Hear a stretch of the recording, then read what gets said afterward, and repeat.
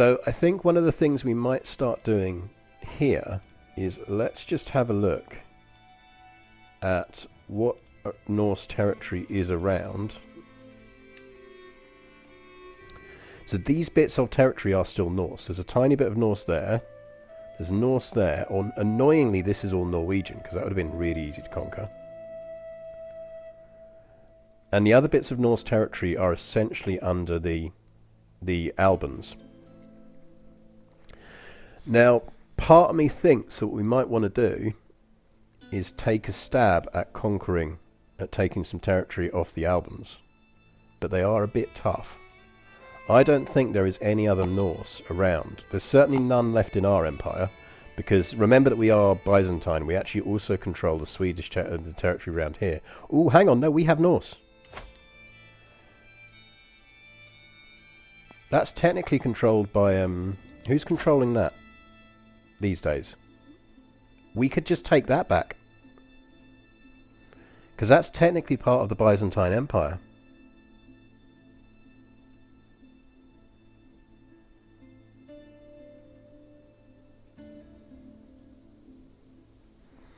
Oh yeah, Alba is our hereditary enemy because they keep raiding us. So Alba is high on the list of people we are going to utterly murder and keep murdering all of their kings. I think our mother murdered some frightening percentage of their kings, if I remember. That was a Despotissa saga. It's only showing 4. She definitely killed more than 4 people. Definitely killed more than 4 people.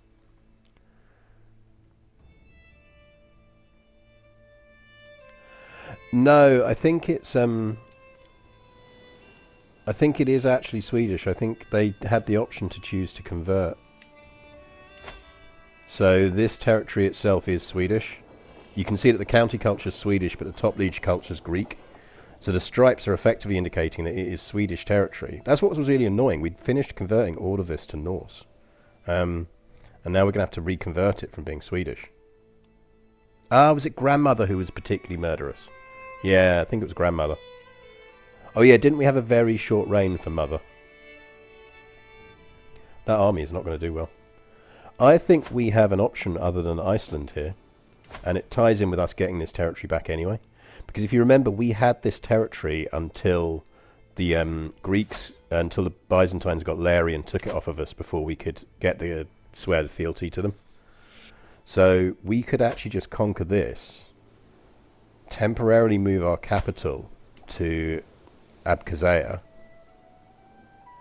and convert to local culture. Oh, there is a kitty back. He has wandered back in. I'm not sure if he's going to settle. I've just seen a tail disappear. Yeah, what do you want, kitty? Yes, I know that door's shut, but it does lead to exactly the same place as the other door does, which you can indeed see is open. So you could just go through the open door, not the closed kitchen door. Like, it is not an enormous burden on your life to go through the living room door, not the kitchen door. How about you think about that for a while?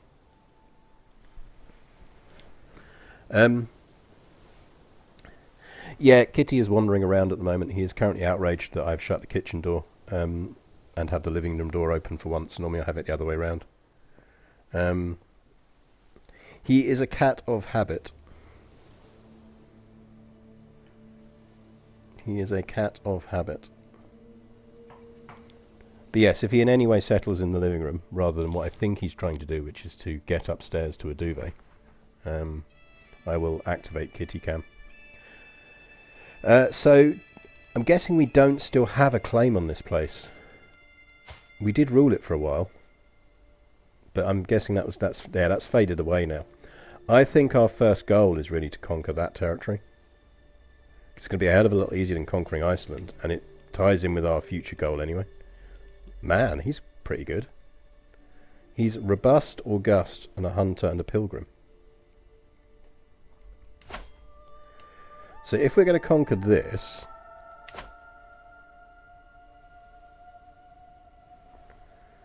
if we're going to conquer this territory,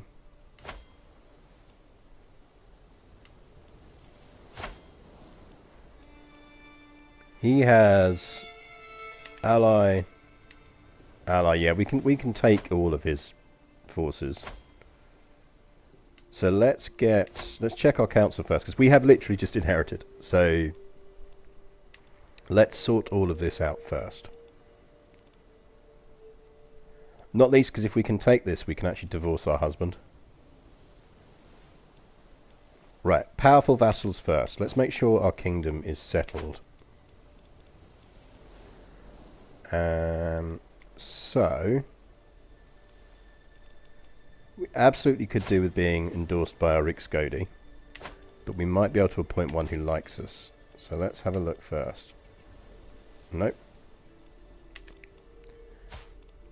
The other thing to remember is that because we are one of the few female primary cultures, we're still, and it's only relatively recently, we're still sort of catching up with there being a large enough pool of decent female rulers, because a lot of territory is still male. That's true, actually, she is better. And she'd probably like me for appointing her. There we go, good shout, good spot. I was looking at the wrong stat. So actually we don't need that sway scheme. Why are we murdering Countess Ulf? Oh, because then we'll get Devon, I assume.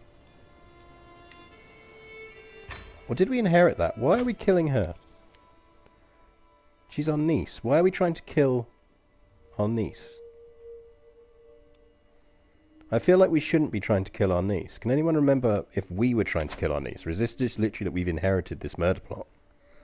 Because it turns out our daughter was currently planning to kill her niece. Agree on the sway, but I think we might have to sway some other people. So the important thing we're going to have to look at is... we've got disabled buildings. They'll re-enable. I think that's just because we've just taken them over.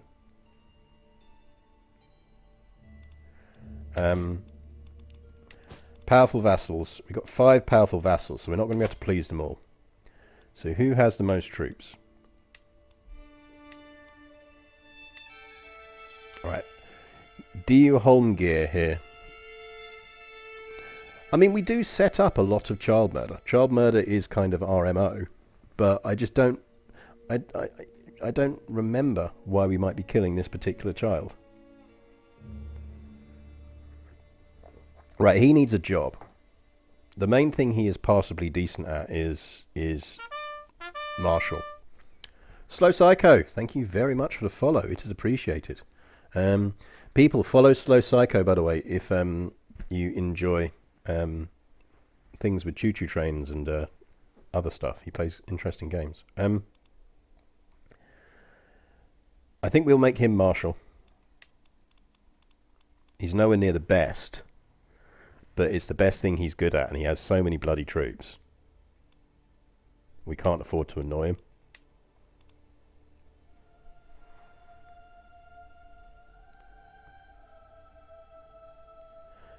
Could it be something to do with bumping off the Cornish petty king? Didn't we... No, I'm pretty certain we've conquered Cornwall. I'm sure it's the last thing we did before we died. Right, who's next on the really annoying powerful vassals list? See, she'd be a decent marshal, but we can't appoint her because we've already given her the other one.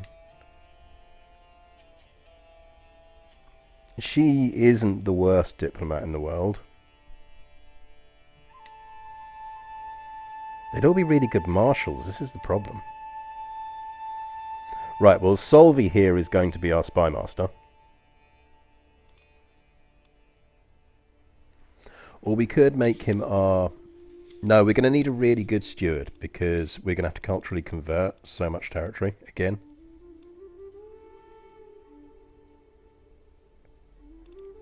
Unless we have... Oh, hang on, no, we've got a spectacularly good. We really should be making sure our sister is our spy master. Okay, he's not the worst steward in the world, so let's make him our steward. Our spy master can be our sister. One of these wasn't terrible at diplomacy. It's Duchess Signy, Sigurd's daughter, our berserker. So let's make Signy our Chancellor, and let's focus her on domestic affairs.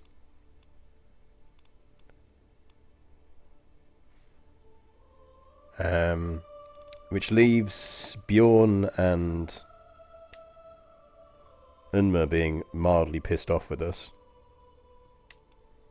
How are they independently vassals of us? How can they both be the Duchess? Oh, she independently holds titles. Oh, that's annoying.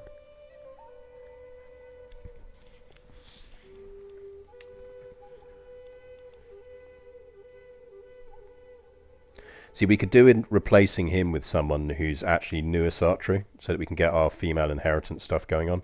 So I'm not actually fussed if he decides to rebel. But I could do with Duchess Unmer liking us. So let's see if we can sway the Duchess.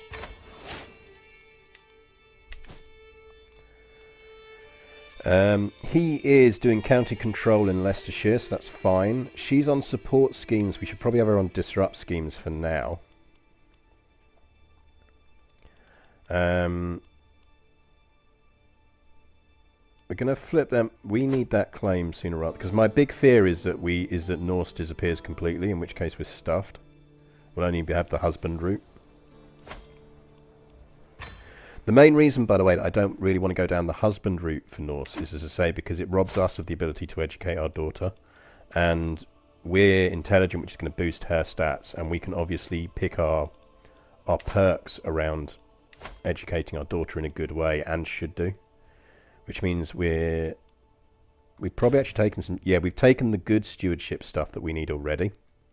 So we can actually just go straight to learning as a start. And focus probably on piety, just because it's useful. So our daughter's 3, so we've got 3 years to get pedagogy, so that we start benefiting from warding her. And we actually do want to get down to know thyself, so that we can take chaste. Because frankly, I'd quite like to get rid of our husband if we can. Being married is not useful to us, apart from the fact that he's Norse and pretty. Like, when we reformed the faith, we made it absolutely fine for us to shag around. So we're actually better off just having affairs and lovers. Because then we get the option of deciding who's going to inherit or not, because we can just legitimize bastards. We absolutely should be. She liked us a minute ago. Why doesn't she like us? Oh, it's just a short reign penalty. How much would it cost us to bribe her? I'm not paying her 150 gold. Fuck right off with that nonsense. We can go on a pilgrimage. Maybe we should just do a short pilgrimage while we're waiting for the claim. It's not a bad idea. We'll probably just do a short one though, so we're only going to pop to York.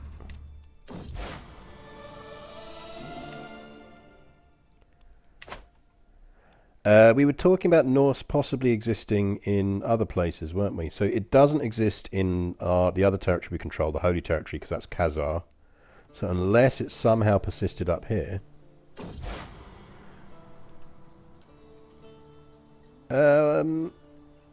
we'll take the stress loss, actually. So it has... That's Swedish, so it's gone Swedish. I don't think it is. I'm pretty certain that's Swedish. Yeah, look, county culture Swedish. It's because the colours are relatively close.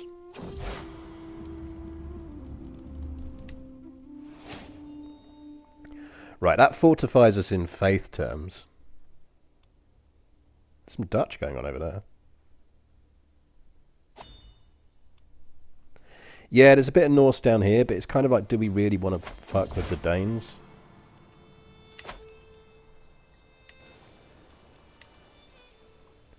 So we could, for example, I think Reba is still Danish. They want Kidderminster. Well, as a Stevenage boy, I am eternally of the belief that Kidderminster is a horrible place because they were our big football rivals when I was growing up. Where is Kidderminster? Can anyone remember where Kidderminster is? Is it territory I directly control, or can we just give them something from someone else's territory instead?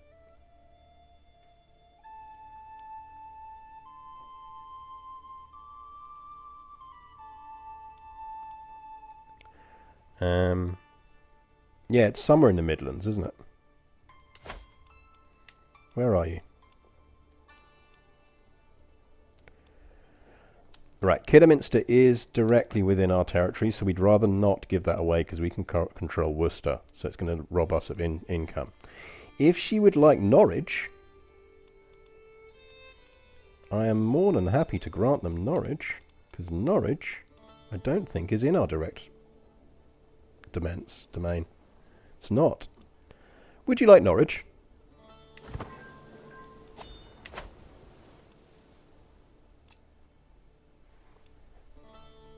Oh, Northwich, yeah. Look, it's all outside of the fucking M25. I don't care. It's all north to me once you get outside the M25. Heinrich tells me that the local celebration in the Isle of Man is the home of Countess Utherdir is struggling with money. Why? No, why am I trying to murder her? Can anyone remember why I'm trying to murder her?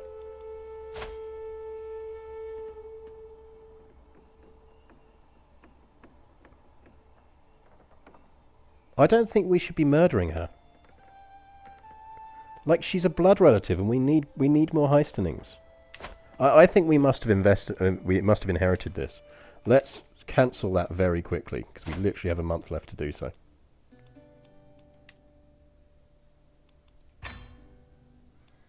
I think we might just have inherited that. Right, dangerous factions. Peasant rabble. Peasant rabble can fuck off. We are not worried about peasant rabble. Right, we're actually reasonably well off for money now, which is good.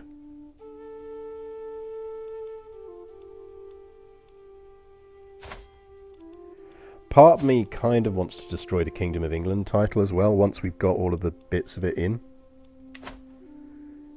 And just have all of that, and gradually de jure drift to being under the under Mann. Right, we've got 18 months on this claim. It's annoying that we're going to have to move our capital, but it just needs to be done.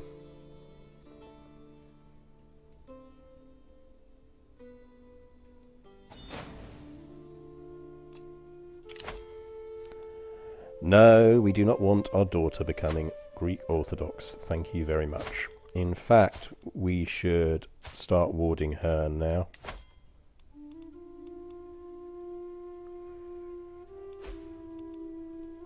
So we don't forget. What education focus are we going to give her? We need her to be relatively decent at... Oh yeah, that's a good point. Are our fantastic build bonuses still valid on Mann? Because if so, we should be building stuff if we can. I think they probably still are. The Stolen City. Building construction time minus 200% and construction costs. And the only annoying thing is we don't have anything we can build, I don't think. Because we haven't unlocked duchy buildings yet.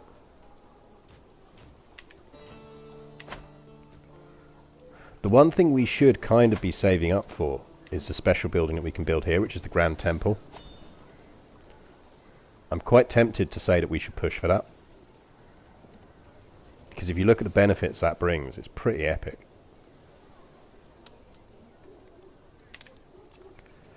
Oh, we can get a dynasty perk.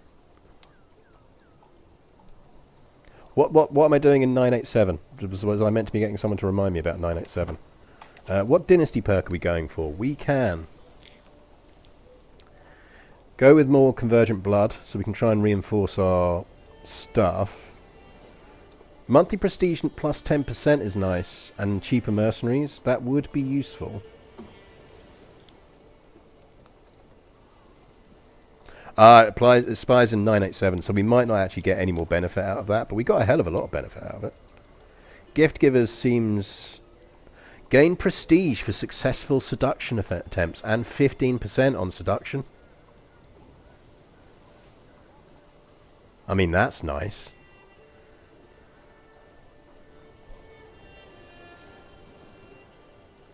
That's very nice.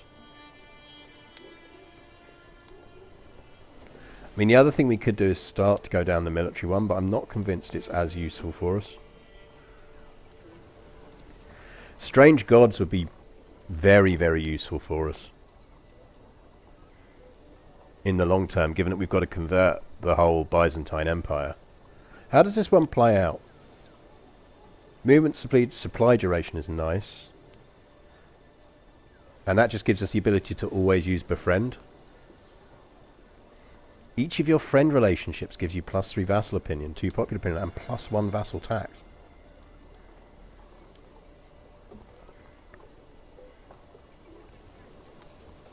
I think this comes down to whether we want to start reinforcing. See, architected ancestry is so nice.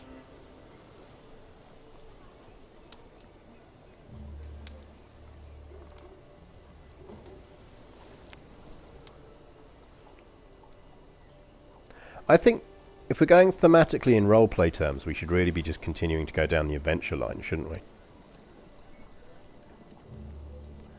Convergent blood is nice, but we've been pretty good at, so far, at the eugenics of our succession.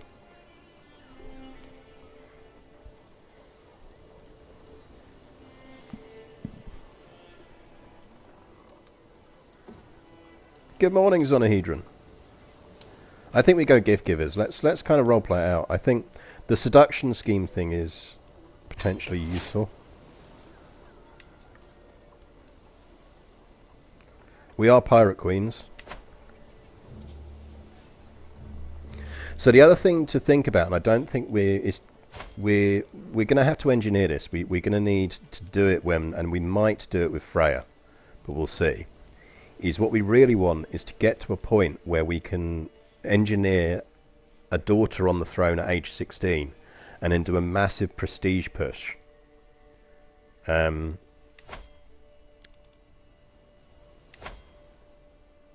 go for that. Oh no, because we've already done the one that gives us the other bits. I mean, I think we're all right. It would be really fun to found the capital of the Rus. But to do that, we have to be independent.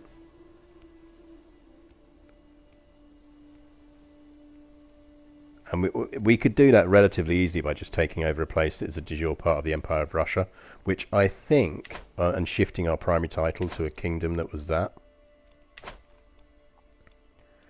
But that might be one that we do after. How would we do that?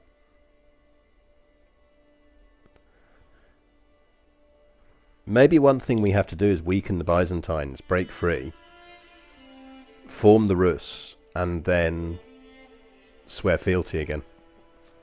That would work. Because I'm pretty certain technically we control somewhere that's part of it. Because I think this, if we had the kingdom that this is part of, which I think is Ruthenia, I think.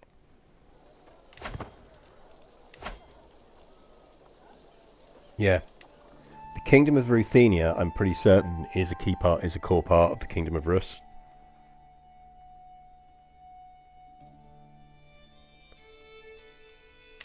Is Duchess Una the one you were swaying in the pop-up, the one who wrote the last queen? Yeah, she wrote all those terrible fucking poems. They were awful poems.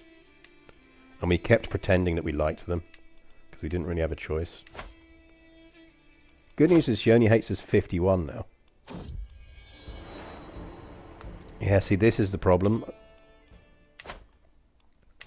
He keeps sticking babies in us, and we could really do with not having more babies. Because we're only then going to have to engineer their murder, which would be annoying. Who the fuck are you? What war are you in? Oh, you're in some kind of crazy war with all of these guys. Righto. Oh, well spotted. Thank you very much. Let's get some more control increase going on. The peasants are getting uppity. So let's increase in Gloucestershire.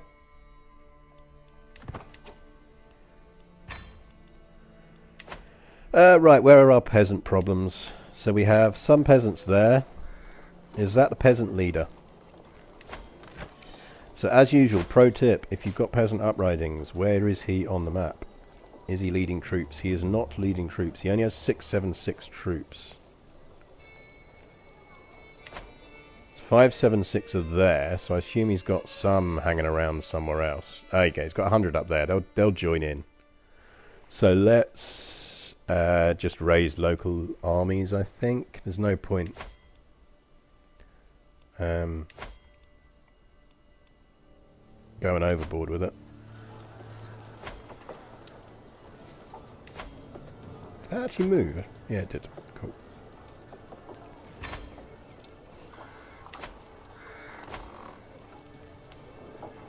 Oh, it's technically too close. That's what it is. I thought it was one further away than it actually is. Also, probably helps if we get off cultural view. Right.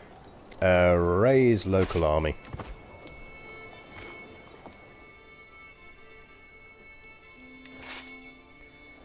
Would you care and go and deal with those people for us, please? Bit of a peasant problem going on there. Pretender rebels. Who is in charge of that pretender rebel force?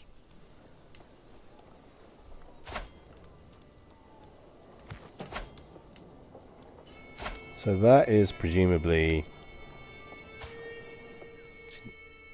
That's a lot of territory she controls. We could really do with increasing crown authority, but I'm not going to do it until after the war. Right, we really don't need you raised.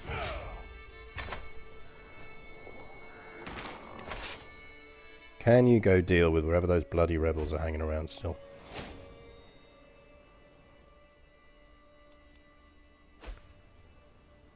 Are they my rebels?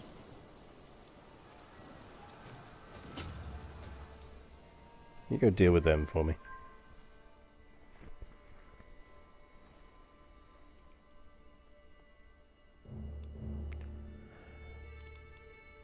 We're getting to the point where Una's almost likes us. I have no idea who you are, but congratulations.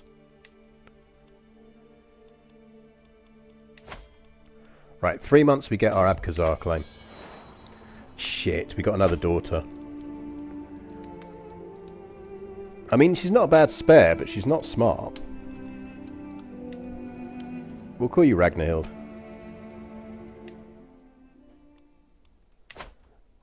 So we probably would do want to keep her around and maybe just look to disinherit her. Because she'd be a good one to give territory and kick some more dynasty stuff off. I'm quite worried that we don't really have a wide enough dynasty at the moment. Babies always float. They do that in real life. If you've never noticed it, like, parents don't really hold babies.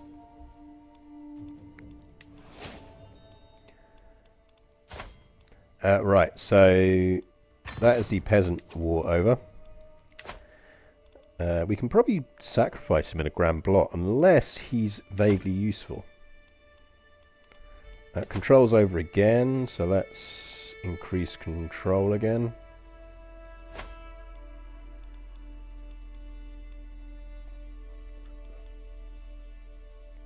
So he's increasing development, which is 38 days left on that. What we were looking at? We were looking at court and prisoners. So we actually have a few prisoners going around here. He's lowborn. No use to us, lowborn. She's an evil atheist.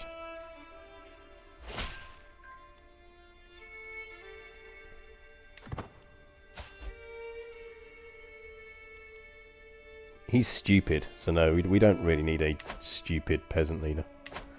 Right. While it's peaceful, let's get our... Let's just double check that we've still got the right culture where we were there. It's still Norse. This is good news.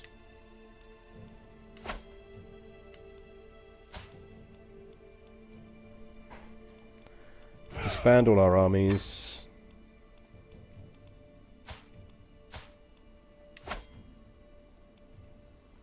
He has 4 allies now. I mean, we can beat them all, but it is going to be a pain in the arse. How long would it take us to kill him?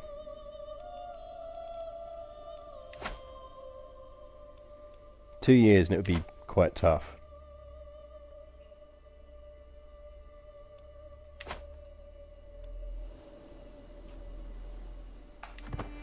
I'm going to hold off until this war is over before we do the other one.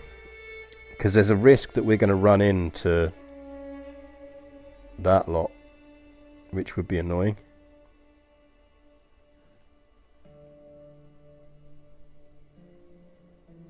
Yeah, that's the other thing we could do, is we could see which of his most powerful allies we could murder. So he's 52. See, he's 63. I'm guessing people don't want him murdered.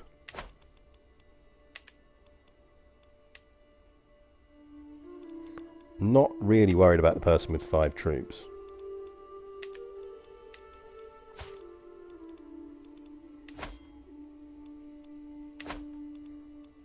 Problem is we're not a very murdery character. Can we use our holy order for this conquest? I suspect we can, because they're maybe we should do this sooner rather than later, because there is a real risk that we lose that. Inga, are you any good? I mean, you're not terrible. And you're a logistician, which is actually really useful to us.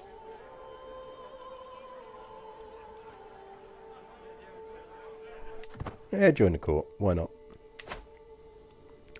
Right, actually, let's not risk this.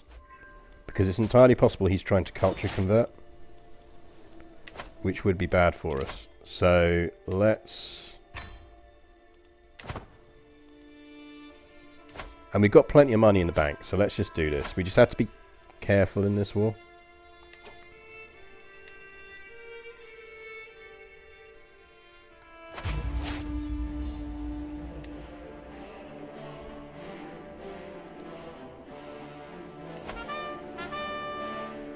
Cheesy Ninja! Thank you very much for the follow. I raise my Panama hat to you, which I am genuinely wearing because it's quite sunny here and there is a lot of glare coming through the window. Ooh, Cyprus. We could go after... Let's look at Cyprus. Cyprus got hench.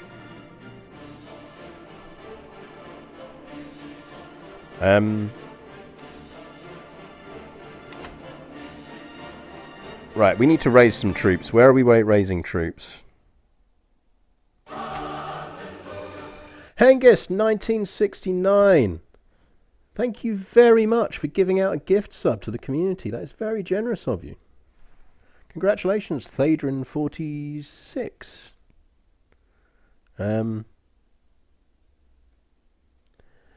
Amazes me how quick you can go and get things done. I've just not managed to get on with CK3 even it's on Game Pass. We should do some multiplayers. I've been saying for ages we should do some multiplayers of like just general learn the game things. I think part of it is just you get used to knowing what to control and how. And as with all Paradox titles, over time you just build up gradual techniques for doing certain things that you can kind of return to. I think we raise in Crete.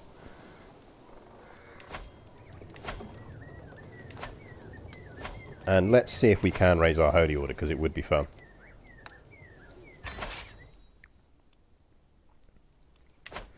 So we've got all of our armies raising there. Can we call our holy order? We can call our holy order. Nice. That makes this war significantly easier.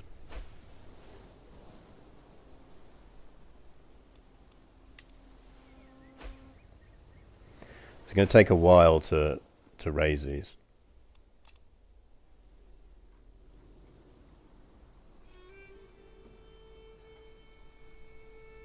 So he's massing over there. Because essentially these troops have to come all the way. Like 237 days together. But we do have a fighting force here now. I think there's no harm in getting this force into action. Right, they're grouping up there. So maybe we should wait. The issue we've got is supply. Because these guys are going to be burning through supply.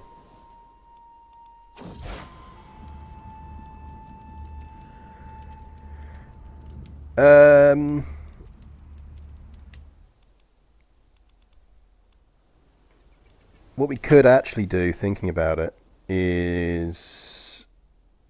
Because these guys are going to take ages, 160 days, and we're just burning through supply.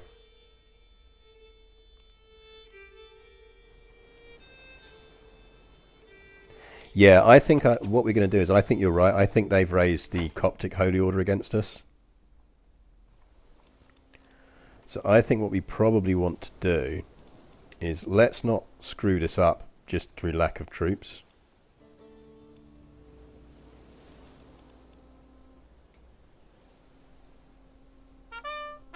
Let's get us some light footmen as well.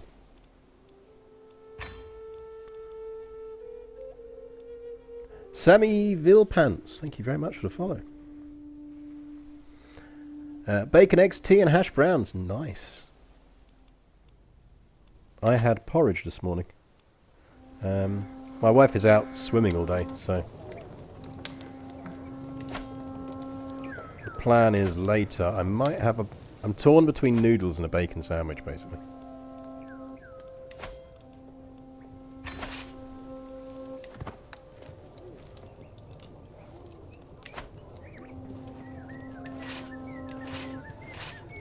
Right, that to me is enough of a force that we can get them into the field. We'll give him a hook, because he might just ask for it. That's fine. But this is going to be very bloody. I mean, maybe we do even have to wait. How long we got on the gathering on this? 84 days.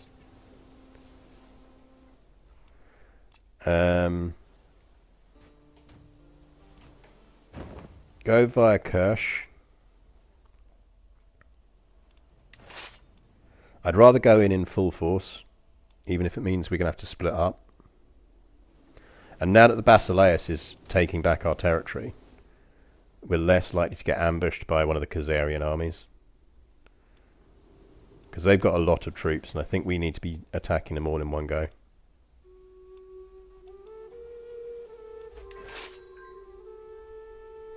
Good news is Duchess Una is coming along nicely and now likes us. Right, they are done and raised. Get yourselves over to Kirsch, sharpish.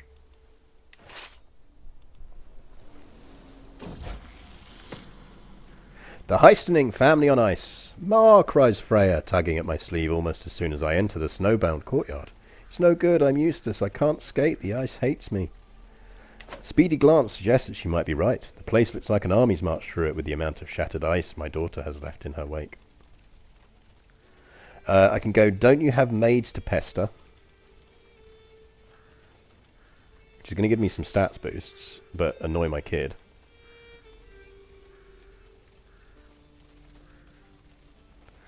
Medium health boost for 10 years, but hates me.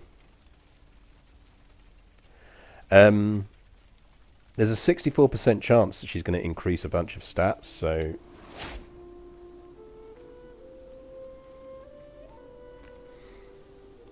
Oh well. It was worth a go. Right, we're still at positive supply. Cool, they're splitting up slightly, which is good news for us.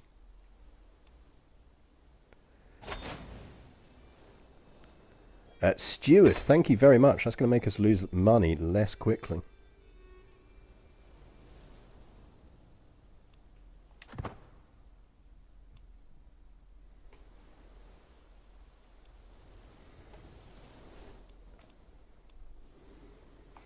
Right. Who's in charge of this? It's going to give us a 24 advantage. Advantage in hills, mountains, and wetlands. That is perfect. I would rather you actually march to there, to be honest. If you could. Can anyone remember how you set waypoints again? That's it. Shift.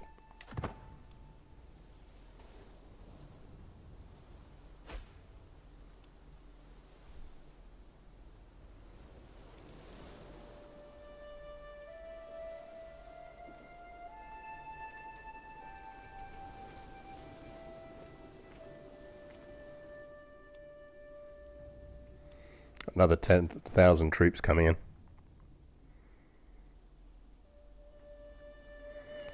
Thing is, if we can take this, we can then just massively split up the army.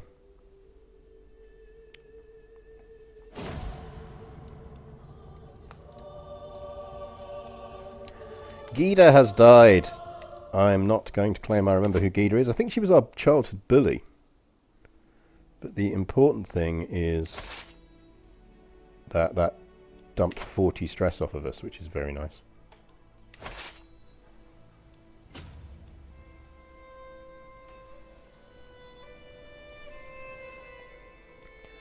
Right, don't be lying to me, game, about whether we'll win this or not. Because you did that to me in Iceland, game. Has our steward just won a war against Alba? I think she probably had. That's, yeah, I think she has. She just took a little bit of her territory. Yeah, look. I'm somewhat worried about how powerful she's getting.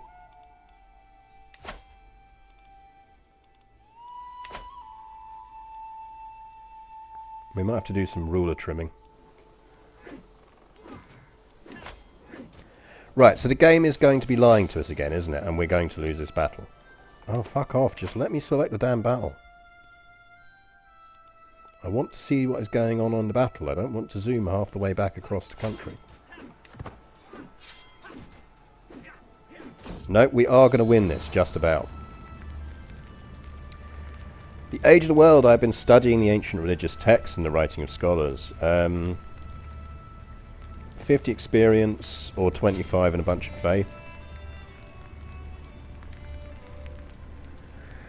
Let's just gain the 100. We're finding the ting meat very boring.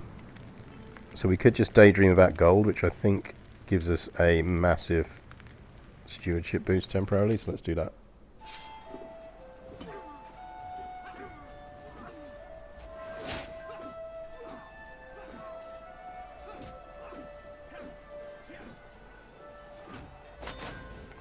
Well, that was a bit of an epic battle, wasn't it?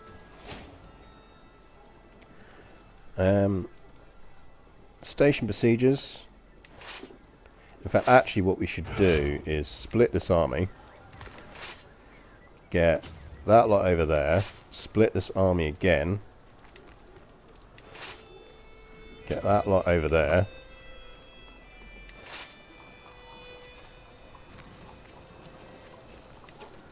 Split this army again.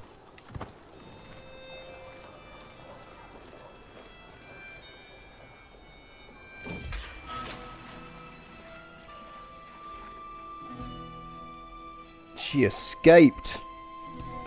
Curse you, Masgavia.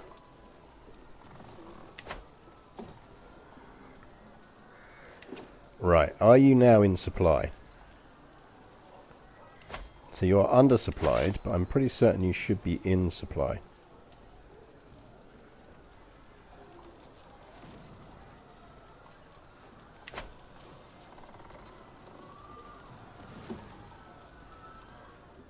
Oh yeah, absolutely do get this game. And as Slow Psycho said, if you've got Xbox Game Pass, you technically already own it. And now is still the time to get it. Paradox games over time get better, but they get better by improving with each DLC. She's a Siege Master, so we should be making sure that she's actually the one on here. Because I don't think you are.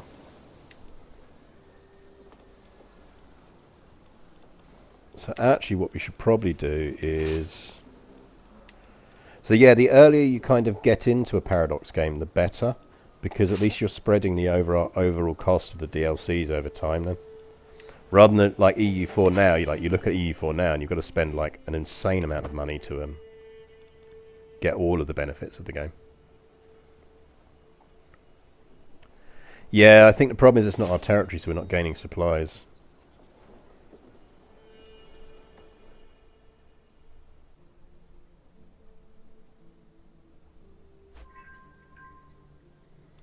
And they're coming back.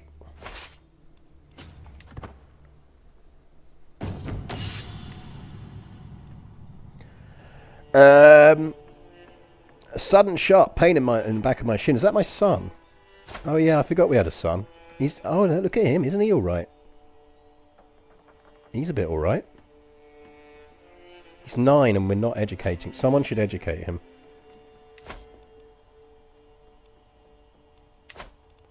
Oh, actually, let's get our husband to educate him.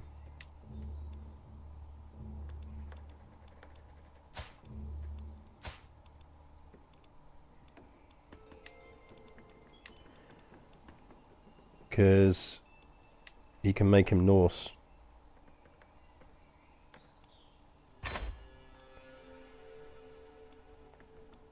And there's no harm in having him increase his prowess either. Let's not make him an intrigue person though, because that sounds like an incredibly bad idea. Focus on being a decent soldier.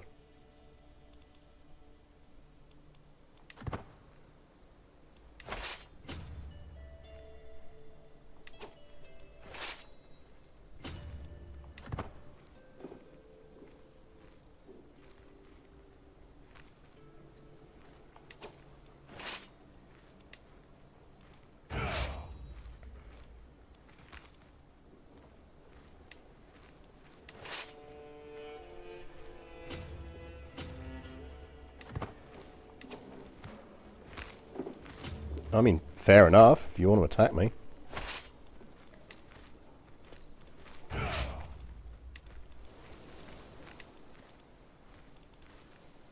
She's going to get the Holy Whirler, the Flexible Leader.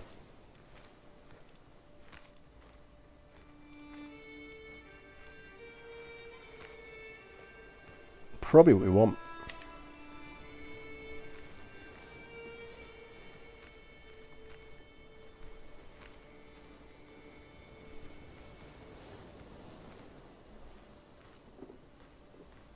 Yeah, I mean, they will bring an expansion subscription to it. It's been interesting watching what they're doing with the EU4 test sub in that regard. I mean, let me know how that's working out for you. You guys want some as well?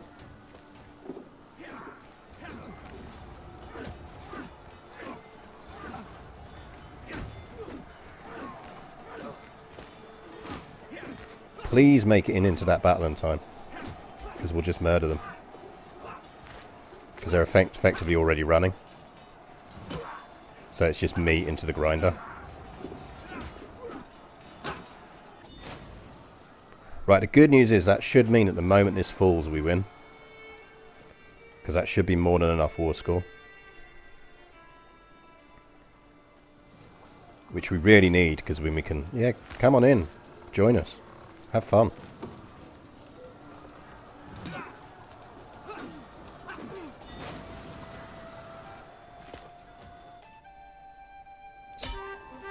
There we go.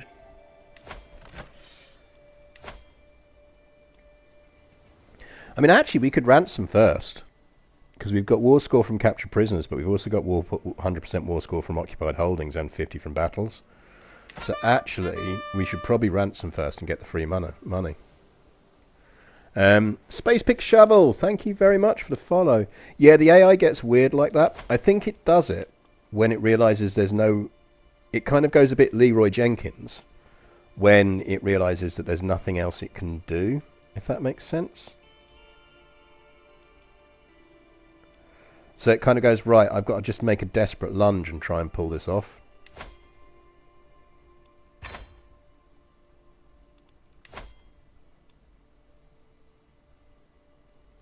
So I presume that's one of them. And was it this dude? That's the kid.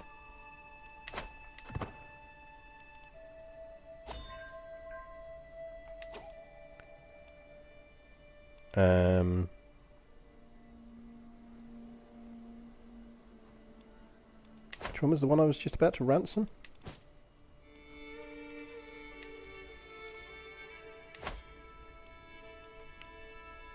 Ransom for 10. It's better than no gold. And ransom for 50.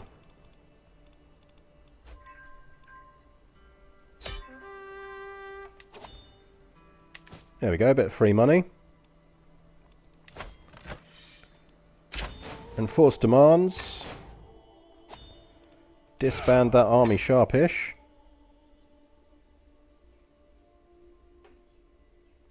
Yeah, I think it's... Again, I think it's because it knew it was going to lose the war the moment the capital fell. So it kind of goes with an approach of, oh my god, I need to just really push and get the capital. Now, do we want to raise a runestone? Is it useful to us to raise a runestone? We are illustrious.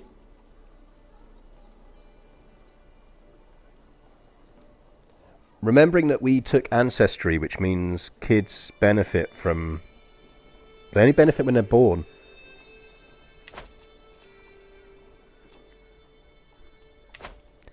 I just wonder whether we're better off investing that in buildings.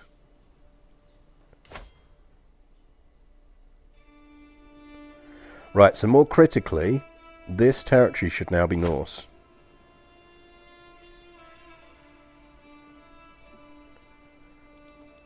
We're Swedish, but county culture Norse. So, I'm going to save it before we do this, but this should work. This should work. Yeah, I almost kind of think we want to save up for the Grand Temple.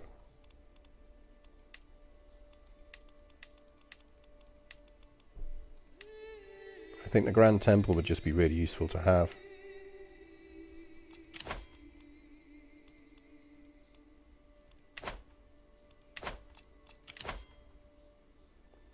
We can hold a Grand Blot as well. Feast. Yeah. I mean, the thing is, these things get expensive now.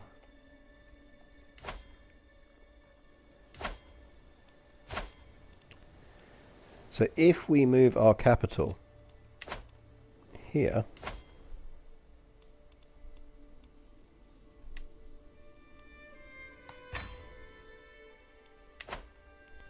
shouldn't drop our income that much. He's almost done on Cumberland, and then we'll move him over here. But that should mean we now get a decision. Convert to local culture. We can adopt the Norse culture, every close family member sharing your culture, every vassal sharing your culture that has counties of the new culture gets to decide. So no one else is going to convert, just us.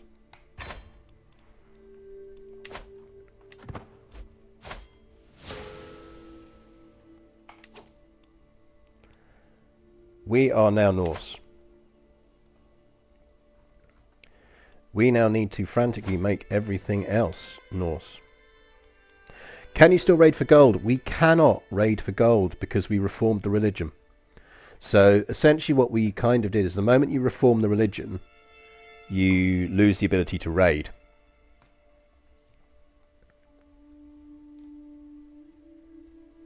Will you now also become the Norse culture head by default? No, because the culture head is whoever controls the most provinces of that culture. So right now, we won't be, because I bet you it's still fucking Iceland, dude. But the moment we manage to finish doing a massive burst of cultural conversion, we will. So what we kind of want to look for is quick wins. So 6 years, 5 years, 5 years, 5 years, 5 years. This is the fucking annoying thing, is it's going to take us decades to flip all of this back to Norse again now.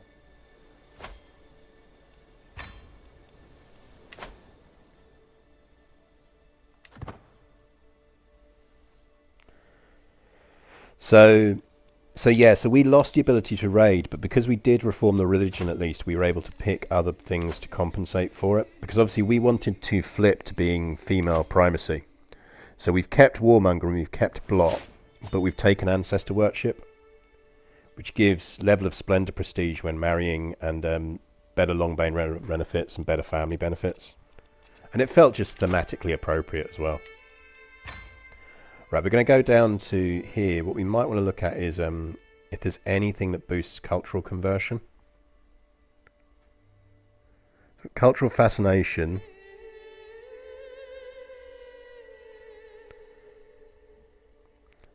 If there is, it might be under diplomacy.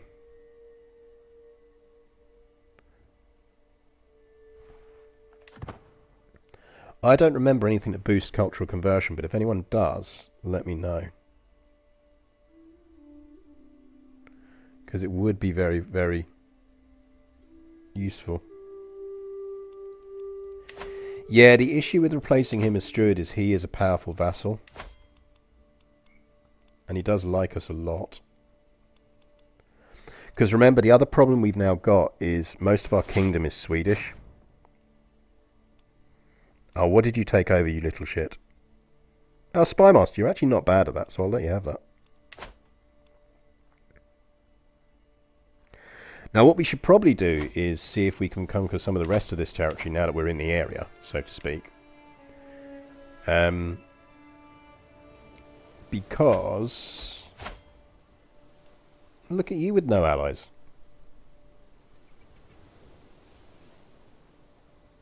The issue is how long it takes our troops to muster and get there.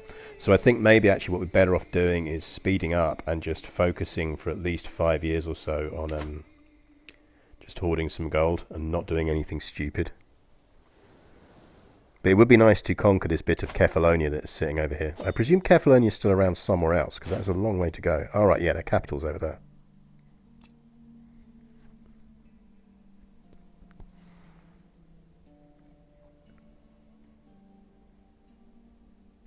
That is a good shout. Actually, we could befriend him. If we went with... which we need to flip to diplomacy soon anyway. I mean, we want know thyself so we know when we're going to die.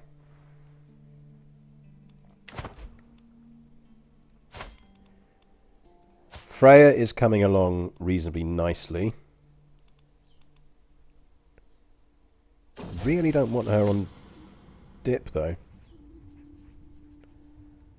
What do we want Freya learning? She's not picking up stewardship perks at the moment. We are going to need her to be... I know she's going to struggle with it, but I think we do have to make her a steward.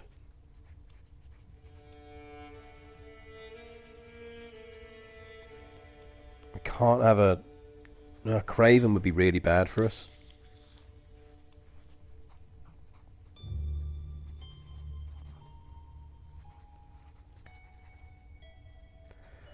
I mean, weirdly, lazy is actually better for us.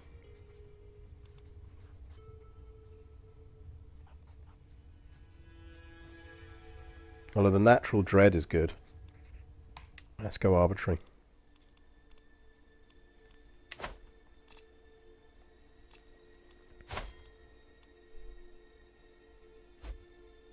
Thing is, we're 39, so we should be alright on not having more kids.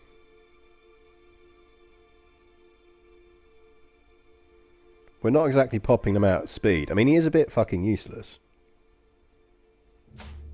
Apart from being pretty.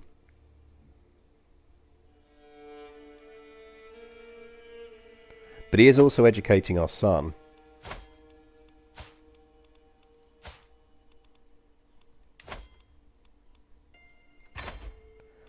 Oh, the other thing we need to do... Hang on. Because Freya's Swedish. No, Freya's Norse because she converted. That's good. So Freya is Norse. So immediate family should automatically convert. If she hadn't, we're still early enough in her life, so to speak, that we should actually have been able to force it anyway, because we could have just weak hooked her. In fact, we should have a look and see if we've got hooks on anyone else. We might even want to go down Fabricate Hook and then start using hooks to culturally convert people at court.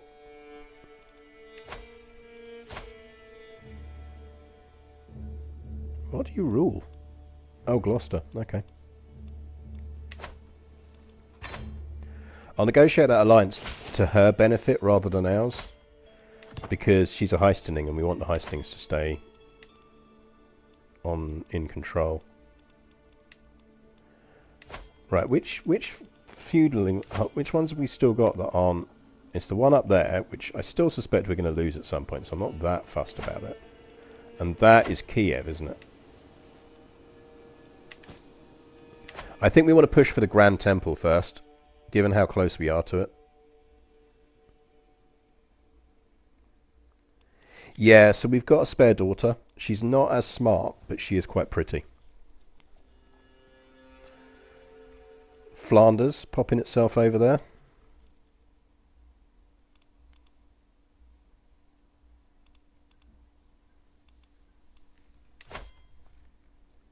Yeah, she's Norse as well. She will have automatically converted to Norse. Actually, our son probably has as well, in which case we can just deliberate divorce. Yeah, he's gone Norse. It's fine.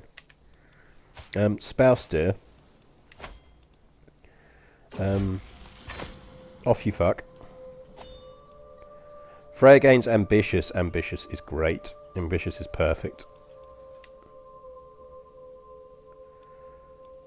Right. That means our son needs lifestyle perk, restraint.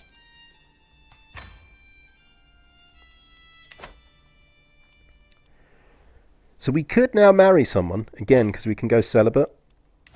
But we'd be marrying for skills. We could marry Sokol here. We could get a hell of a lot done with 28, or Putisha. We could get a hell of a lot done with that amount of intrigue if we intrigue focused.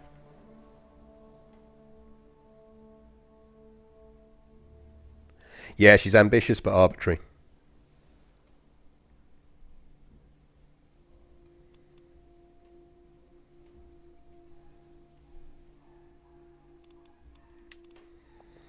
Or we go stewardship and really push on money territory, but then we're going to have to give territory out anyway, so it's not necessarily useful.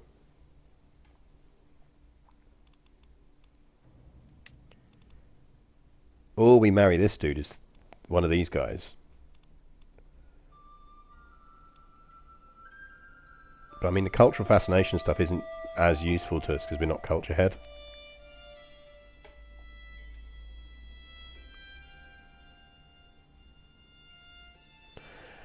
So the only way we could do that is if we used it as a way of getting someone with stupidly high stewardship and then gave them territory, but we're kind of hampered on that because we do need to keep Solvi happy because he's just got so many troops. We need him to not hate us.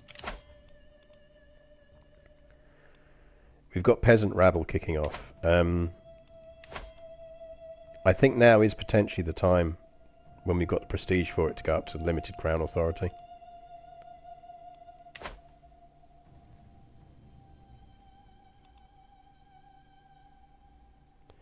I mean, we could make, if we could, in theory, we could push him. Well, we could push him onto. If we ditch Duchess Signy, she's not got any allies.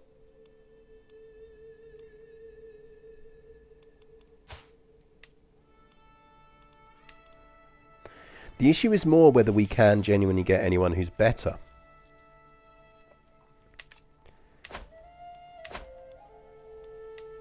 Because if we marry them, they can't be our steward. So we'd essentially need to be able to find someone.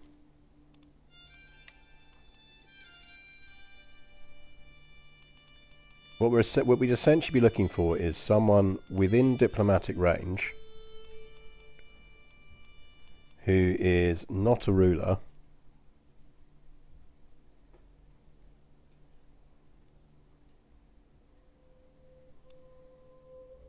Probably go with Germanos here, but he's not going to come over unless we seduce him.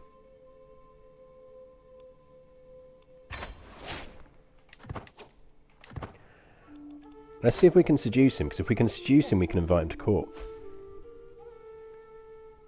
Then we could flip Solvi onto being a diplomat. And use our lover to be our steward.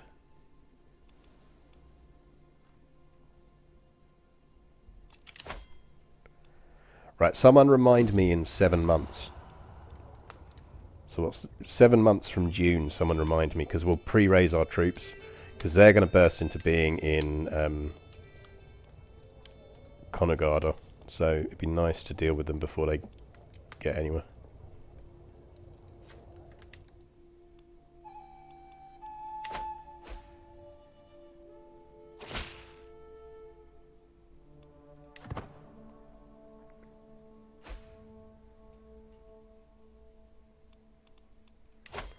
So when this finishes on Know Thyself, we can flip. I think we flip to Diplomacy. We take Befriend and Groom to Rule. So he'd apply his stewardship bonus to us, but I don't think that would help the action that they're undertaking. So if we look at this, it should tell us what's contributing. So essentially the factors that are in play are the base of 0.5 and his stewardship skill, but it's his stewardship skill, not mine. Also, we're not increasing control again. Where do we need to increase control?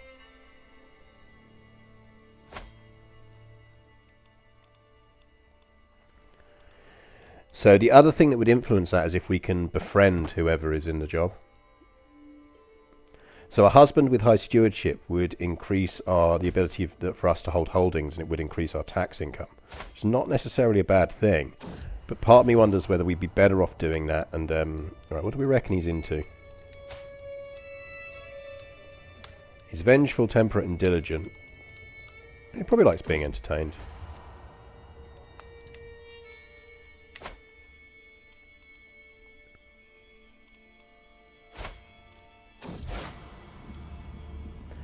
Yeah, I mean, maybe we just wait for him to die. His health is poor and he's 69.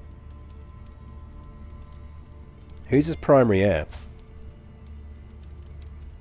His primary heir is a bit shit. She's his granddaughter. Gain 50 learning or gain 25 and a bunch of piety. I think the 50, because the sooner we can flip off of learning, the better.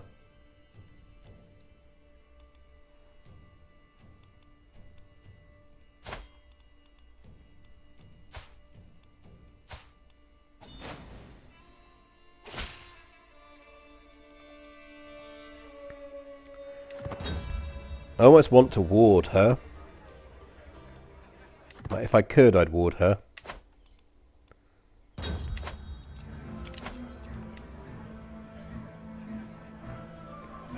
Sigurdir of Torgor is dear to me. Would you let her go and return?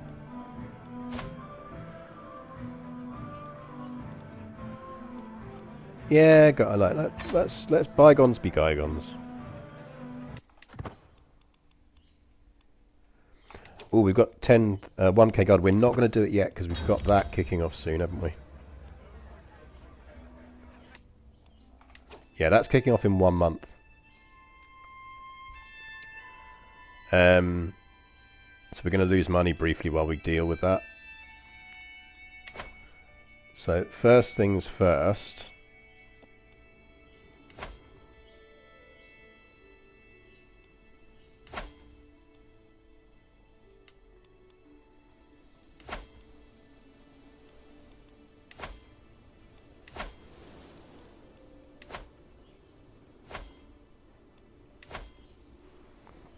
Let's get some local levies raised. Yeah, we want to get that main temple, but that's in York. It's because York's a holy site.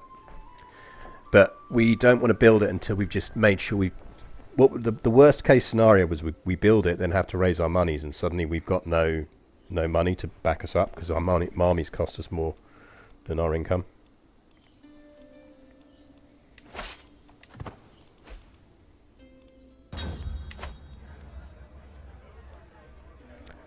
Do I want to gain drunkard? Not really.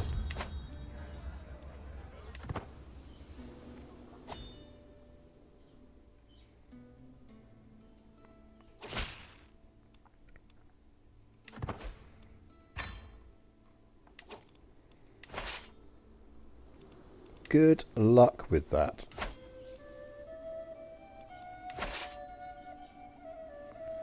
You just go deal with them for me.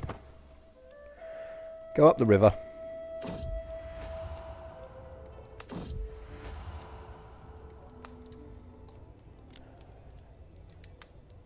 Well, that mod is not working quite right, is it? I basically added a mod that should give us more seduction stories. But clearly that is not working quite right.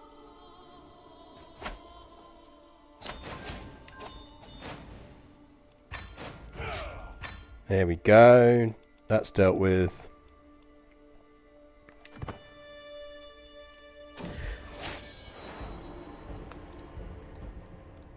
Oh, I'm with child. That's fine. We don't care.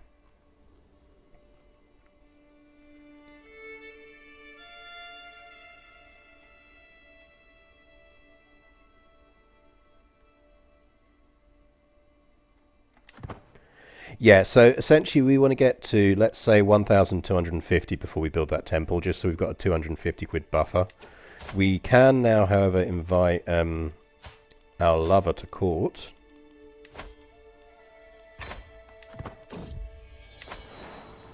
Yeah, the child's yours.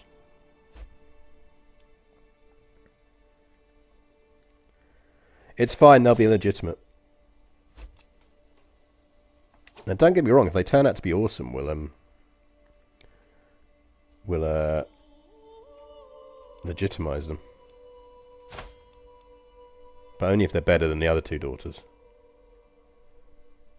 I still think we're on to a winner with Freya.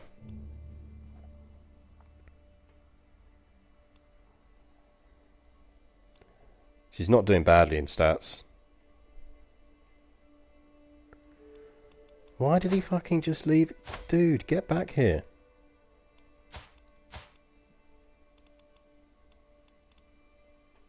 No, he's my courtier. I'm going to assume that was someone else leaving. No, it says he left. What?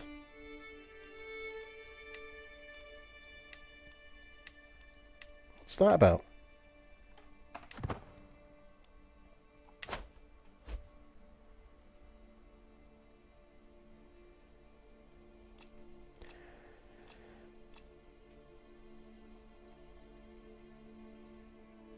I think maybe we do want to raise a runestone. But it does cost money, and we do want to get that temple going first. It's not going to be often that we have this amount of cash. We're generating quite a lot of cash, partially because we are the steward of the Byzantine Empire. In fact, one thing we might do... Actually, here's what we should do.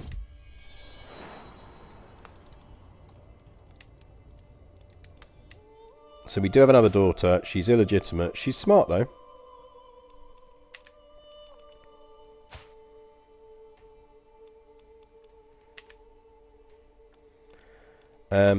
I think we want to marry someone who's got stupidly high stuff. Moomin Pie! Thank you very much for the follow. I've never had a Moomin Pie. I'd imagine a Moomin Pie is quite tasty. I don't know, actually, they're probably quite fatty, aren't they? I'd have thought Moomins are quite fatty. He's 59.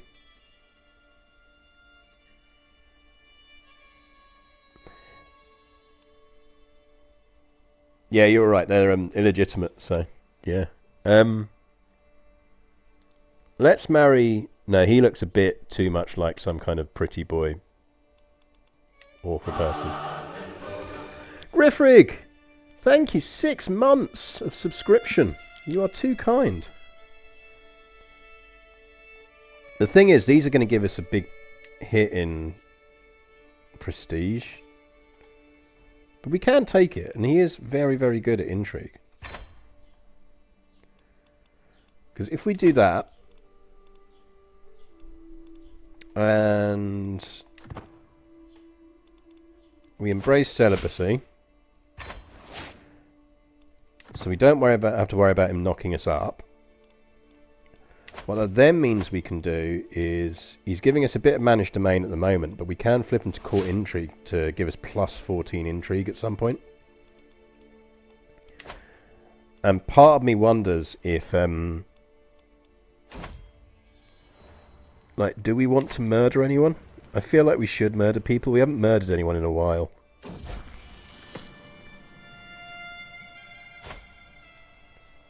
With glee, I took Freya out playing with a bow, and to my surprise she ran into a wounded doe. When she showed me the animal, its wounds were evidence of a slow and torturous death. Freya just smiled. So we can either make her paranoid, or we can let her keep sadistic. I feel like we let her keep sadistic. Not least because it means she can murder her own children, which, let's be honest, is thematically appropriate for us.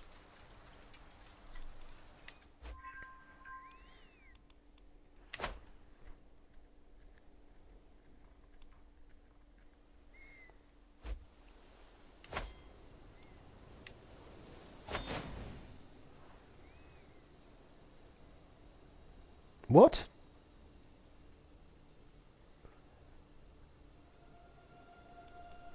You shouldn't be able to arrest me.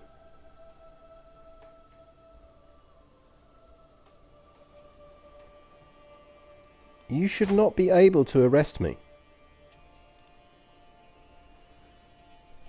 Oh yeah, we're a fornicator. But he can't take our titles off of us. He can't take our titles off of us because we've got title revocation protection. And he can't imprison us for our religion, but he can imprison us for sleeping around.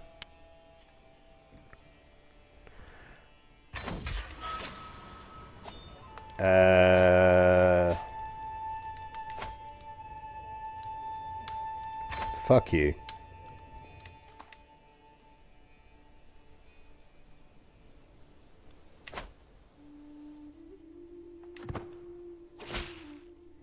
Arsehole. I was about to build that building as well.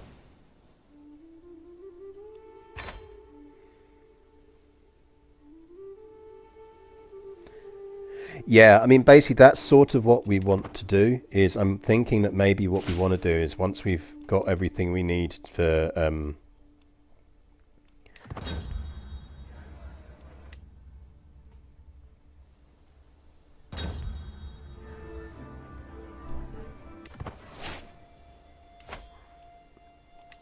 favour hook on you.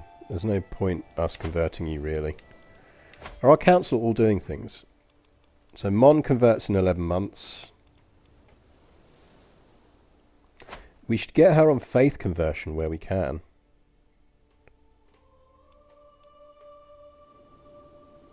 Let's get some Asatru going on.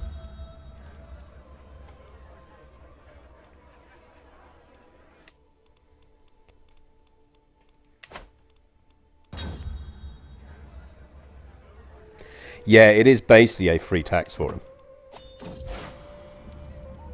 The main reason I got rid of it out of Asatru is because it's a problem for us. Is this, any of this going to give us a learning skill boost?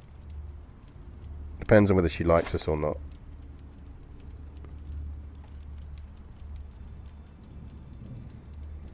She's diligent, content, trusting, and whole of body. I don't think we necessarily know enough about her to be able to make that choice.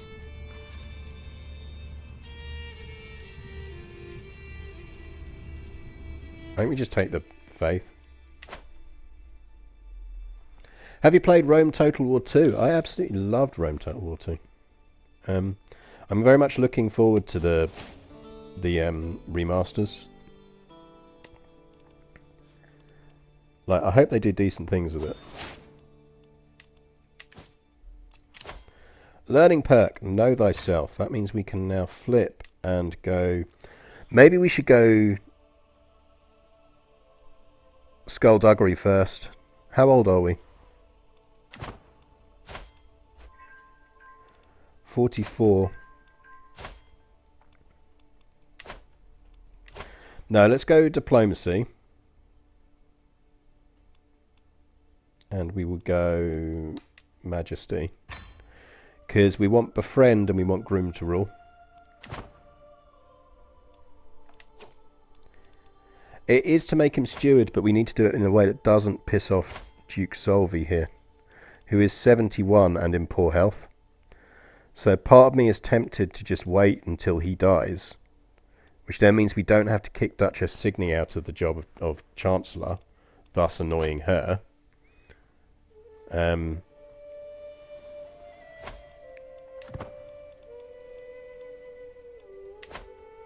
I think it just works out better for us if we don't do it.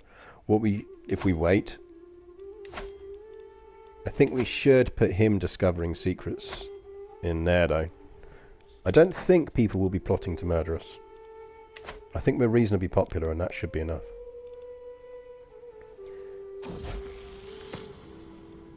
Helgi, you're a tough soldier and a forder. Good for you. We should really marry you off. Let's send him to the Varangian first. Yeah, we've almost got enough prestige to do it.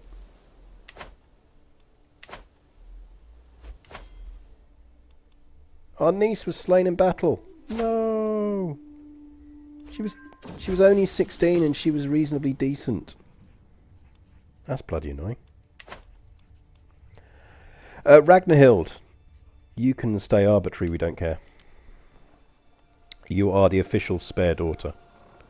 Right, Jorvik. Why is it only 700 now? We're getting a discount on that from somewhere.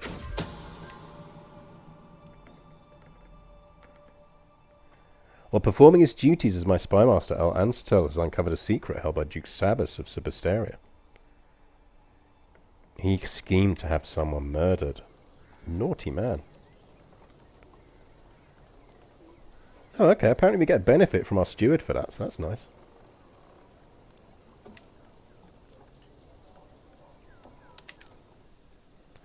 How can we rule as a woman? You can always rule as a woman if you massage your... And when I say massage, I mean murder all of the children that are in the way. But we have also, on a previous stream, because this is a female rulers only run, we managed to reform the Asatru faith to make it so that its doctrines are female dominated, which therefore flips all of the inheritances so that they are primarily female dominated. So anywhere where it is Asatru, which obviously we are, now means that female primacy in inheritance, which is perfect for us. Right, we have cultural conversion, our first bit of cultural conversion done. So Mon is now Norse. Let's go with... So what else is... Oh, we're probably going to go North Riding because we want York converted.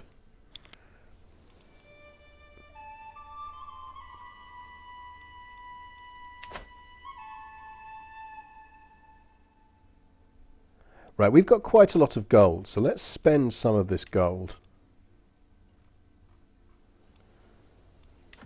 I want to start keeping a reasonably big bank of gold.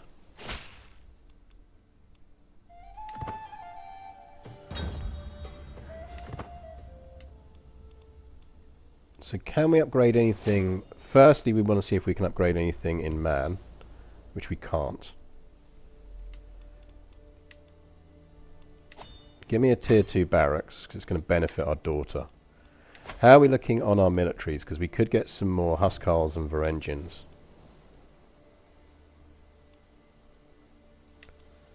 Right, you should be size 4. You should be size 4, and you should be size 3.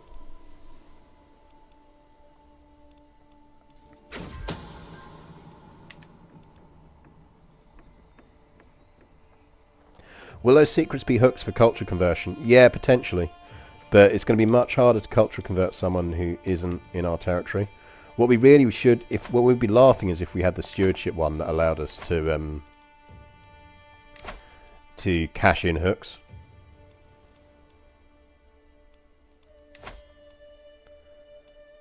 So, like, we can blackmail these people.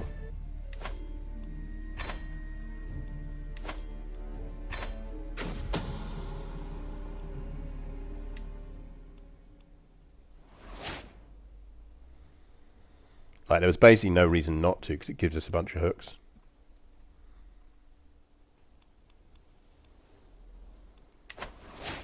But it's ultimately, because they're outside our kingdom, there's not much we can do with it. Yeah, the troops in the new DLC are nice. So we can get Huskarls, which are heavy infantry. We've got Vigmen, who are basically bowmen. Bondi, who are kind of just swordsmen, light swordsmen. Light horsemen are light horsemen. Varangian veterans are really nice. They're essentially like kind of, if you look at that, they're heavy infantry and they're really tough. And they get winter bonuses. Freya has come of age, and she is decent. She's going to be alright. She became a fortune builder as well, which is decent enough. She's not going to be able to hold as much territory as us, which we need to be aware of. Oh yeah, we can send our son. Annoyingly, we can't send her because of the women allowed to serve as knights in the Byzantine court at the moment, but we can send him.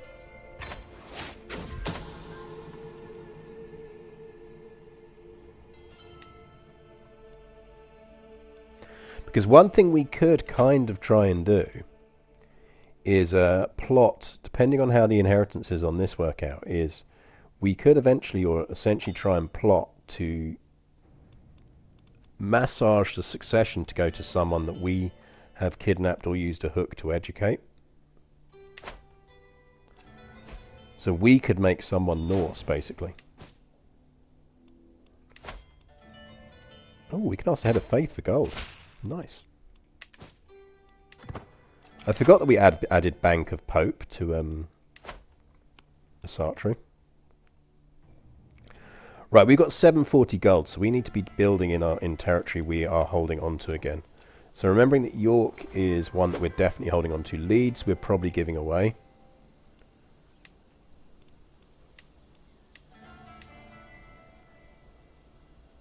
Worcester we'd potentially give away. Warwick we'd want to keep hold of.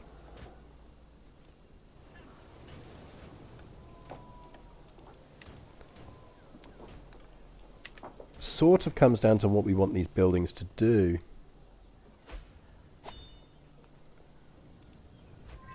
Signy has died. Which one was Signy? Signy, our Chancellor, has died. That means we could actually just shift him over now.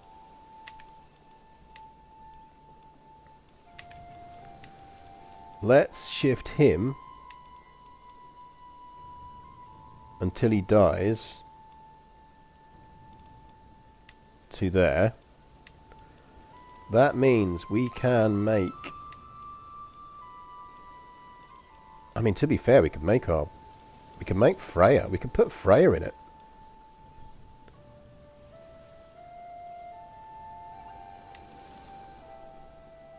Go for it, Freya.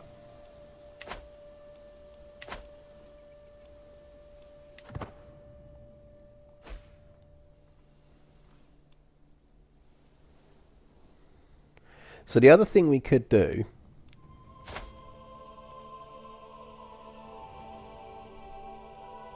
is we could try and suicide ourselves. Interestingly. I think they're hiring the Holy Order and using them to smash the Albans and everything else, which is no bad thing necessarily. Right. Worcester is decent. So we kind of want to hold on to that. Hereford we'll ditch. We don't really need Hereford.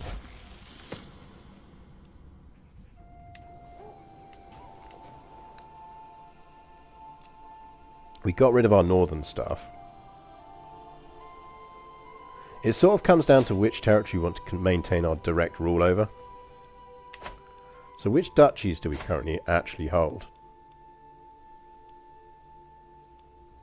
The Duchy of Mann, Duchy of Jorvik. We only held 2 duchies. So we could create a new duchy.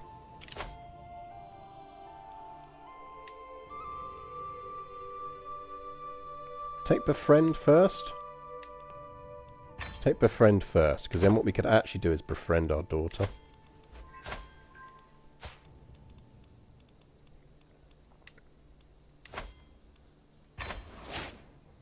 And then I'll show you the impact that actually has on the rate of conversion. It's crazy.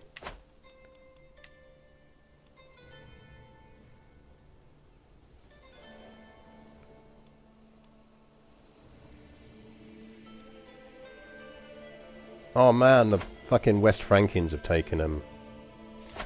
What we maybe should do is fuck with West Francia and get hold of Winchester.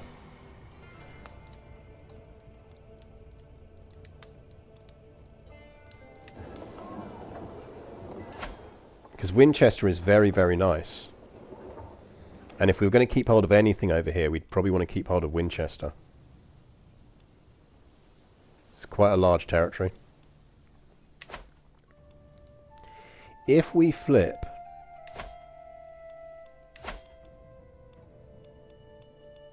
See, 26 days he's going to discover something, potentially. So let's let him finish that. If we flipped our husband to court intrigue...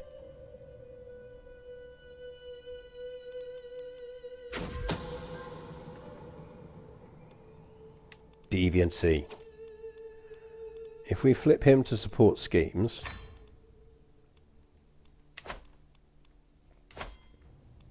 Because I'm not particularly pleased about the West Frankians starting to move into our little British Byzantine territory.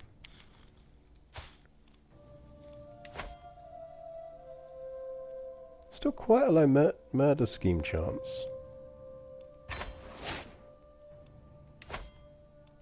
Can we get anyone in on that?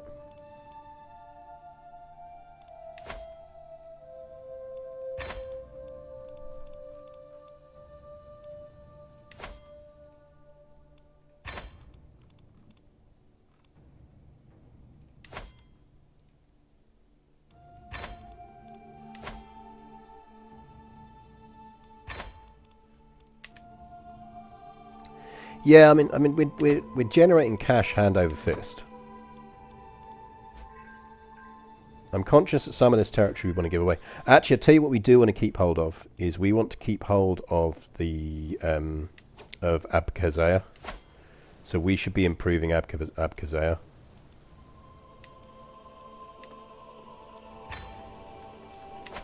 And the reason we want to keep hold of that is because we should be able to conquer some of this territory and then create the Kingdom of Georgia.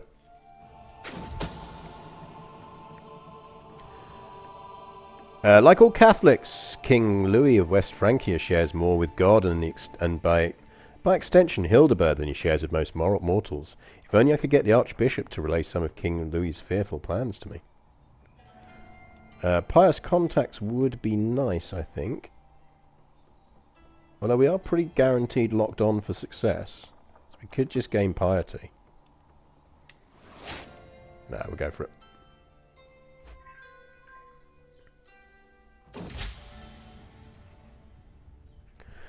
The latest work of my marshal, Du Holmgir, has become all the rage at court of late. The piece deals with feelings of sorrow and loss, and Holmgir has publicly dedicated it to me.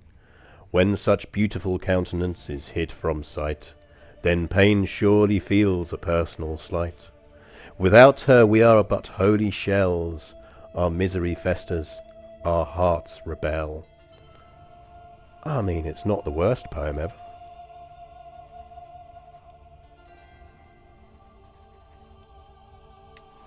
Go on, we'll tell you it was good. As we're rolling in cash, should we convert these places while we can?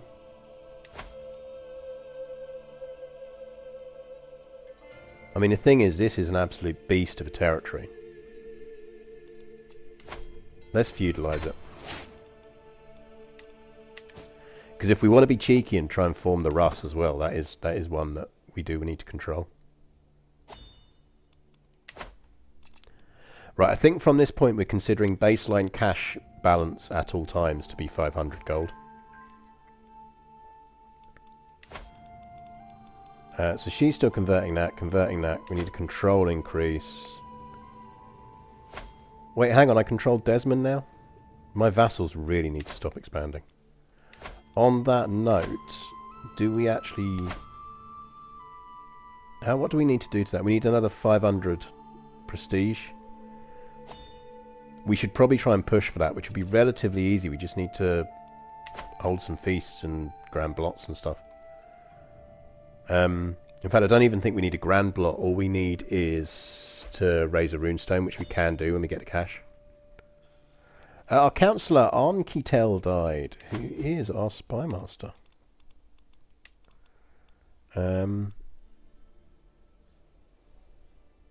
Let's reassign Duke Solvi to it, because that means we can give Countess what's her face here that job.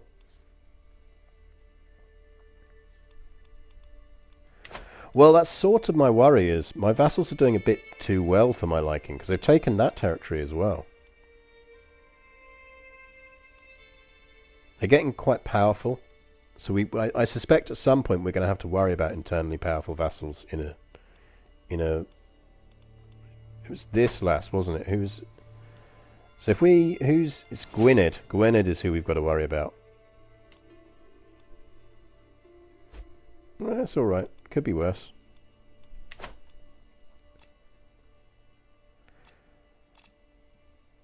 Let's call a hunt, because that's normally good prestige.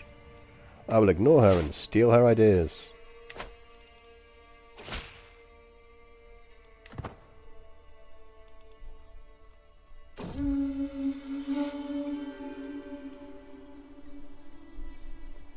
So aided by peasants is development growth, which isn't useful.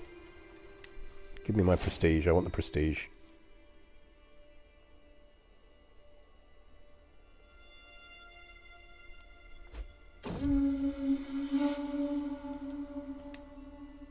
Is that enough for us to go up? 592, so we're not far off.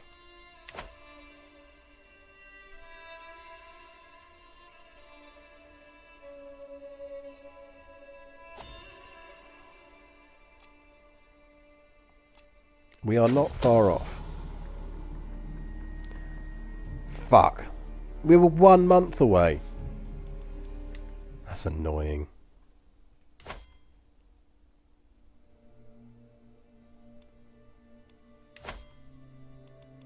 Right, I'm going to cancel that because it's not going to succeed.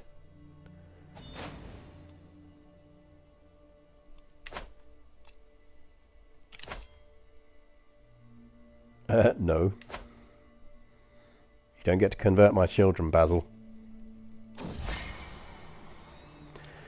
After long thinking, I finally decided to invite Freya to come on tour to one of my estates in Bouncenson. The visit turned out to be even better than I expected. Not only did Freya offer unexpected insight onto the matters of the estate, but she also kept my mood bright the entire time. She is not only my daughter and heir, but my friend. Right, that is really useful, and I will show you why. 0.34 added because she's my friend. Like, you get a massive boost. I think it works out, maths on it, 20%-ish, roughly. So what we probably actually want to do is try and get... can we get a better Riksgod here in that job? No, we'd have to use Freya again.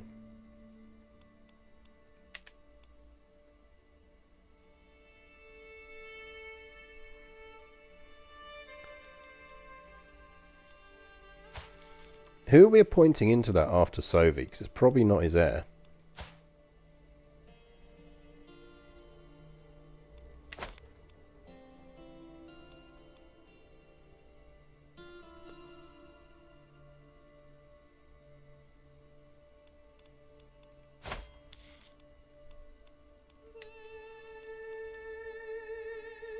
Yeah, I think I can just fire her and pray that we get a new one.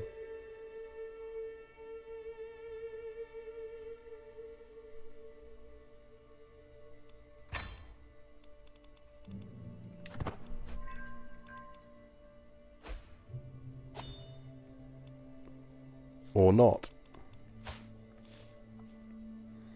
Oh well. Marshal. You will do.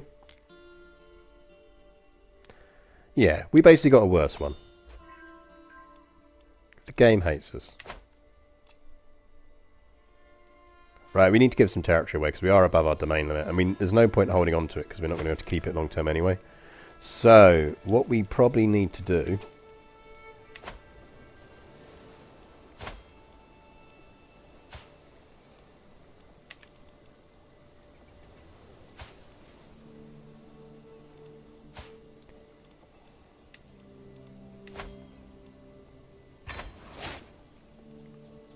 Ragnhild. So she is pretty.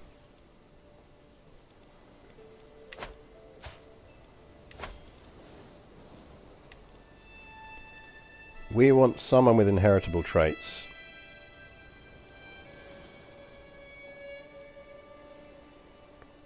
Ideally Norse, but that's probably not going to happen.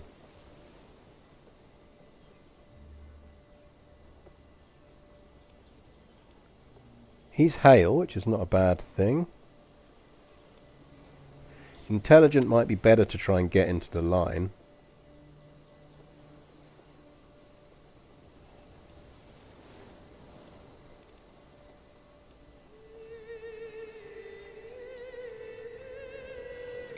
Don't really care if they're adult or not. I think maximum age is 25. Ooh, he's Herculean.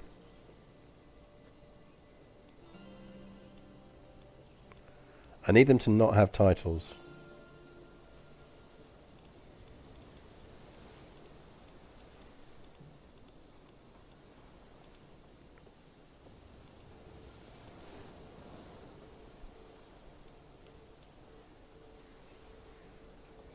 He's intelligent.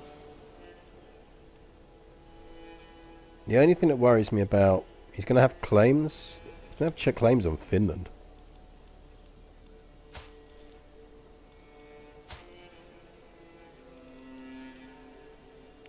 Okay, so he's not likely to inherit. There are lots of boys ahead of him. So I think we go for Vigu here.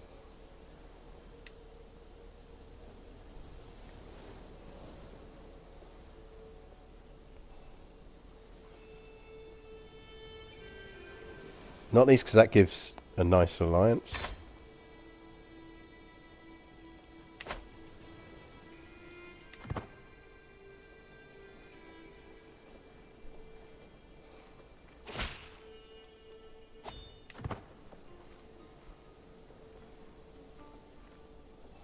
So the benefit of that is it now means we can...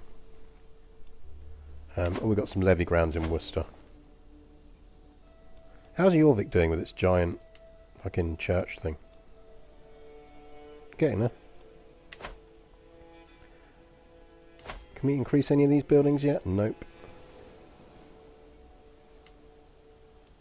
We can build some hill farms though.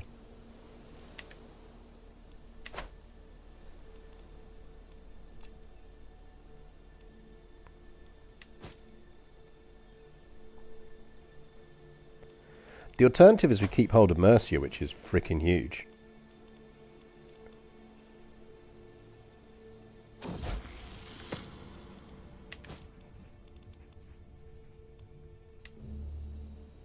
We'll let her keep deceitful. I mean, or in the long term we make... Because I think we want to grant this Hereford to Ragnhild. I think.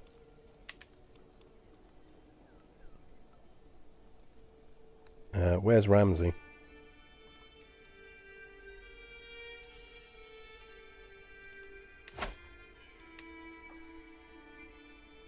No, you're not having Ramsey. You can have Nicosia. Have Nicosia. We have money now, which is nice.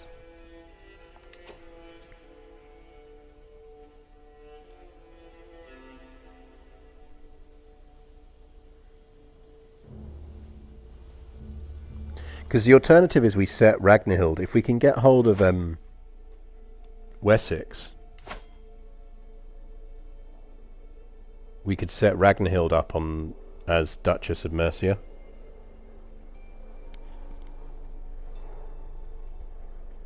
Which wouldn't be a bad thing necessarily.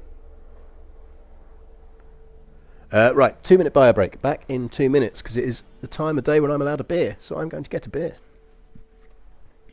Back shortly.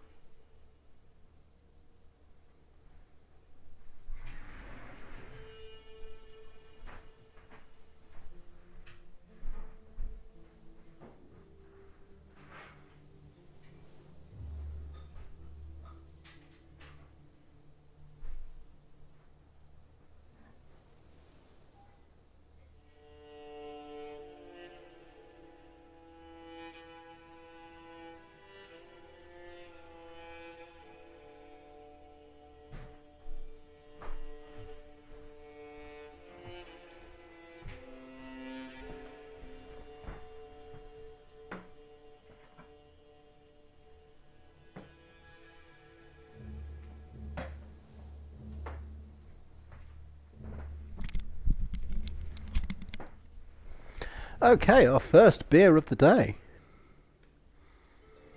Our first beer of the day is I'm glad I'm a bad influence. Our first beer of the day is a Belgian Abbey beer. It is from the Steenbruge Abbey. Steenbruge Abbey, apparently. It is 6.5%, so that's definitely a beer I shouldn't have poured myself before I've eaten lunch. It is a blonde.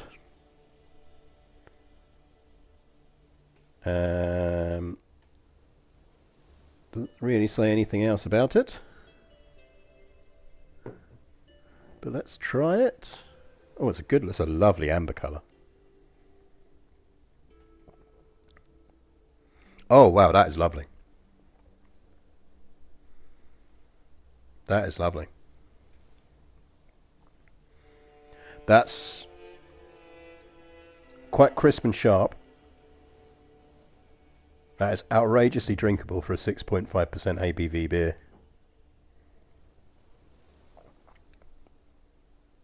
Oh, I might order myself some of that. That comes from the Beer 52 box, but I might order myself some of that. It's quite light, and often I find that, which I quite like, you get quite a kick off of a 6.5%, like a sort of kick of an aftertaste, but it doesn't have it. You could quite easily sit there and drink all of that and not realise what percentage you're drinking, which is always dangerous. Right, we really need to get our Crown Authority up because it's limiting us being on this low Crown Authority. But I think we need to worry slightly about our powerful vassals. Can we see from our court, from our vassal view, can we order them by the amount of troops they have?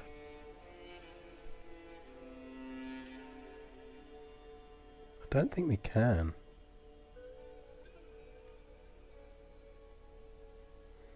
The fact that he's exempt from taxes is annoying me.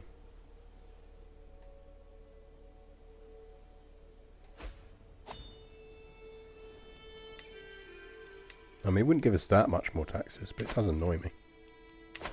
Who died? Our Marshal died. Yes, you can have it.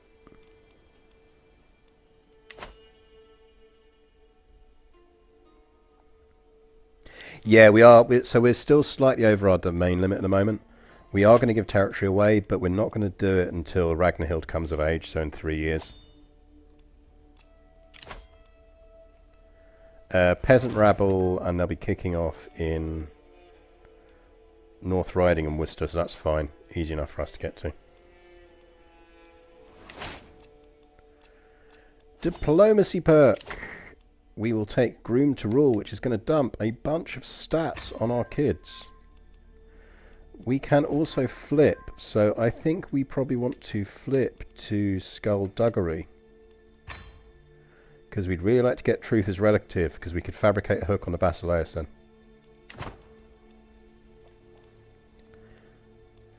So Groom to Rule means that she gets one more learning. He gets one more pedagogy bonus on that. Mayor gets one more learning. Ragnhild got one more murder. Freyr only got one stewardship. That's disappointing. And Heige got one. Oh well. Better than nothing. Promote culture has finished. We have got another Norse territory. So let's get Freyr started on... Oh, nice. We got a bit more Norse going on, so that's what we did with North Riding, wasn't it? So next up, let's go for Warwickshire, as we control Warwickshire directly as well. We could befriend some other people and kick some stuff into gear. I mean, the main benefit would be befriending her. Because at least it would make her marginally less terrible. So you might as well give it a go. If we pull that off, we get some intrigue points, which is nice.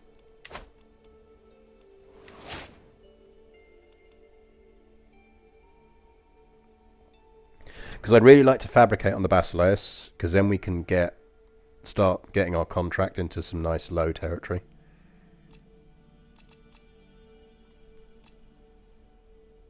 Do we have any prisoners, or have they all died off? Well, we've got a few prisoners, so... Kind of reluctant to do that, but we could hold a feast.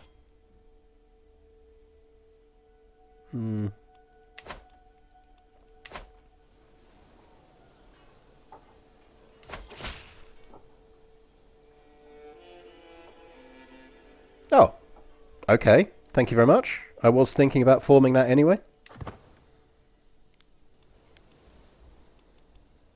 In which case, let's that makes our decision for us. We're going to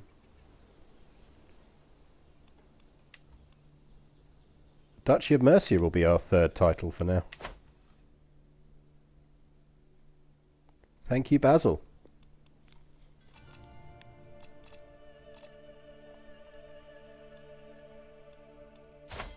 Something we do need to watch for is when we need to kill ourselves off. So Freyr is 20. We need to think about what we do. As my eyes meet Earl Bullies for what feels like the 20th time tonight, I'm not imagining things. There's no benefit to us in shagging him, so let's not.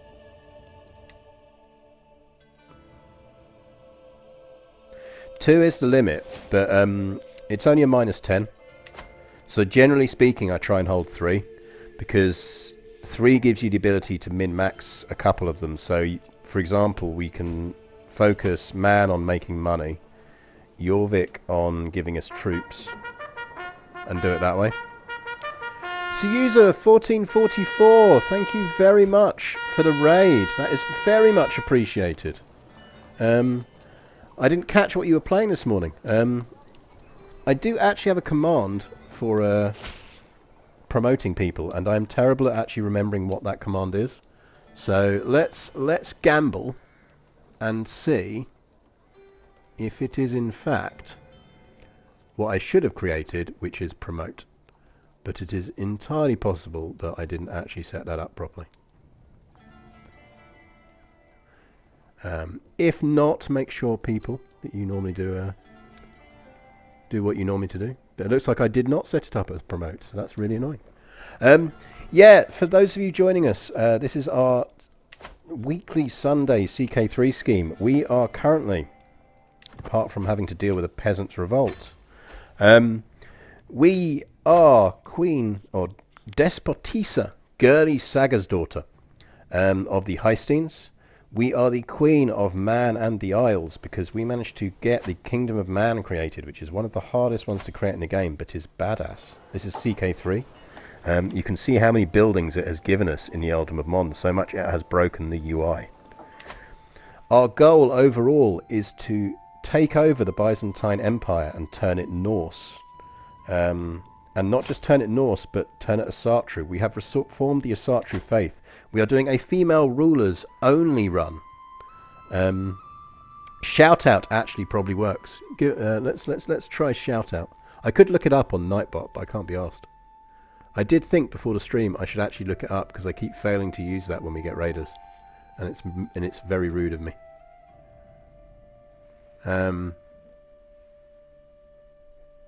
But yeah, it might just be SO.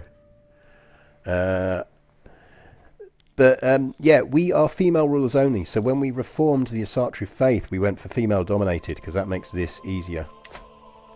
We are at the stage with Gurli, by the way, where we kind of need to start thinking about whether we want to stress test our death ourselves. Because we're 50 years old, and our daughter, Princess Freya, is 20.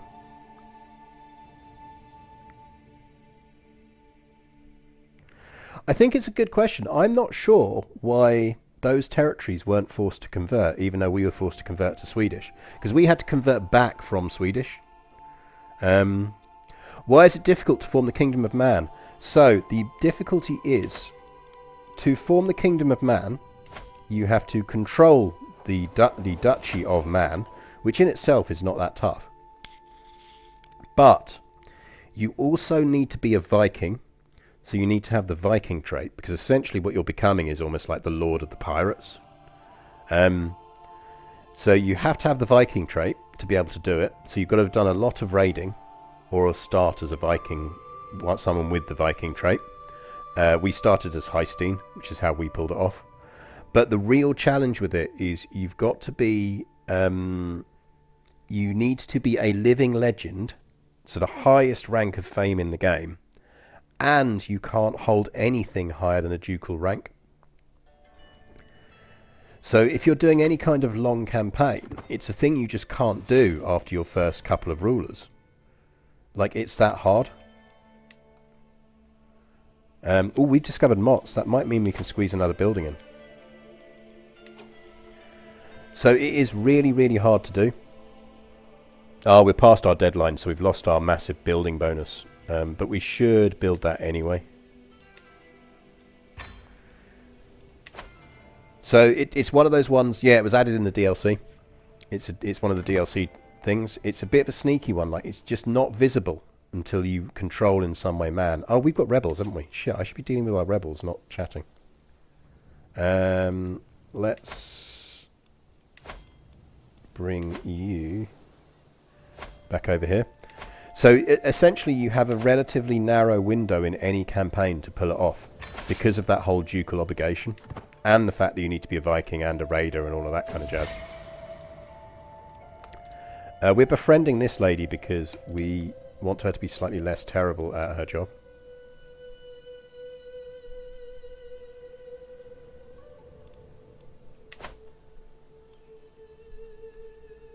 Ah, good call. Yeah, that would do it. If it was non-Norse rulers, and they were non-Norse rulers at the time. Yeah, we're down a councillor. Who do we need? We need a new spy master. Let's see who we've got. So we could recruit Signy here, but it seems a bit of a waste. Probably give it to this vassal. Unless we've got a better steward now. Oh, hang on. Duke of Crete is now actually really good. So actually we could make Freya our spy master.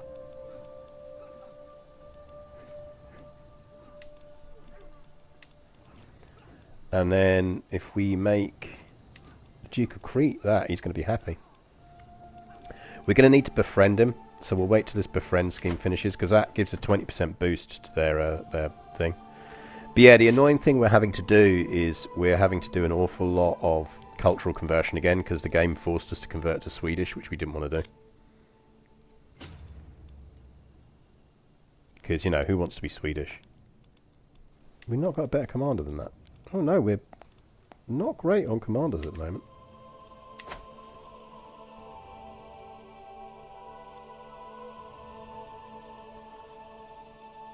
So yeah, if you can get that title.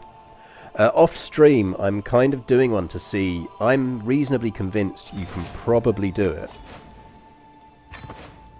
with one of the Ragnarsons, so you could potentially combine it with the achievement to form the kingdom as an heir of Ragnar. But I think the only one you could probably pull it off with is Halfdan, because you need, essentially you're racing for the prestige. That's the real challenge, is you need the prestige to do it. Like the other stuff you can generally get away with, but the prestige is just really hard to farm in the time that you've got available.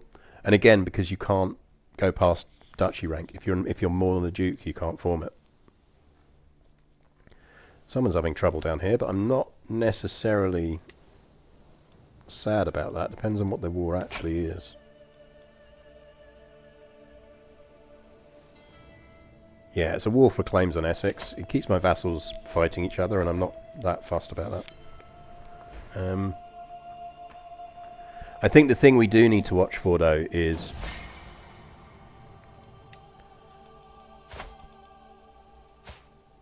whether we should be stress testing ourselves quicker, because we need to, otherwise we've got to marry her off. And maybe we marry her off now. Oh, remembering that our heir is sadistic, we're going to be able to murder our own children anyway, so we can actually afford to marry her off. So, beautiful and intelligent. We're going to want to marry her to... Oh, is our Grand Temple done? Nice. I mean, he's a genius.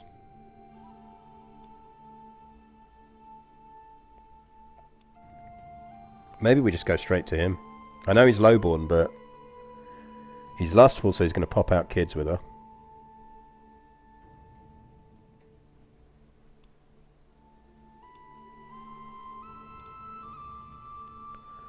The alternative is we push for one of the other traits, because if we can get one more in, we can go for the bloodline boost.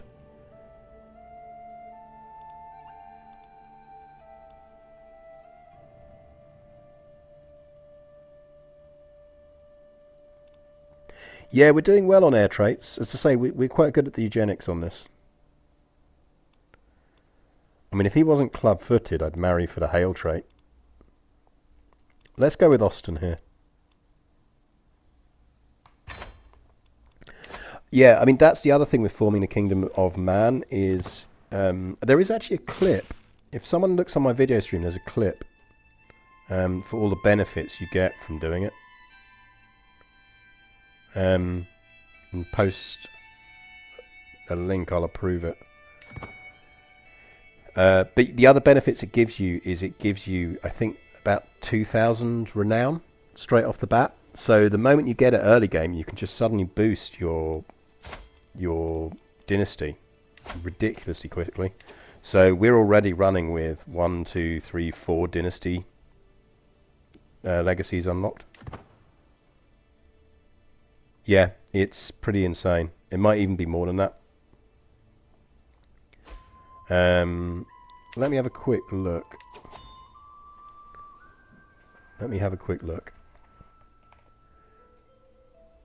It is...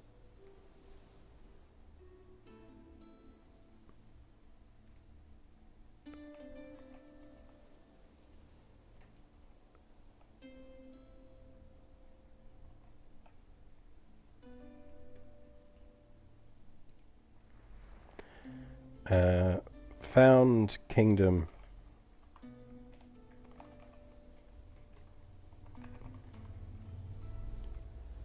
I mean, I'll look later. Yeah, 7,503 troops as well. You get it's pretty insane what you get for it.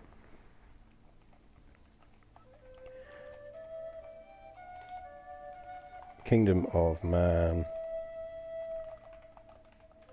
CK3. Honestly, I think it is genuinely the most OP decision in the game. But it's not. It's kind of not OP because it's so hard to do. Elevate the Kingdom of Man and the Isles. You get, so this is what you get for doing it. You get 2,500 renown.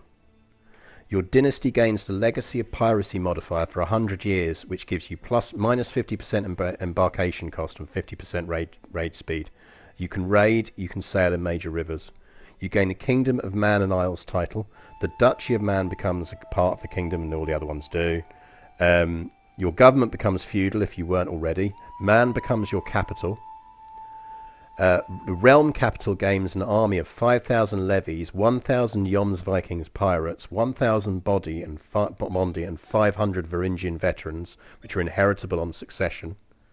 You get plus 20 development in the realm capital, so in the Isle of Man, which becomes Norse. You get minus 200% building construction time, minus 50% building construction cost, and you get 5 extra slots in Man itself.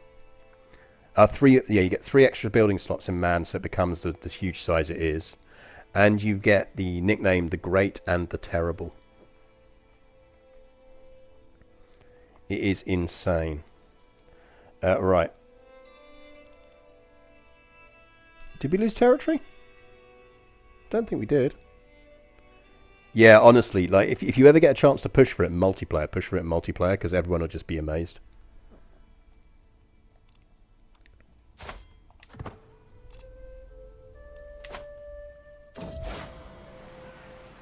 It's with some suspicion that I receive a delegation of disorderly thugs from the Joms Vikings presenting a letter from Grand Mistress Eva. Fierce reavers and plunderers both at sea and on land, these religious fundamentalists are some of the most notorious and deadly pirates in the world. Like any good Asatru, and I've listened to the stories of their piety and prowess with a mix of awe and fear. Now it seems their Grand Mistress is offering me command of this gaggle of volunteers, provided I use them to raid for plunder and regards. Oh, they've converted! Have they converted?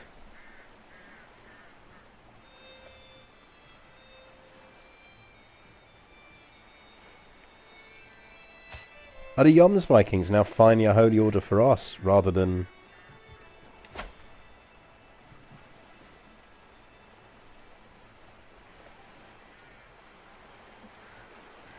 Because we had the Joms Vikings. The problem with the Joms Vikings was they were old Asatru, which is why we had to find another holy order. But that says to me that she's Asatru. Does that mean they're now... No, because we're only seeing one holy order.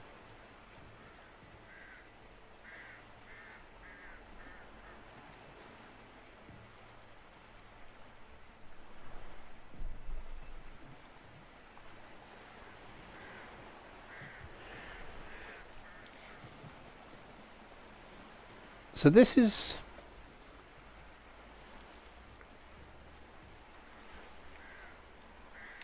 So they're a holy order. They're a Norse holy order. Ah, they're pagan. No, but we're pagan. No, how does that...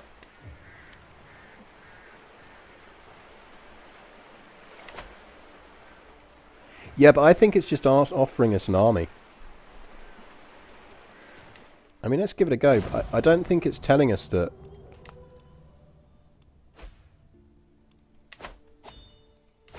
I wonder if you... I want to know how you can get that holy order, or if you can convert holy orders to become yours again.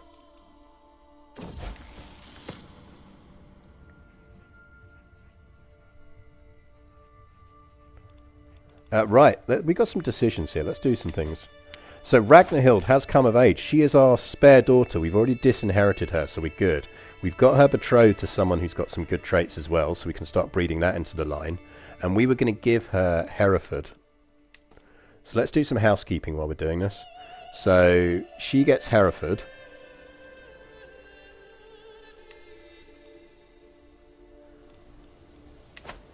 if we can get a clear view of the map back.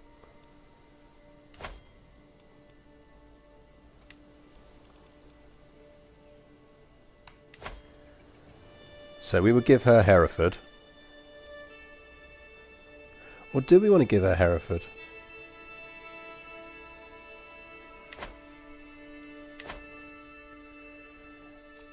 Do we want to give her something that would allow her to build her up to Duchess rank? Because we can't give her that because it's in Crete. It's in Mercia, which we're keeping.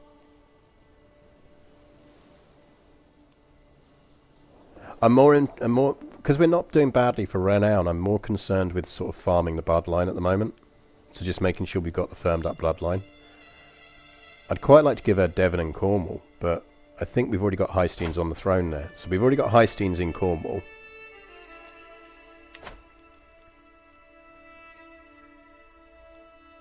Moldavia's looking hench.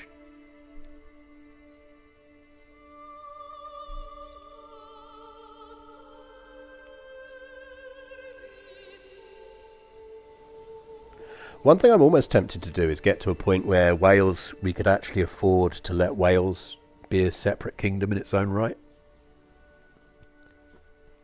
The issue we've got is as long as we're under the Byzantines, and we've essentially entered the Byzantines into this area, there's always a risk that the Byzantines will go for more territory outside of us.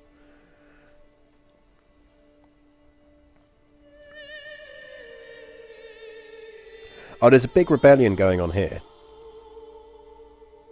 Powys has always been slightly separate. That's the other thing we could do. We could take Powys and give her Powys.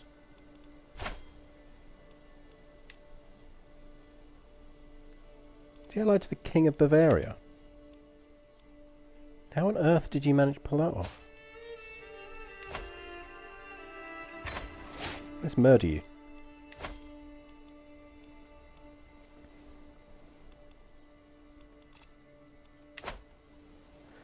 Let's give her Hereford.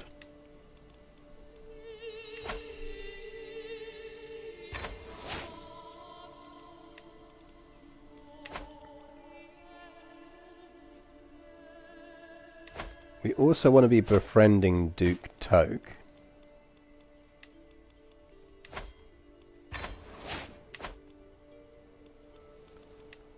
We need a new marshal.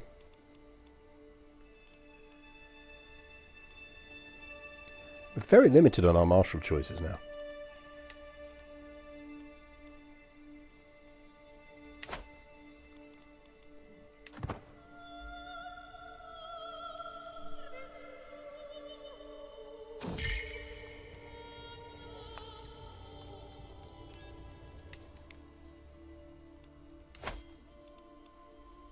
I mean, we can take him, I just don't necessarily want to yet. We need a bit more prestige as well. We could host a feast. Let's send him a nice carpet.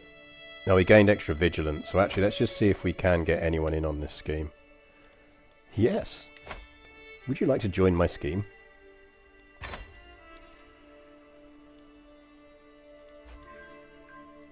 Job done.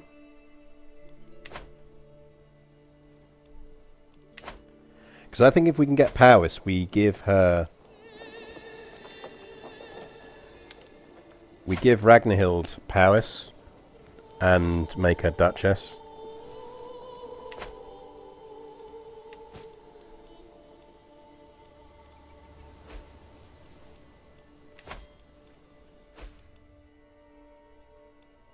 We could create that.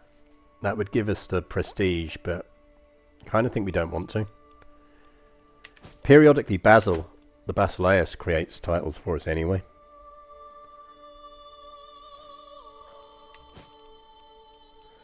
Oh yeah, we can make Helgi a... Is he back? Is he back already? We need to give Helgi some land. We need to give Helgi some land. Quinsvik, thank you very much for the follow. It is appreciated. I love the fact that Prince Helgi is going to gain the trait Shield Maiden.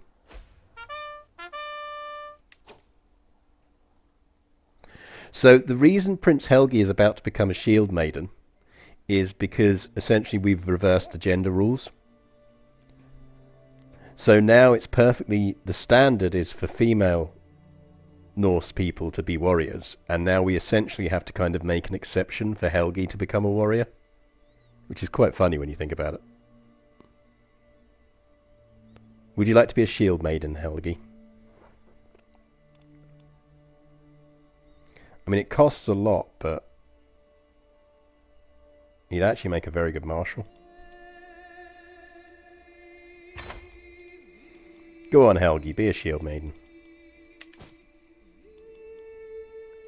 We should marry him to someone who's got good traits. Oh, perfect. What we want is someone who's got... So fecund isn't inheritable. She's robust. Robust would be nice, and she's Norwegian.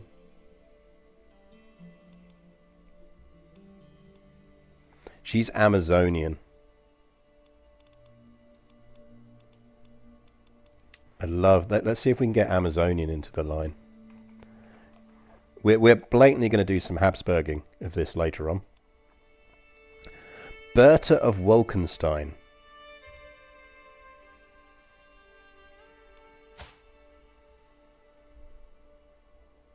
Yes.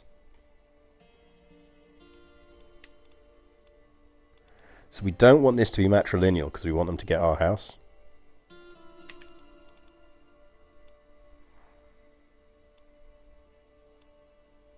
Should we go with Berta here? She's content. She's just...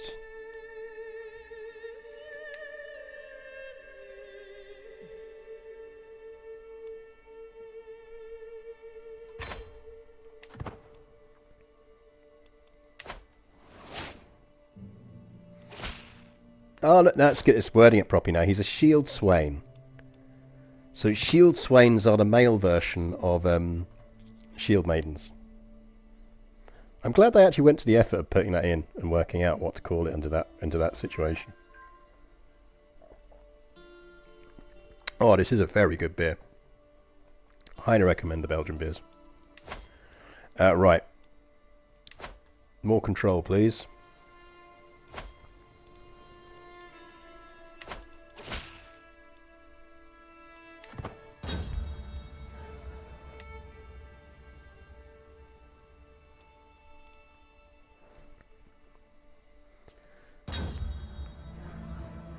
You ought to be ashamed of yourself. Right, we want truth is relative, because what we can now do, after this murder plot is done, is start fabricating on the Basileus. Because one of the things we had to do when we swore fealty to the Basileus was we had to make some concessions to make sure that A, he can't revoke our titles, because technically we're an evil faith, and B, that he can't... What was the other thing we did? Title revocation, protection, and religious freedom. Which means we're paying much higher taxes to him than I'd like.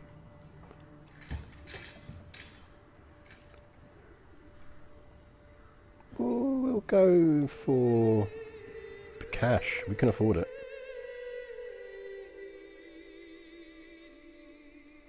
Yeah, exactly. There you go. The male equivalent of a shield maiden is a shield swain.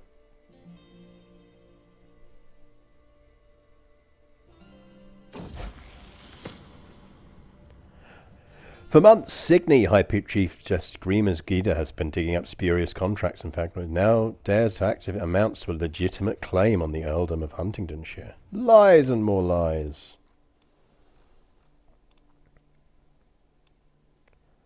Not doing well in that little war, are they? Right, we can build in Jorvik again because our Grand Temple is finished. We built the Grand Temple, which is very nice. So, first things first. So, York we're doing for levies because the temple gives a levy percentage boost. So, barracks. So, we're essentially min-maxing York for levies, which also means we need to start building some other things. We're going to need to build a city first. Yeah, sure. Have fun. So we want to build a city there.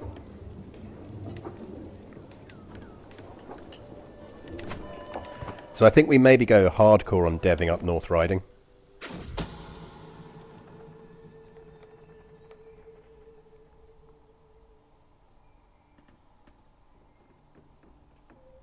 Stone Cold!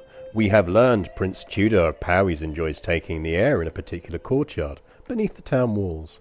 Our agents have found that one of the massive stones could be loosed from the old walls, sending it crashing upon his head.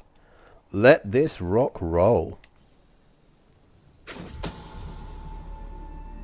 Prince Tedibur was killed instantly under the weight of the falling stone, never ever knowing his fate. Everyone seems to have attributed it to some sort of accident. I guess the stone had a grudge. How crushing. This death is part of a mod. So one of the mods I'm running for this at the moment is... Let me work out what it's called again, because I haven't set up a mod list command.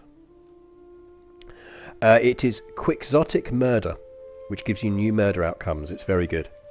There's also Quixotic Seduction, so if we start seducing, you should start seeing some of them pop up as well. But yeah, Quixotic Murder is what you want. Just adds a bit more variety. As you pointed out, like, given that with our previous ruler, with our murderous campaign against the Alban Kings, like, Scotland just had a massive spider problem. Oh dear, look, a baby without any allies.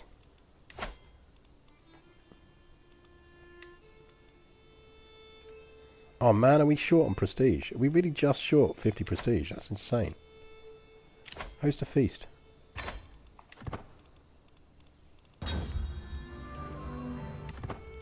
Give me a prestige event. I need to murder a baby. Violently and in battle.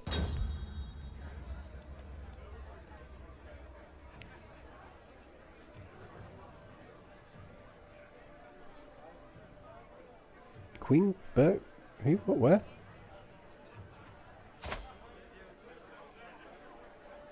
Wait, what? Why have I got a queen as my vassal? Oh, she's the Earl of Gloucester. And she married King Daniel of Galicia.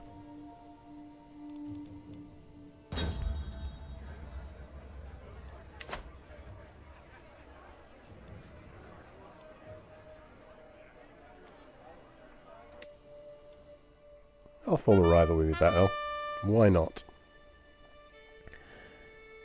Kiliara! Thank you very much for the follow. I raise my Panama hat to you, which you cannot see, but I am wearing because of the sunshine and the glare. Right, I think we've got enough to declare war on this small child now, haven't we? We have gained the eager reveler trait.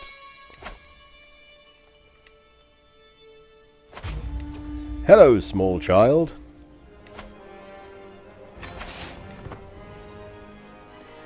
My large armies would like a word.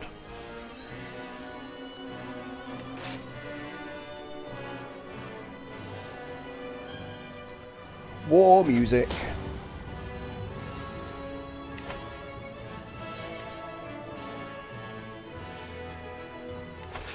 So the good news is we're now at least generating enough to be able to hold our armies. We are befriending Dew Toke. Now the reason we're doing that is, and again it's something a lot of people miss, is if you look at his cultural conversion at the moment, you see Steward Toke is our friend, is giving us a 0.4 bonus to it now. It's insane. Like, it's insane how powerful that is.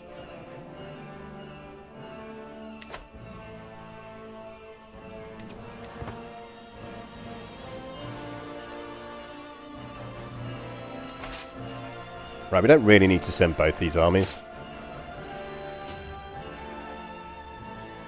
Oh, we have a new Basileus, who technically we could beat in battle.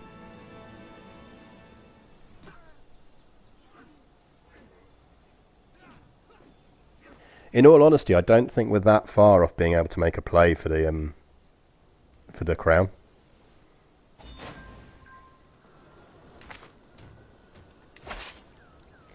I don't think we'll do it with Gurley. I don't think Freya will do it.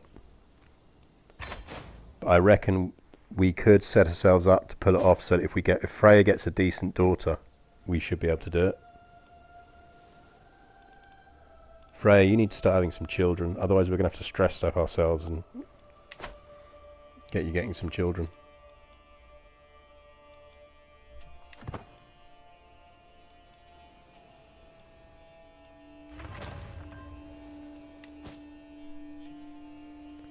So we've got powerful vassals who expect council positions. Are any of them any good? No. Not really. Good God, man. Yes, you are ugly.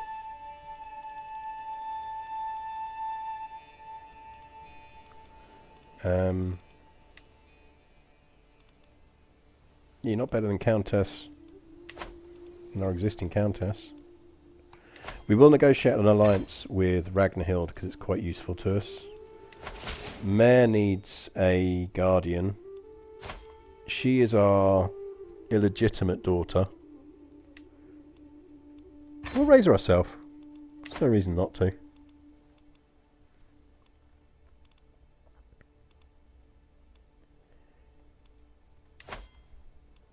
Yeah, might as well ransom him. It's a bit of money. Not to be sniffed at.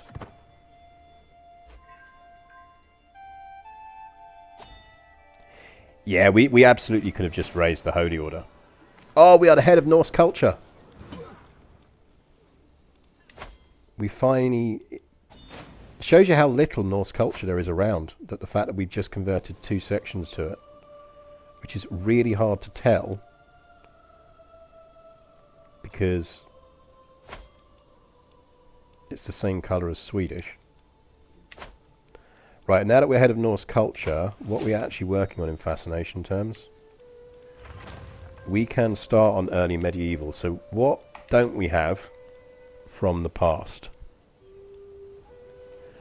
So we don't have Bannus. We don't have Casus Belli. Which we don't necessarily need because of our religion. Like, we're not in a rush for it. We've got everything else. So to be honest, I think we should start pushing forward with the earlier medievals. Military buildings, not hugely useful. March might be as a feudal contract. Mangonels would be nice.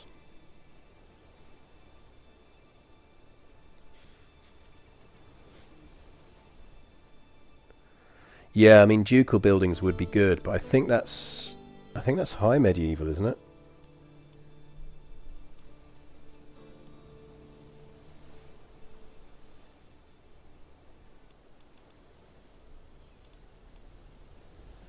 I mean, royal prerogative would be good because it would allow us to do the crown law.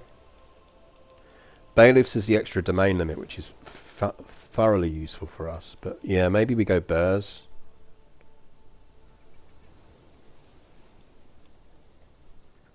Burrs is military buildings though. What's the eco buildings one? Is it manorialism?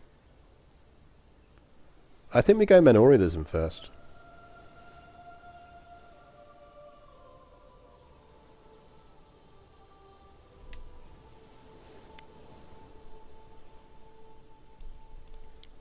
Let's go manorialism.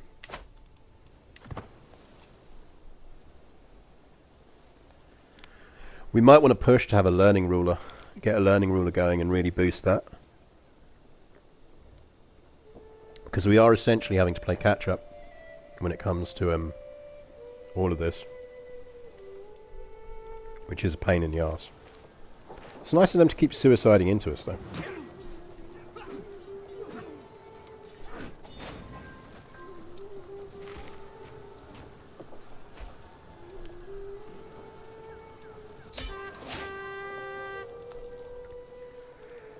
We can ransom that girl first for more money. Because if we ransom her before we take the title away, we'll get some cash for her.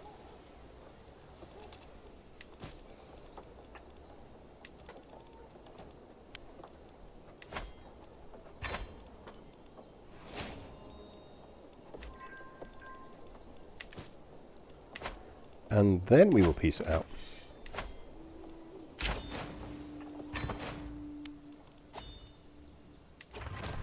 Now, one thing we could do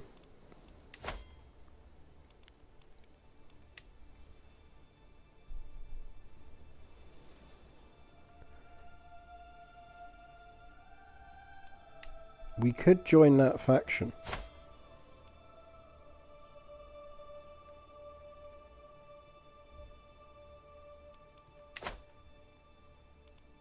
Because we technically have the military strength to put it off.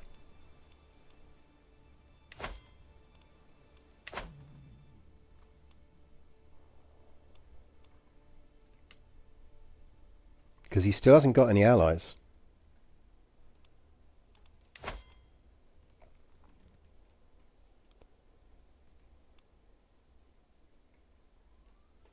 So we could pull it off.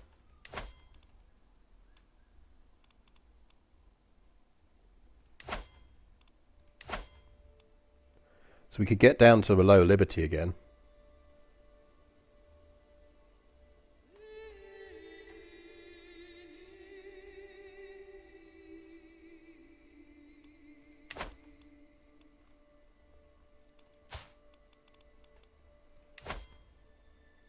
Maybe actually what we want to do is just work on him. Oh, we've got to fabricate hooks. We've not been fabricating hooks, even though we've got it. I'm an idiot. Fabricate a hook on him. Because we can modify our title once. Let's continue to boost Jorvik.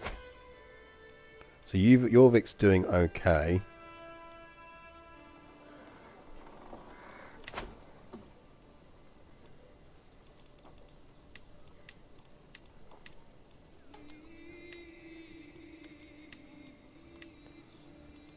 Who's he fighting against?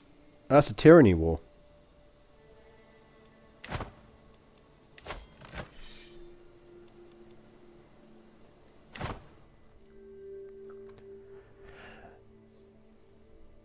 I mean, the issue we've got is we could probably actually, with a bit of effort, seize the Byzantine throne right now. Oh, we're giving territory away, aren't we? We are giving Muthrafal to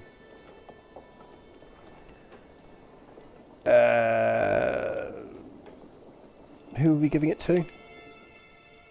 Oh, Ragnhild. We're giving it to Ragnhild, aren't we?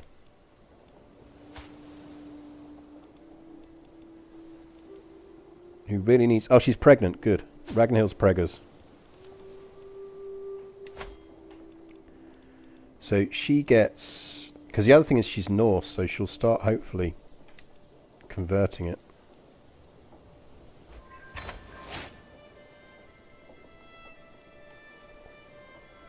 And I think what we'll actually do...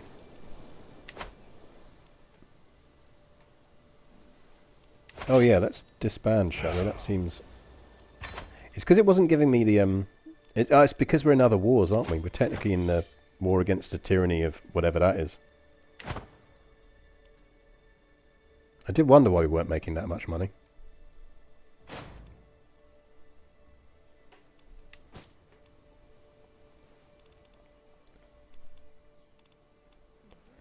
I mean, you might as well get ransomed. So we can now create powers. We can give it to Ragnhild.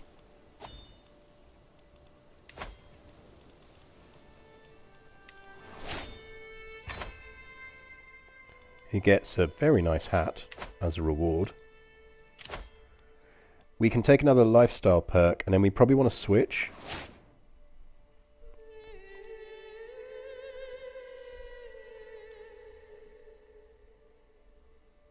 Go murder.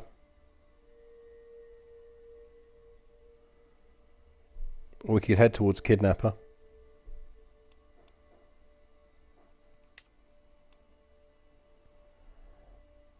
I think murder's probably more useful for us, isn't it? And then actually, if we go back to domain briefly... We can take golden obligations and just cash in some hooks. So we're 54.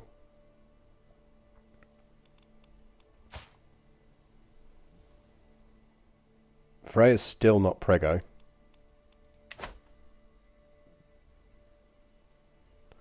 But that's not the end of the world now, because we can always re-inherit Ragnhild, who has already given us a beautiful granddaughter. Oh, that's nice. She named her after us. So we do have dynastic succession relatively in order.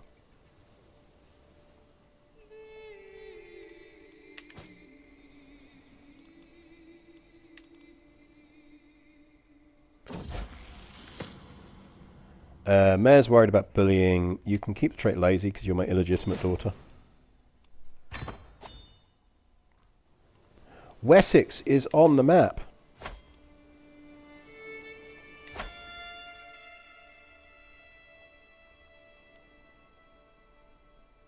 We would quite like Wessex.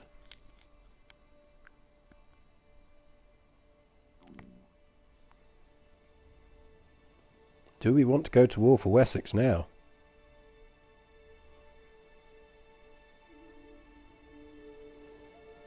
No.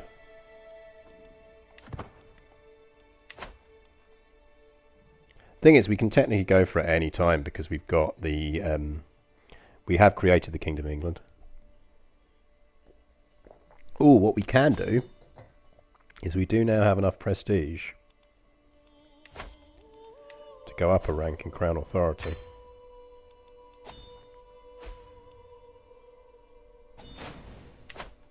We are going to have to worry about Liberty factions now, though, so... Who are you?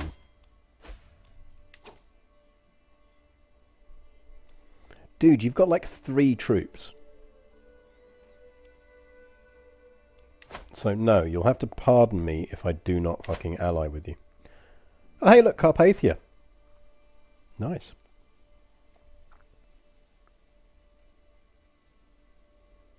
How's the succession looking? It's not bad. So we've only got one heir, which is Princess Freya.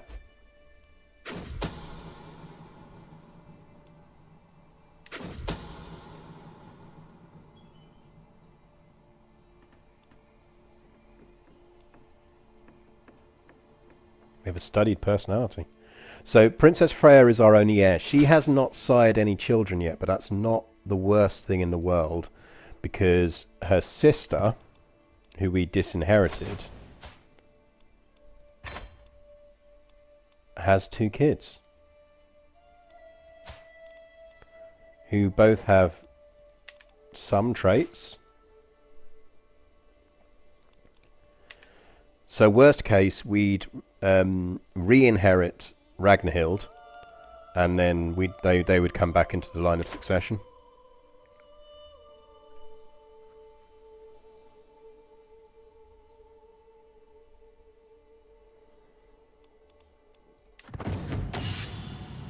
A prospective shield swain.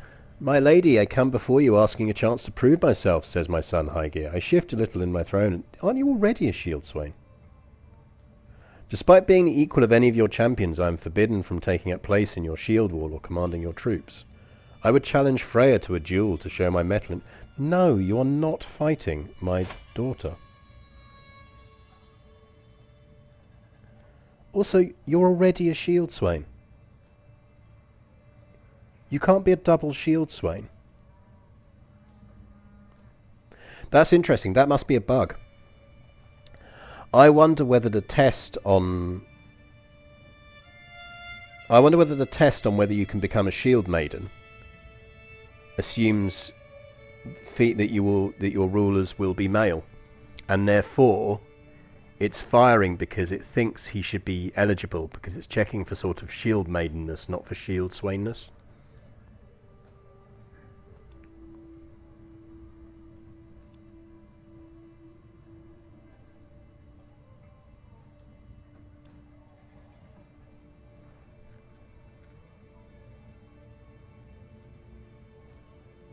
I mean, the other thing we could do is try and use it as a way of killing ourselves. Yeah, let's let's have fun, my already shield swain son.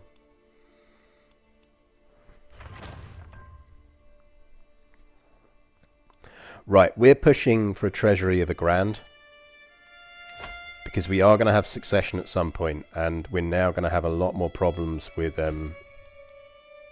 vassals. And in fact, we might want to have a look at our powerful vassals.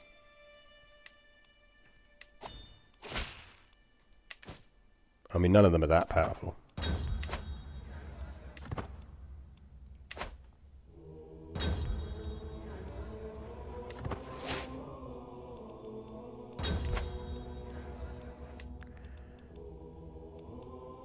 She's not converting faith. Get rid of that Catholicism.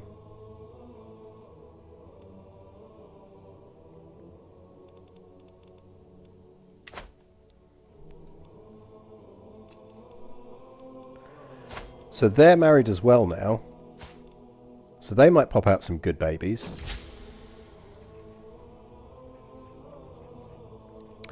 I sip at my mug of spiced wine, eyes scanning over my latest scrawled work. Pangs of sadness. How cruel a mistress is random chance, to leave us all in this cursed trance. Without her we are but hollow shells, each of us a little corpse, a hollow parallel. Truly, why I'm one of the greatest artistic minds of my age. You really are not.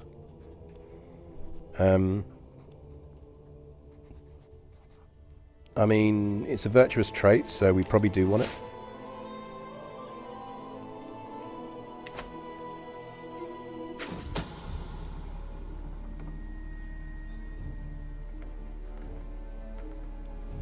Oh, fuck off. Can we get anyone involved in that then? We can't, because it's a personal scheme. Ugh, that's annoying. There's a really good dev diary on how they went through the process of doing the poetry stuff. Leviathan! It's Creature of Majesty, let's leave it. Also, let's get that silly hat off.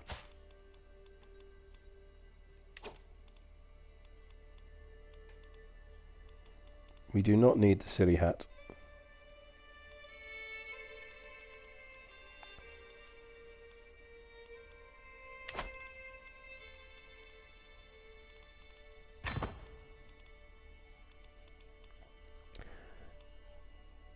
Oh yeah, no, that's proper XCOM percentages.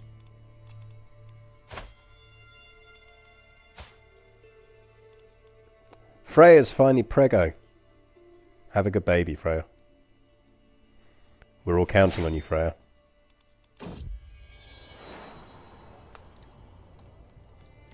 A son?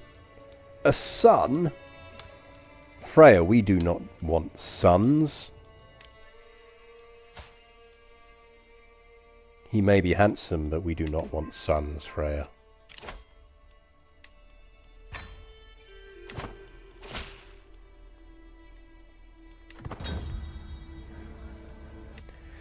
Boys are worthless. Who wants boys?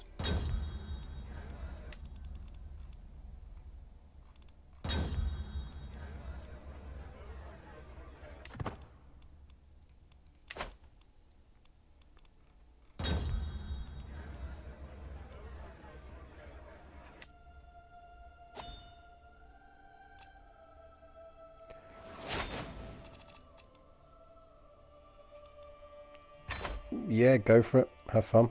Oh, we're obese. How's our health? We're 57. We're ailing. Okay, is it time for us to start? We've got 500 in the bank. We're generating a good amount of cash. Is it time for us to start thinking about stress testing ourselves?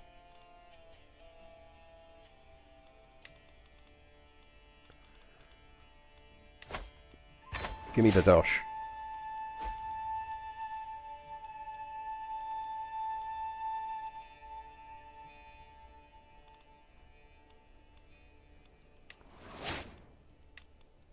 I think it might be time to start stress testing ourselves. Freya's succession isn't solved, you're right. But we'd have more control over that if we became Freya.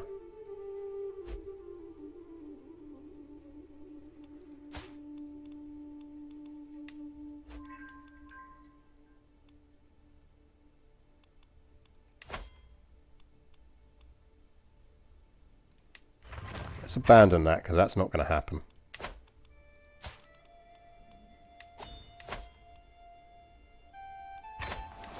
Would anyone join us on that?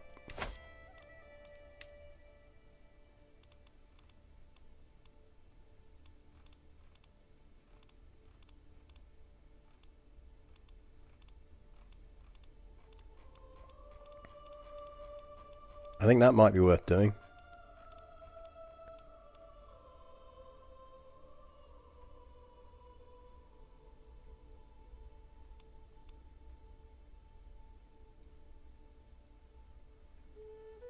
Yeah, I mean, we're not having any of that fucking high crown authority bollocks.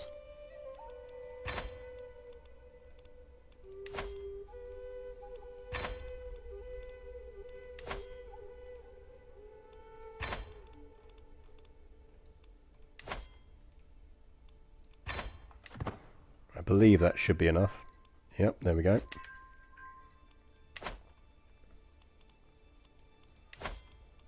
Because that shit ain't happening.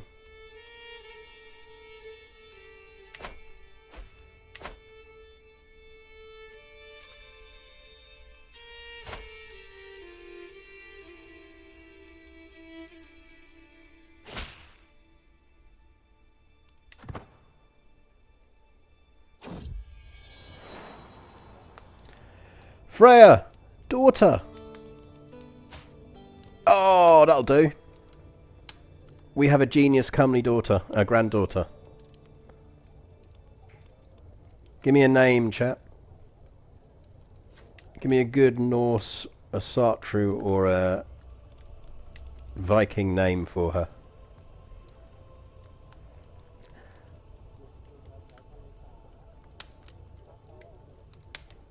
I'm not convinced I'm not convinced Pogger's McPoggyface is of Viking extraction.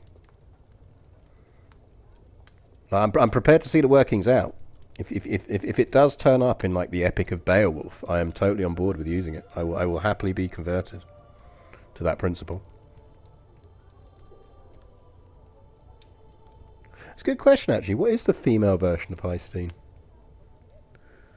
See, the thing is, I want to save like Lagertha, or maybe even the female version of Heistine for when we manage to get the someone who's got all three traits.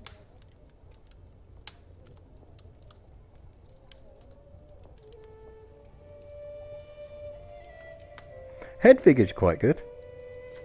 That'd be presumably like Hedviga.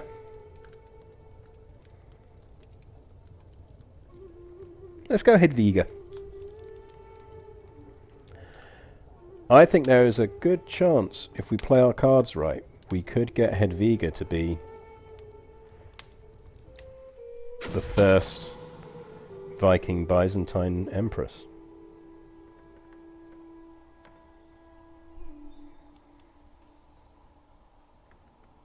Yeah, you know, take her out of that faction, man. Oh, our sister Asta died. Rip Asta. A guild of stonemasons has established itself in the earldom of Prandhemir, having dedicated heart could help my region flourish. We'll give it a go. Buildings. We are looking at Jorvik, and we want more things that boost. We want mill camps.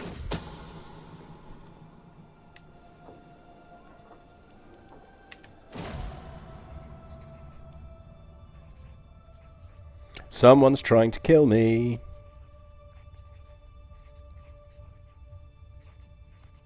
No, someone's trying to kill Freya. Someone's trying to kill Freya.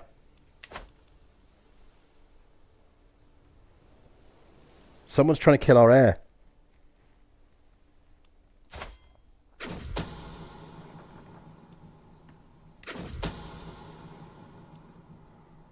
With the recent upset among the peasants of Constantinople, one of my agents has presented a unique suggestion for taking care of Basileus Julianos. With coin in the right pockets and agitators on every corner, we could stage an entire riot while the Basileus is passing through. We have a 95% chance of success and a 95% chance of not being discovered, which means at least one of those things is going to fail.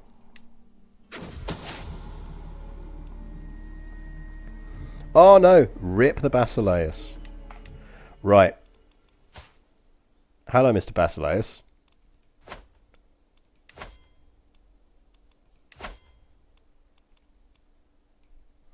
I do believe we will be joining that Liberty faction against our liege, if it still exists.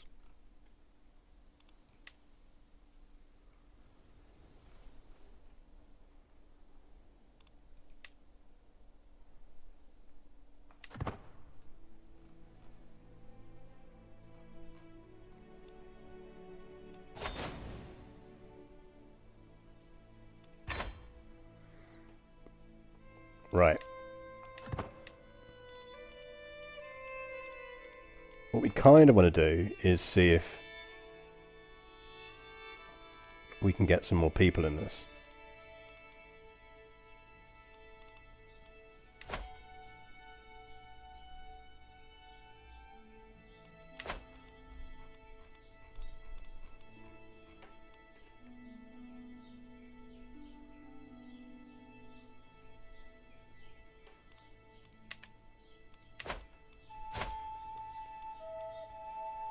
The new Basileus is pretty young.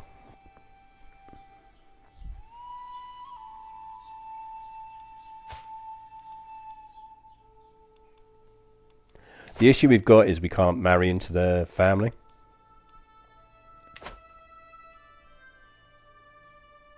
Because we're a hostile faith.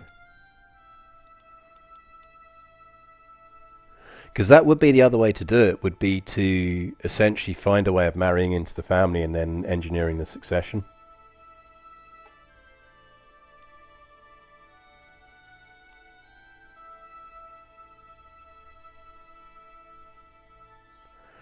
We could potentially do that with Freya. If we stressed to get to Freya, because Freya's pretty good at spycraft, she'll have taken intrigue stuff, so we could redo her intrigue stuff. And we could maybe focus on kidnap. And essentially try and kidnap and then marry.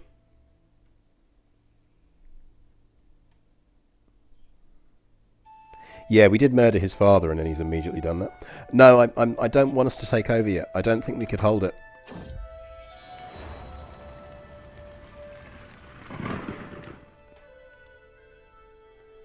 Because I don't think we could hold it if we got it. But I think what we could do potentially... How are we looking on our things? We're not cultural converting. We are not cultural converting when we should be cultural converting.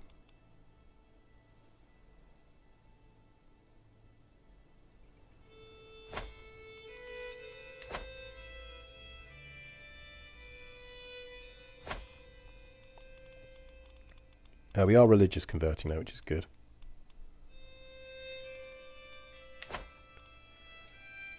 Can you fabricate hooks on kids?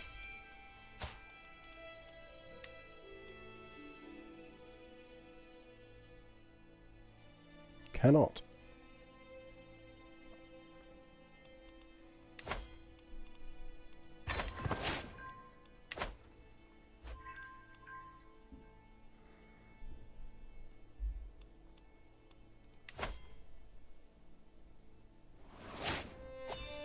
Yeah, I mean, we're too weak now. What I was mainly hoping was just that we could very quickly get to a point where we could force claims and force him to lower the Liberty faction. If we can force the Liberty down without having to go to war, I'll be very happy.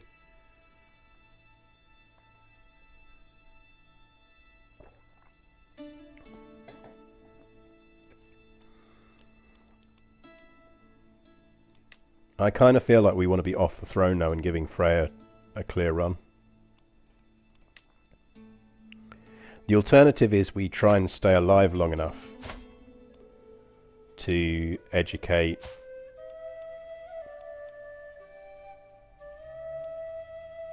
Which of these was a decent daughter? Hang on, we've now got 3 granddaughters.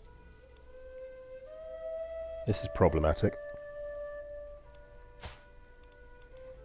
Right, you're a waste of a granddaughter.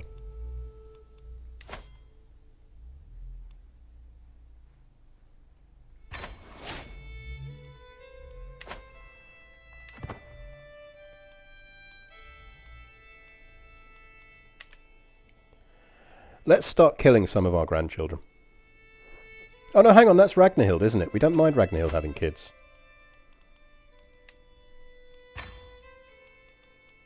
I'm on the wrong daughter. Let's not accidentally kill children.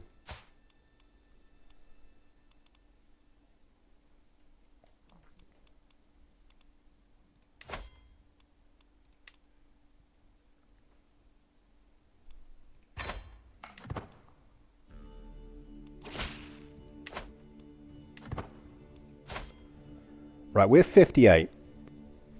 It is conceivably possible.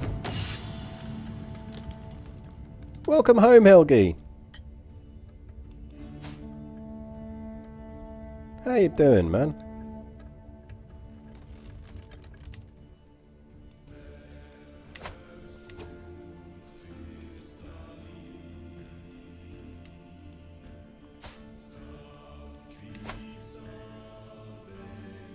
I want a hook. I want to get that down to normal.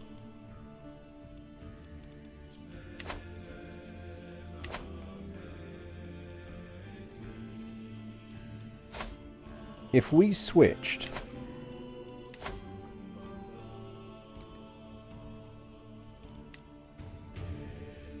to medicine,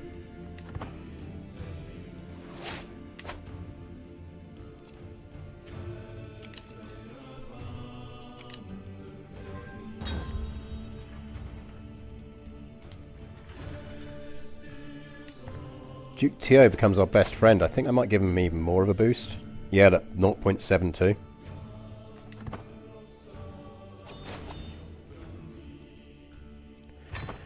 Yeah, so, but if this is the thing. Who's Princess Freya's popping out kids? It's a boy! It's a boy with excellent traits.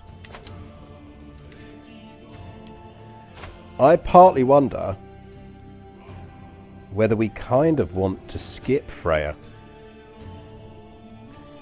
If we lived long enough, we could educate Hedvig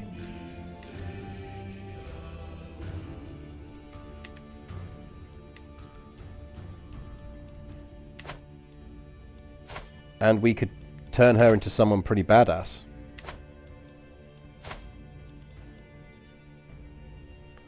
Like, we'd only have to live for another 10 years.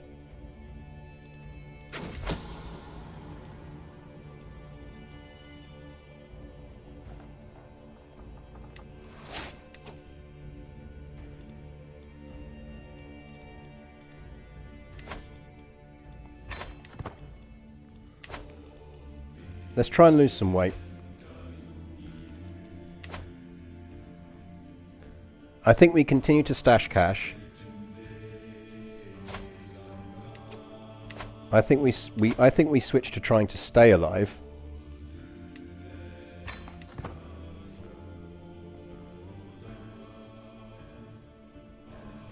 Because remember, we've got pedagogy. So we're giving perks to our wards when we're warding them.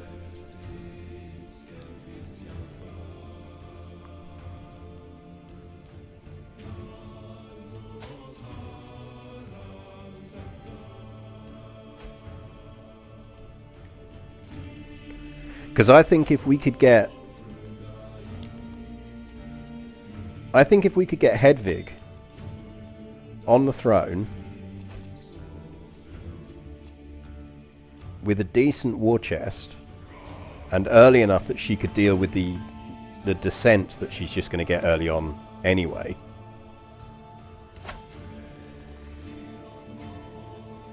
See, what I really want to be able to do is build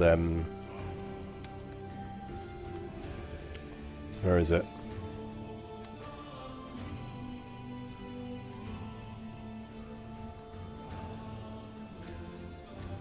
Royal Armories, levy size 200. We need burrs for that.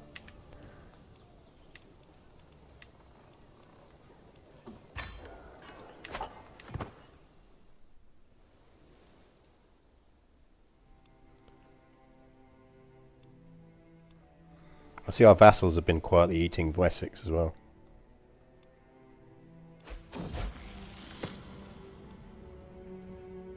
Freya, I require your assistance. Don't mind her having a favour hook on us. What we should be doing though is we're not murdering anyone at the moment, so you should be finding secrets.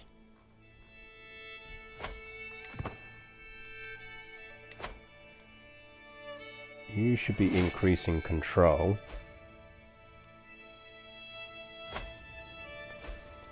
We are no longer a beast.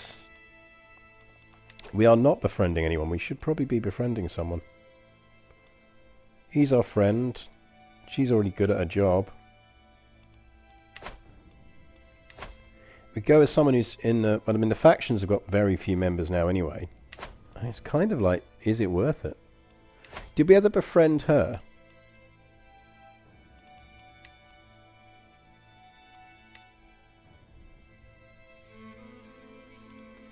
Oh, we can make Princess Mare. There you go. Just slightly better. And if we befriend her...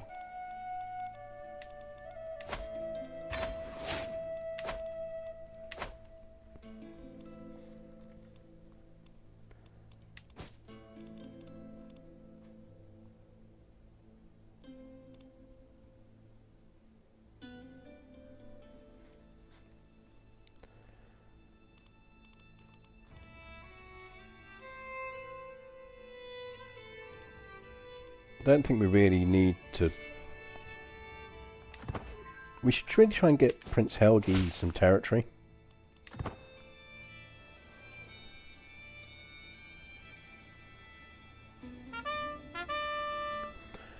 Sir Chafua, thank you very much for the follow. It is appreciated.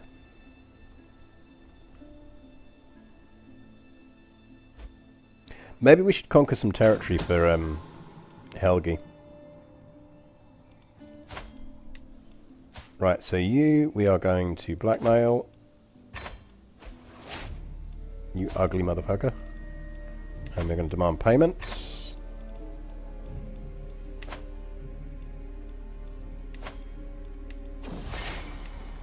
Right, hang on. That's got 217 power. I think we probably want to press that demand, don't we?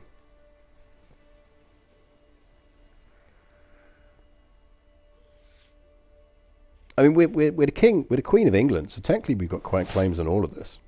And we don't even need them, because Asatru means we can just declare on people.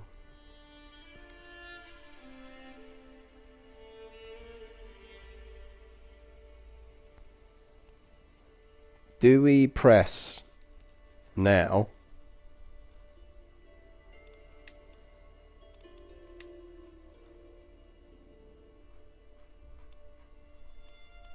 I mean, we're not going to get better than that, are we?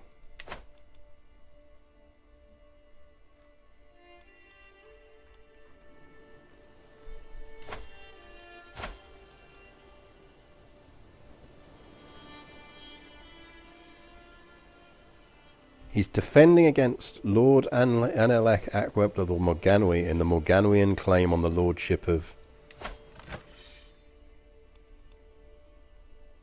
I kind of feel like you're going to lose that war, mate.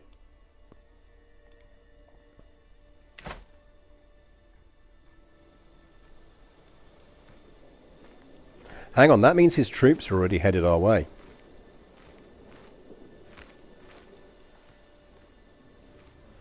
Yeah, let's YOLO. We're getting towards kind of end of stream o'clock, so let's YOLO it.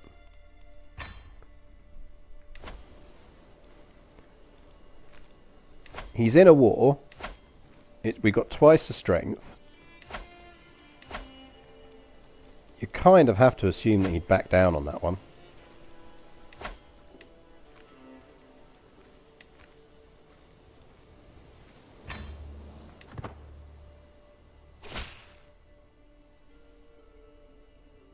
Then war it is.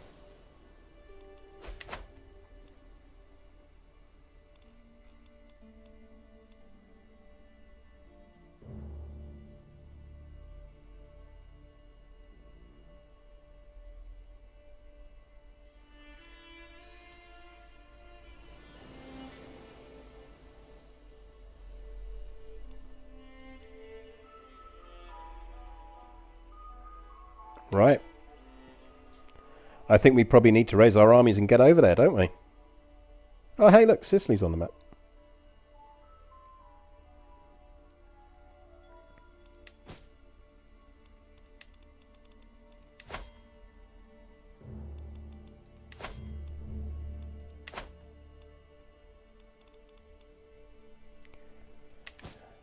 I mean, I assume we can call in our Holy Order.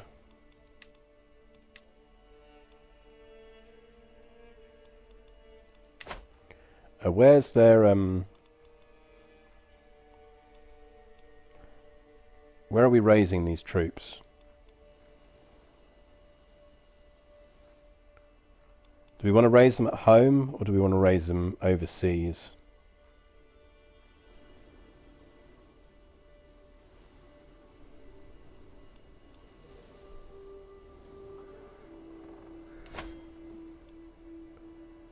We want to raise them here because that's technically our capital.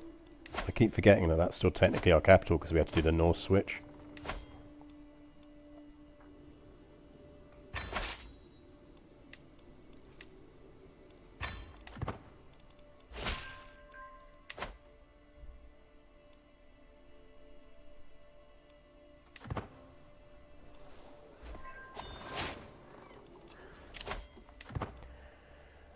We want stress gain, mental breaks, wash hands. Both ecumenical patriarch Hippolytos of the ecumenical patriarchy are held in esteem by our liege. I mean, we're at war with our liege, so... Oh, come on, we're going to get a claim on our... You got a weak hook on Basileus Constantinos, and now we're at war with him, so we can't actually fucking use it.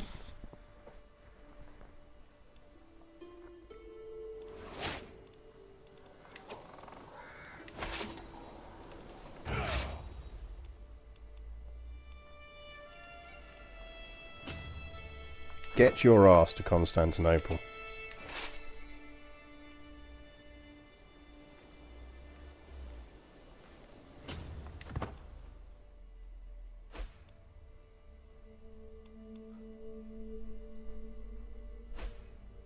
I mean, he should focus on our overseas territory, not our domestic.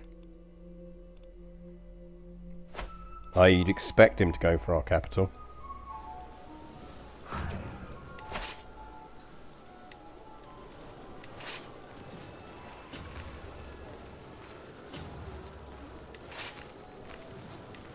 Right, we really need a siege person on that one, because that's going to take years.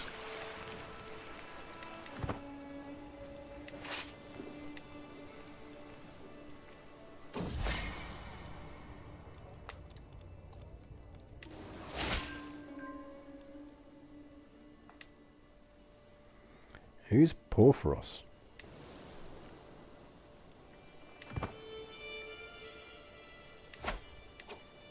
Right, that will take literally years. 3 years.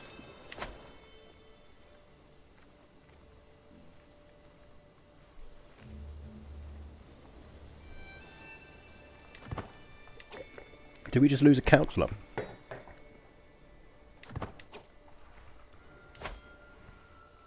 Ah, dropped my mouse.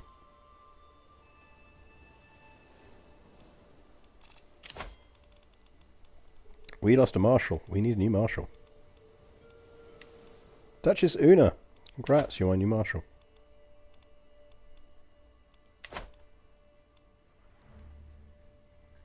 Italy's looking hench.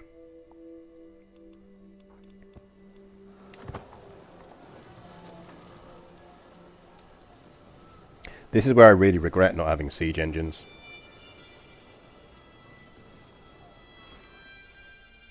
Yeah, the ice cream van was genuinely outside my house, not Not in game. Right, there's his main armies are running around over here. So let's just watch what's going on there. And let's drop this to 3. Right, main army is moving down.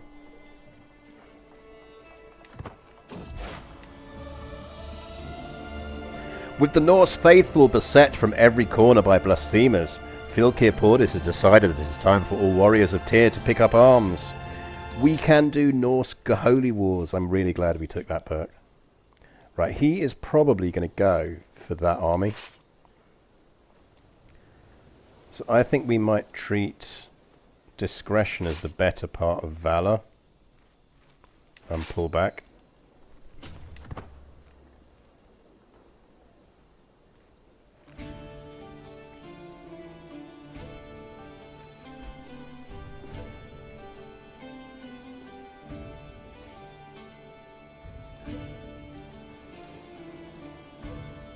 They're going to go for our capital.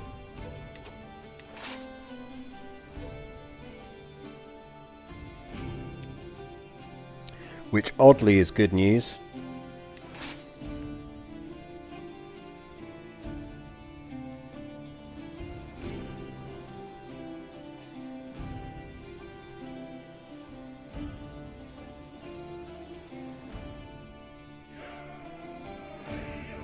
Because I think if they go for our capital, we can beat them.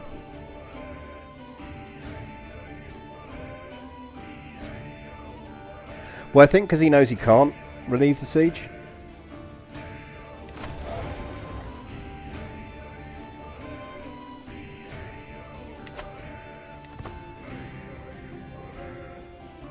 Thing is, losing our capital is not going to be a bad thing for us.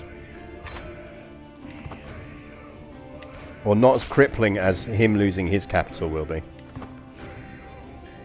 Because we can get our capital back easy enough.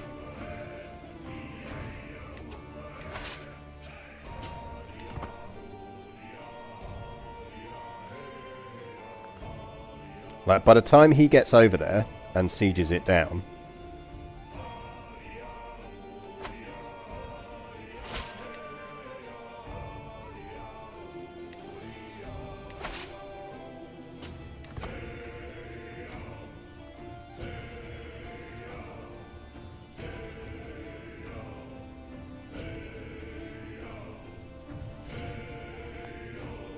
like, losing Constantinople will be a huge, bigger loss to him. I mean, he's dicking around over there.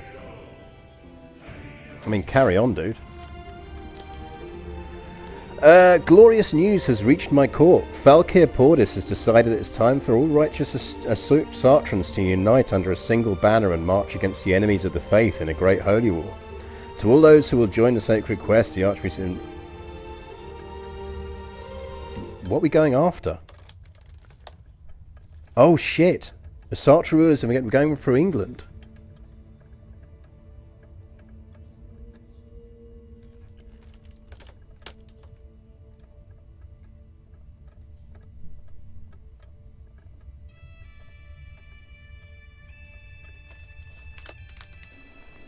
Aren't we fine with that?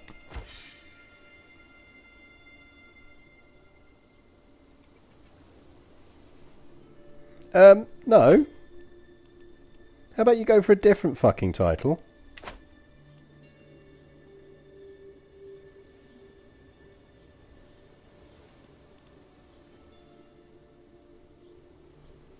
No.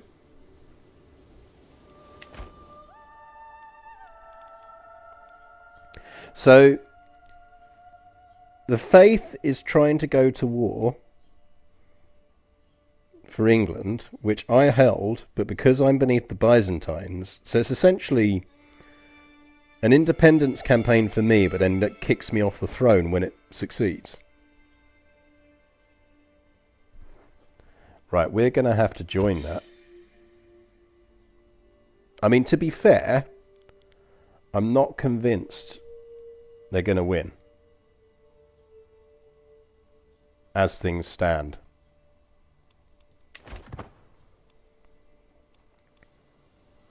Like, call it a hunch, but I'm not convinced they're going to win that.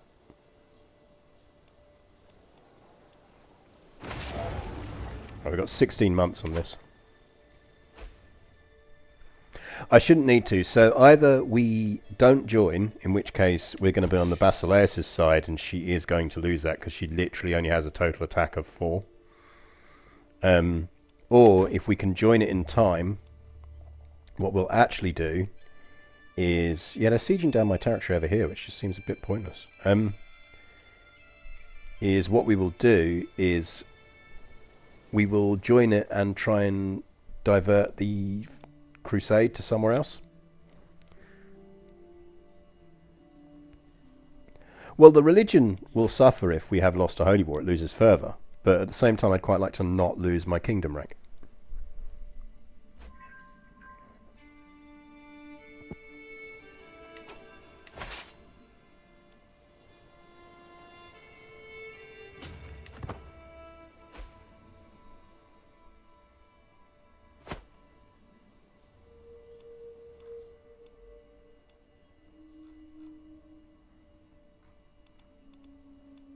Yeah, he's got some armies over here doing things.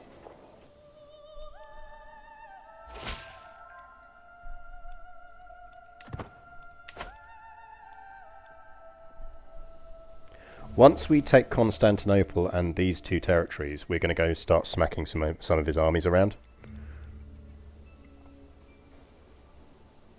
I just want to lock the sieges in first.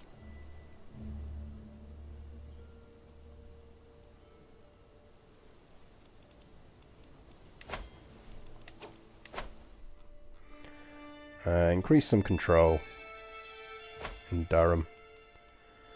You need to do some cultural conversion. Doesn't really matter where, just somewhere.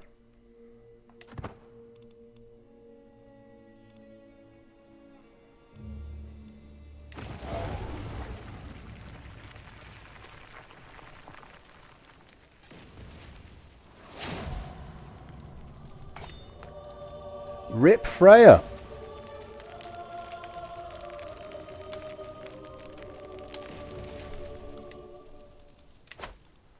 I'm assuming someone knocked her off.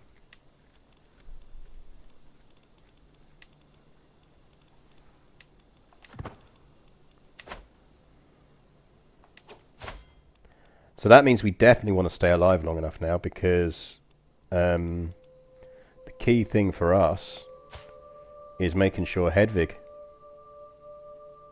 of the forehead grows up strong and good. Think, yeah, we'll first run stewardship because she's got that as a... It will give her a boost on it anyway. It was sort of the plan. Or at least it was one of our plans. One of our possible plans. Alright, 6 months that falls, and then we're going to go start smacking some armies around. Because we can go up there, smack all those armies around, and then go elsewhere.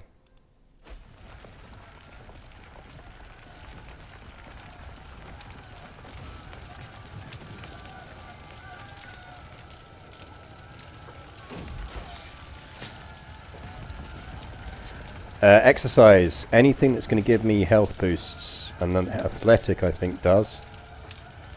Small health boost. Exercise with Toke.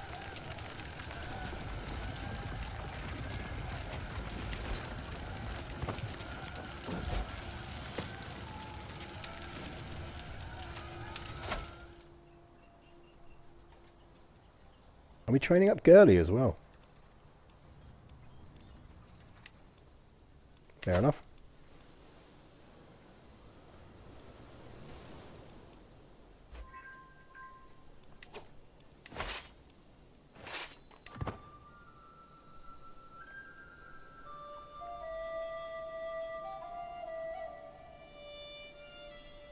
Well, yeah, she's certainly got the head for a Hedvig.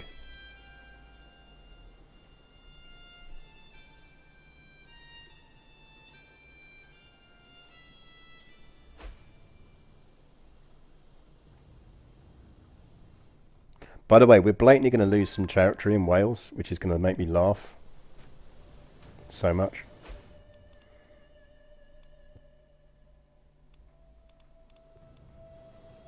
Constantinople's about to fall.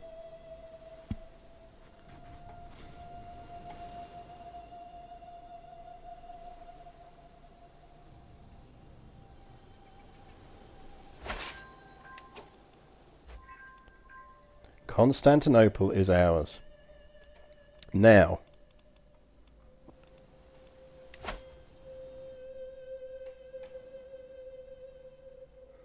we got his wife.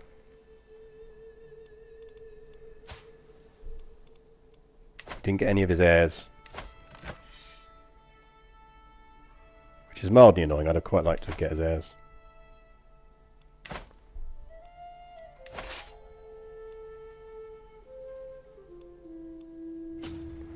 Right, his army is on the move, so our army is about to go on the move as well. Where are you going, lad? Because we are about to group our troops up and go smash the shit out of them. So that was the other war, which was the minor Duke of Wales, who is absolutely do land there, please, so that I can send my holy warrior aggressive attacker after you.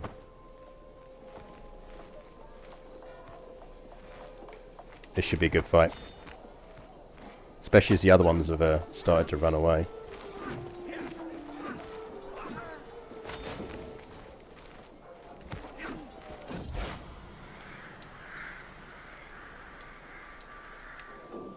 Well, that dealt with the Great Holy War.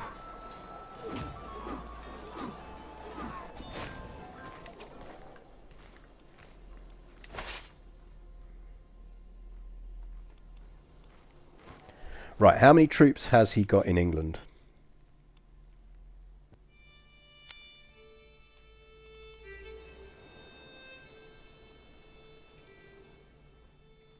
Right, let's all go home and deal with those troops.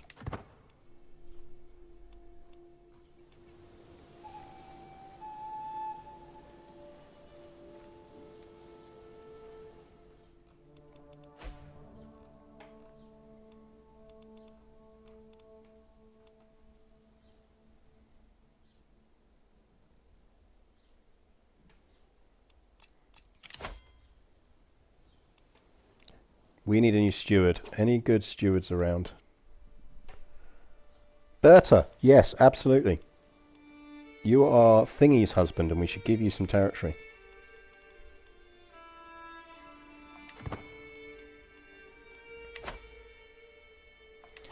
Berta, you should be our friend as well.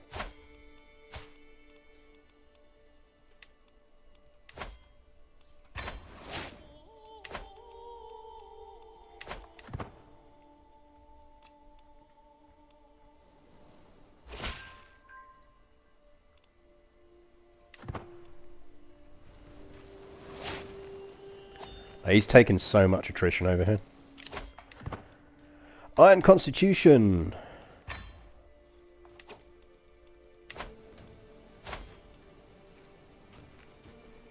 So we are feeling fine. We are 64 years old, but we are feeling fine. And we are raising our granddaughter and heir, who is now 6 and will now be getting education perks from us. So in an ideal world, we live another 10 years. Well, if we're doing court physician, we should try and find a proper court physician. Actually, there's no amnesty for forced conversions.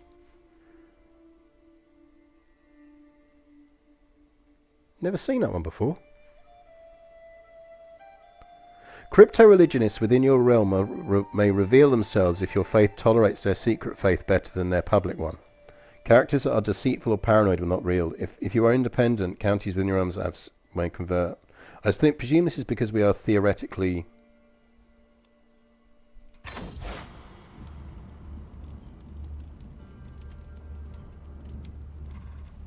Give it a go. Why not?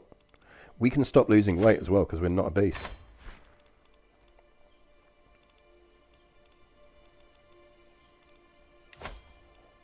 Let's see if we get a good candidate. If we don't get a good candidate, we will try and do it manually.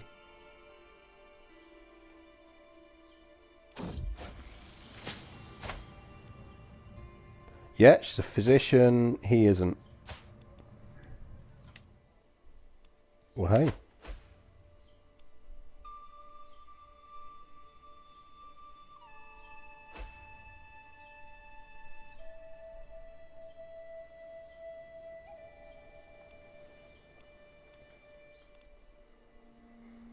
takes a long time for us to sail from all the way over there.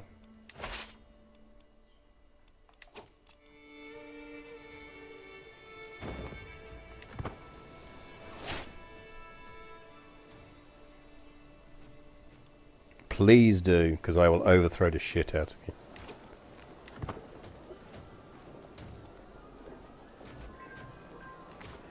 Hello, boys. Remember me?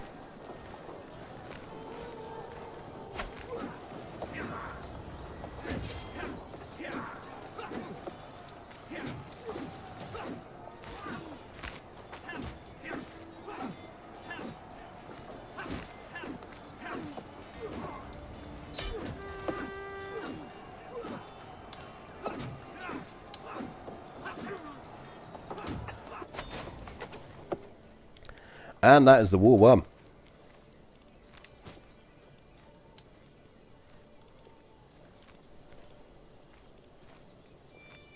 Who did we capture? Anyone interesting?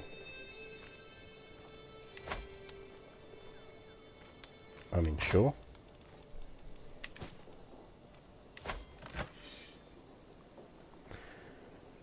So, Basileus, he has to go down to limited crown authority, so that gets us down. We get another weak hook on him, which is really fucking annoying, because we already have a weak hook on him.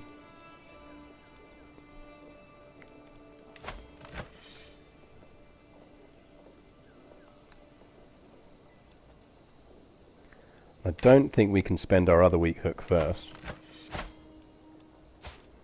because he's kind of not talking to us at the moment.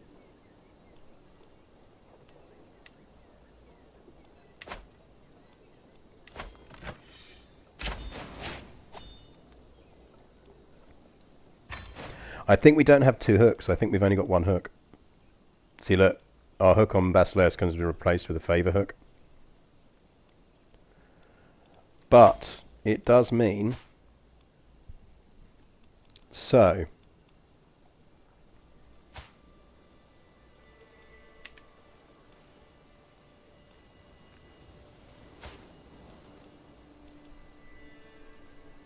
Annoyingly, he's already betrothed.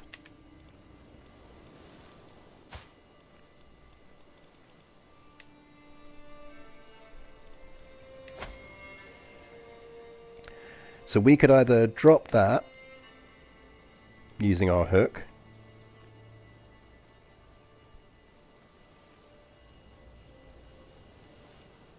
so claim throne essentially, I'm pretty certain we can't just claim throne, it would trigger a war. And I'm pretty certain we would lose that war because we'd be fighting everyone. I think.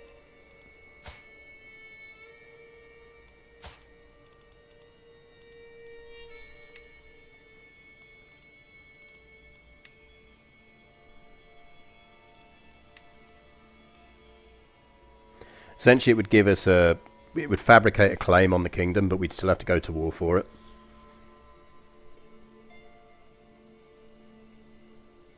Yeah, because it's a scheme.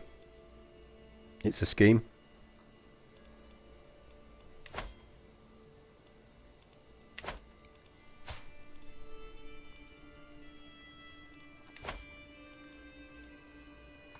I think we're almost better off going for council rights guaranteed first.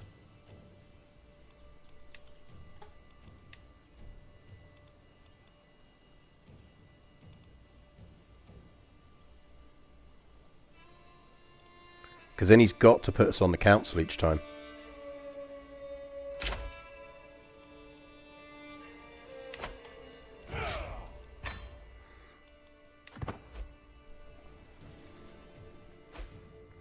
Now we can immediately start fabricating another hook on him.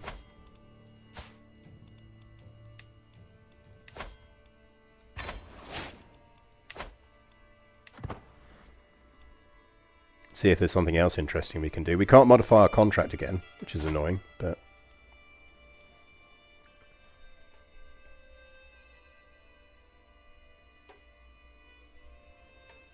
Oh, interesting, do you? 1v1. Oh, is that because we're Norse?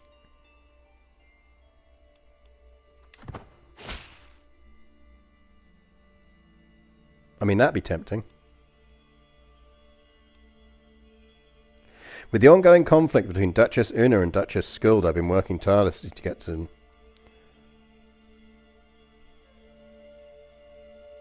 I think we'll let them end that in white peace. Because I'd rather they don't get too strong. I'll spend the prestige for it. I'd rather spend the prestige for it. York, can we boost more things to boost our troops in York? Yes, we can. The more levies we can get in York, the better. No more building improvements there. No, rip my awesome husband. He was pretty good. That probably means our scheme strength has dropped. Oh no, it won't have done because we were doing things elsewhere, weren't we?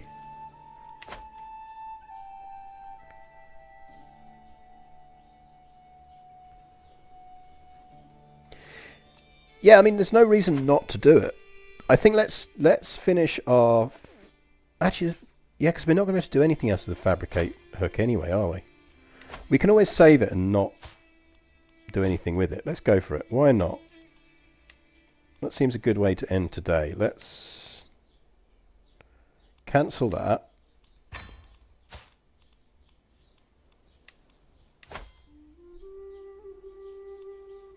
Go for that. I doubt anyone's going to want to join us on that one.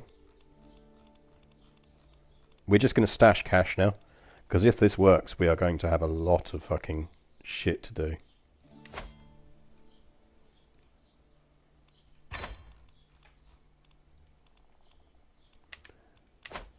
We need to flip our Spymaster to support schemes. I can't remember if that helps with personal schemes or not. I don't think it does. Oh, it does.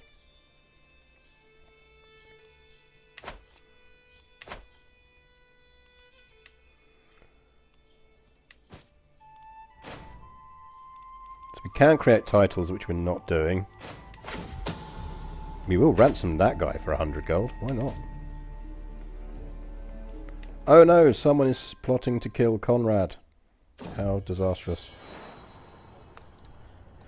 Berta! Well done. Even if it's a boy. We need to give him some territory.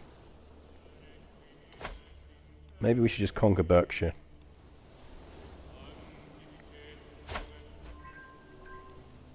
Berkshire's got allies. What about you? How do you get the Duke of Ancona as your ally?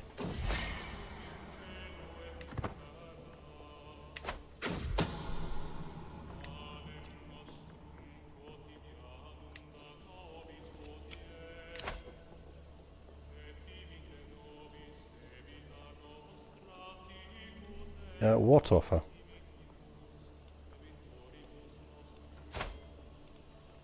Oh yeah, do we still imprison your wife?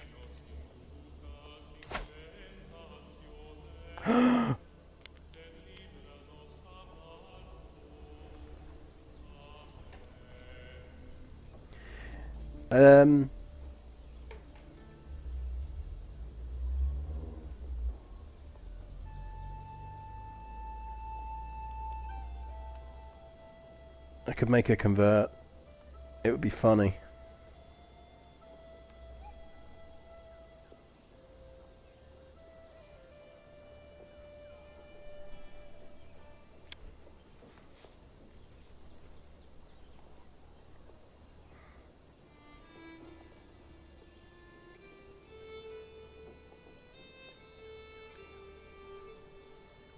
She's chased. She's chased.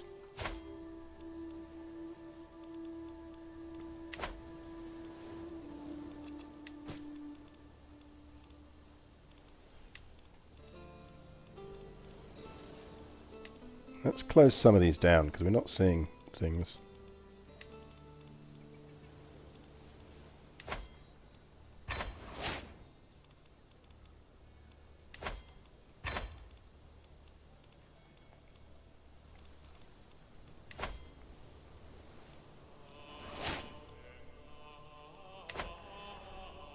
So we could...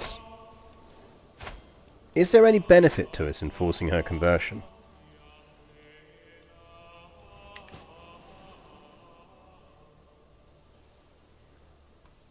Because the kid would get his faith, wouldn't it?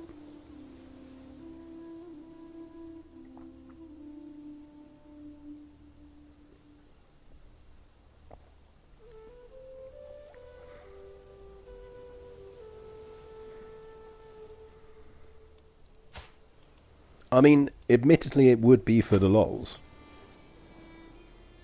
I mean, she'll accept all of it. We could recruit her. I'm not even sure what happens if we recruit her. I think they don't divorce, do they?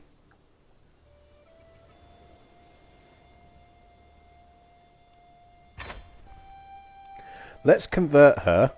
Let's convert the Basileus. And let's release her. And get a hook on her. She's a Asatru. Your wife is my faith, dude. I'm going to gamble that we can't actually get her to join this scheme.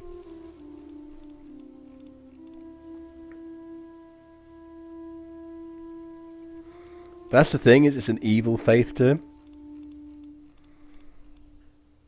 him. We can make her join our scheme.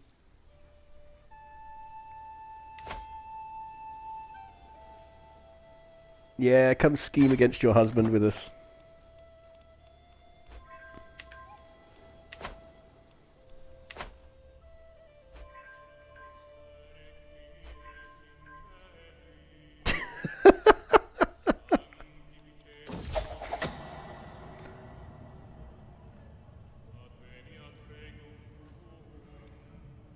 Word of my ambition to take control of the Byzantine Empire has started to spread among the champions of the realm.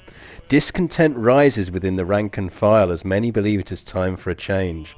As the tension seethes, I am approached by none other than Count Boethius, one of Basileus Constantius's champions. Our warriors deserve better than this. Promise fair treatment to our men, as well as a generous purse of gold, and you will have my sword.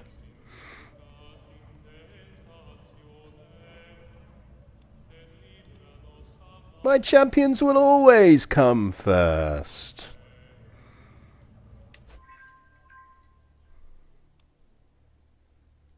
Oh, I can't believe... We might pull this off, you know.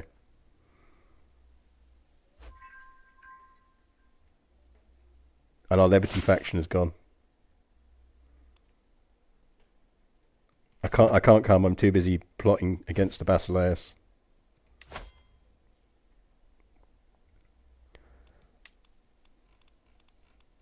Oh, can we not get anyone else in?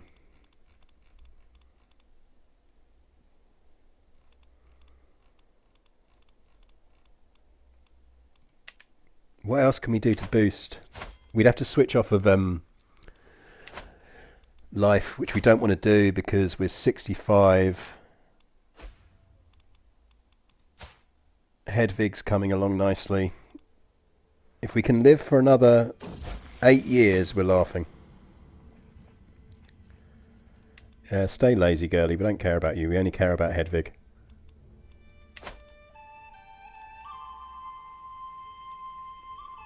So the thing is, if they're within bribable distance, it should tell us. Gold, you say?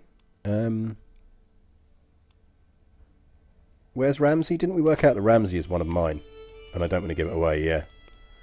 Salford, I'm guessing, isn't mine, because isn't that near Manchester? I think. Salford near Manchester? Yeah, it's not mine, that's the main thing. Hang on, you know what we really need to do, if we're going to do this, is we really need to make sure we've got all of these guys at maximum.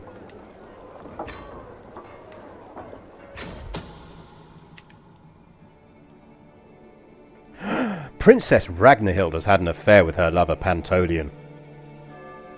Hey, look, have fun. It's not a sin. It's technically not a sin. We reformed it out of being a sin. Yes, sorry, Panagolian. Gurley is clinging on to the throne. Here we go. Here we go.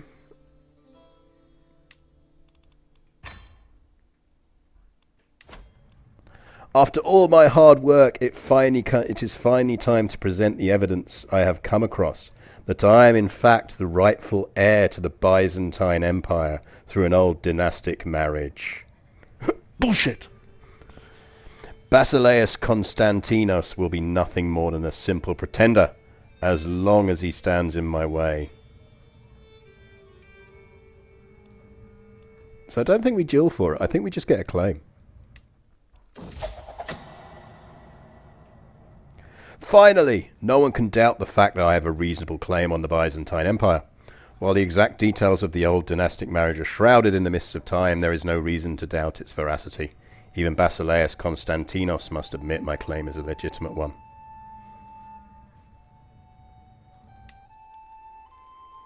Yeah, I mean, basically we just get a pressed claim.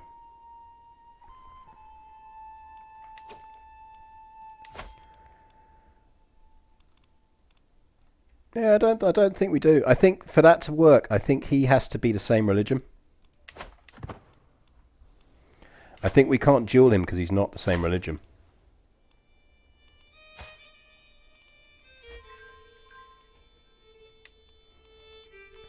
Like, I think if he was also a Asatru, we would be able to do it.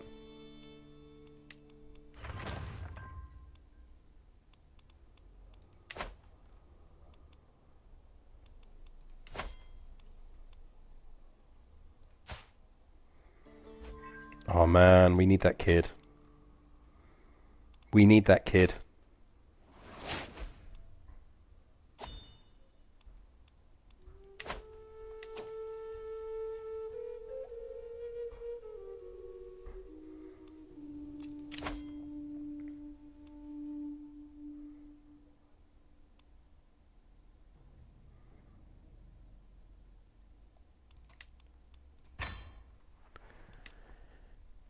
We're too far away from Kidnapper to be able to get to Kidnapper.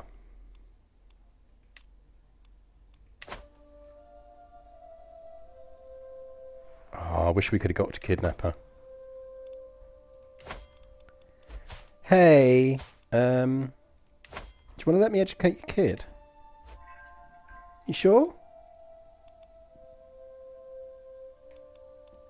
No, I can't, because Hedvig's not, problem is Hedvig's evil. In the eyes of the Byzantines, we're evil. This is the problem. So they won't marry us, ever.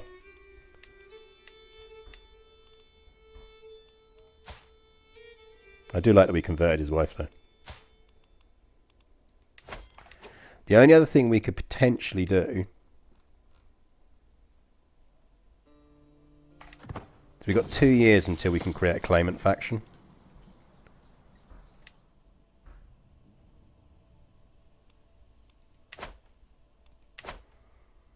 I mean, we've got the gold to pull this off.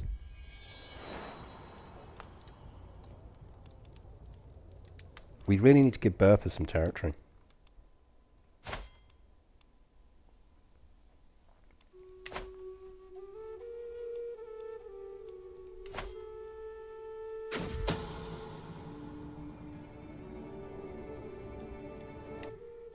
Yes, fornication is not a sin in our religion.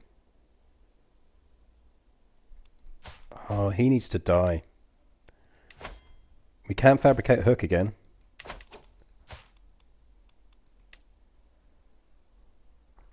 We could go for murder.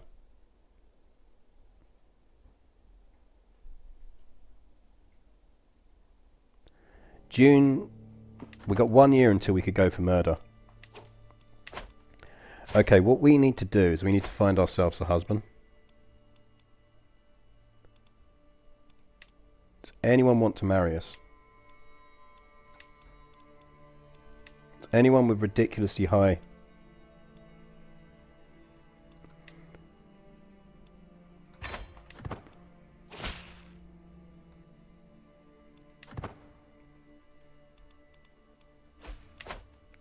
He'd win. He's got more troops. He's got more troops. He'd win. Remembering that he'd get a holy order on top of that would cancel out our holy order. And it'd be a long war. It would be a very long war. If we can get that down to half that number, we can declare and we can win. Which we could do if we could make it so that we're fighting Prince Julianos, not him. The alternative is if we can capture Prince Julianos, convert him, recruit him, and then marry him to Helvig, then their kids would inherit the Byzantine Empire.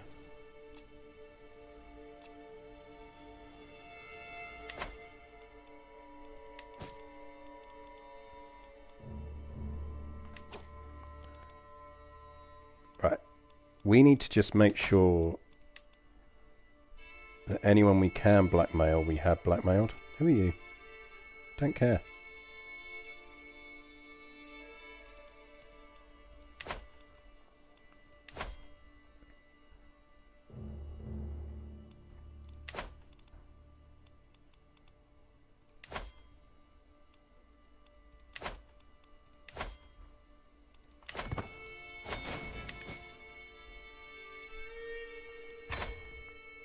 Thank you for making me your steward and increasing my treasury further.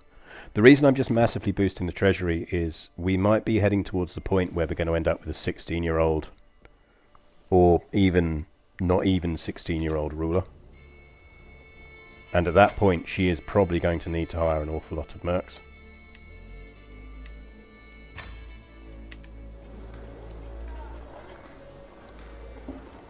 Right, we also want to construct a new holding here.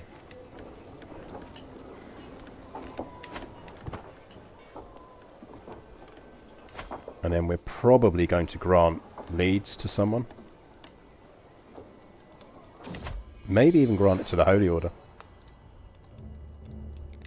They are popping out the dynastic kids. Popping out the dynastic kids.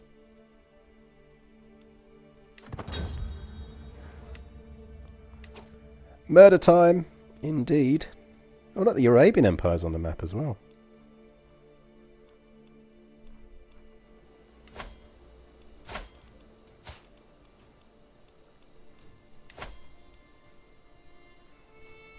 Way less chance of pulling off, but I think that will change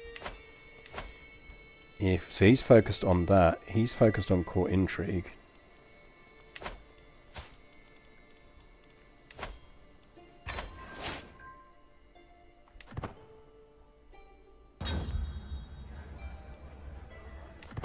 Can we get anyone in on this scheme?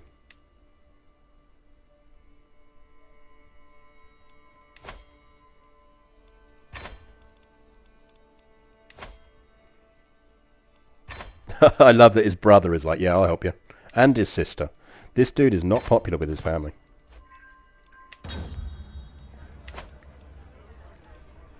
Yeah, I do not want to be a drunkard.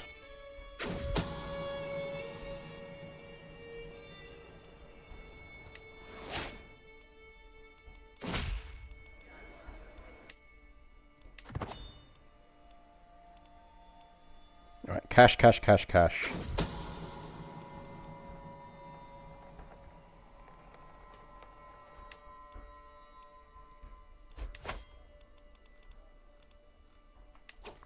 Don't think there's anything else we can do that will help us with this.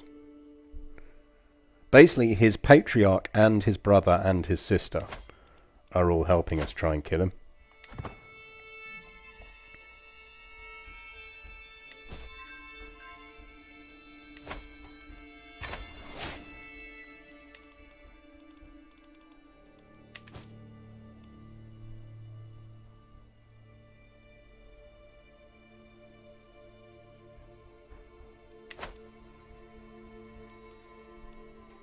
Come on. Don't XCOM me now. Don't you dare XCOM me, game.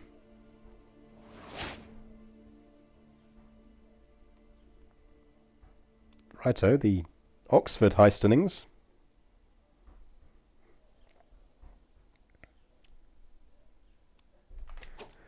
That is a good question. We probably finished... I wish it would fucking properly tell me when we finished doing that. Go culture convert somewhere. And you can probably do some of that. And you can do some faith conversions.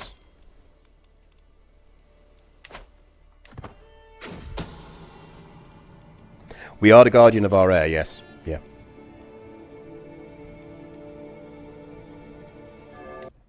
No, whatever.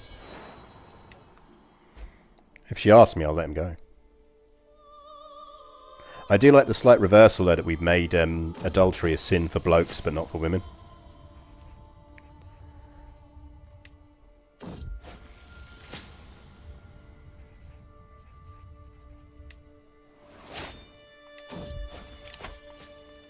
Mental resilience. That means we might actually stand a chance of getting healthy.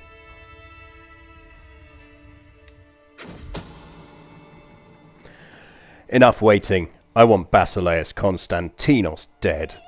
If we cannot find some clever way to dispatch him, then perhaps we should just do it the old-fashioned way. We'll send men with full helmets, or we'll simply cut him down at the first opportunity. Doesn't get any simpler than that. Works for me. It seems a struggle broke out between our men and Basileus Constantinos of the Byzantine Empire, and they slew him in the street, shocking the crowd. The men escaped on our foot, and our involvement is not known.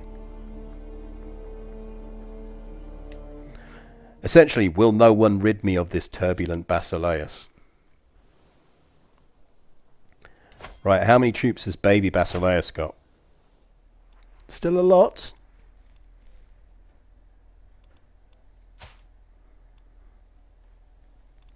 I don't think we're allowed to do secret faith adoption, did we?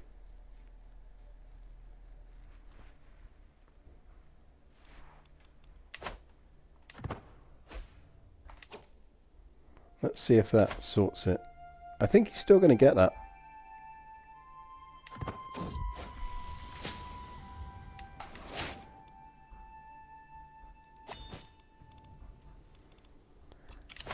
Baby got a lot of troops.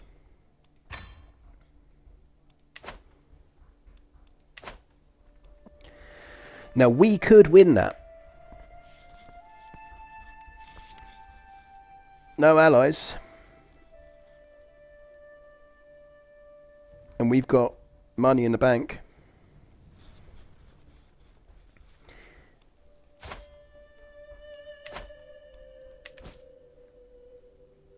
And we could, yeah, I mean, we could merc.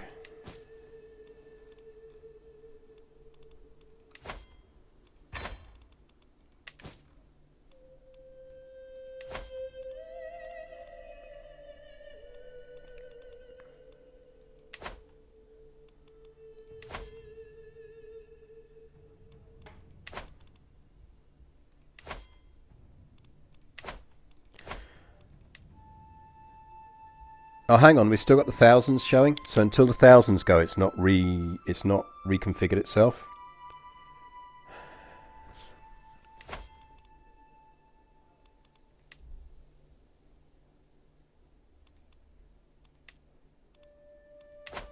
Hang on, hang on, hang on, hang on.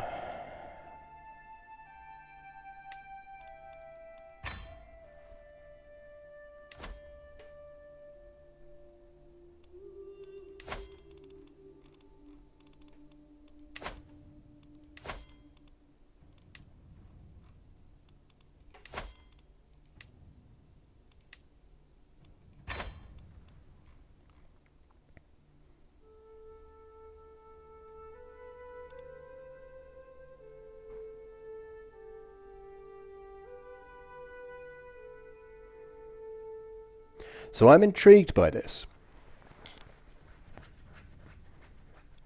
Because obviously the game does a bit of a slight recalibration after a certain amount of time, after you have an immediate takeover of power, where it sees things as being massively disproportionate for a while. So this is as much a test as anything else. I want to know whether it's genuinely going to consider that to be the power imbalance. Because if so, it should very much accept.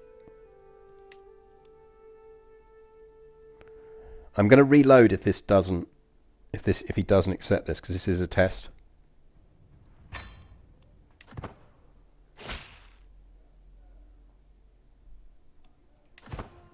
Cool. Okay, that's kind of what I was hoping would happen. Because it would have been way too easy to cheese the game if you did that. You just assassinate people and then immediately press stuff. But the reason I'm doing it is I want to see if we do get any members. I don't think we will because we're an evil religion, but it's not impossible.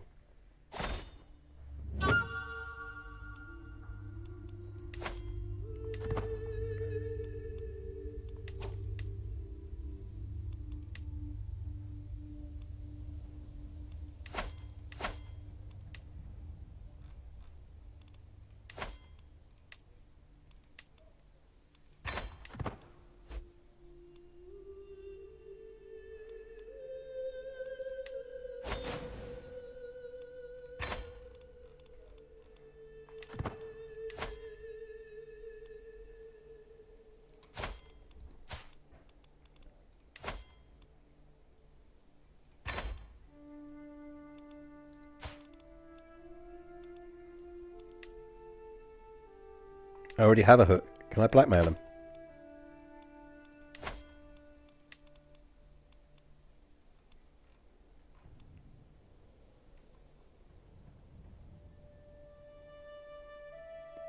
That says I can't blackmail him.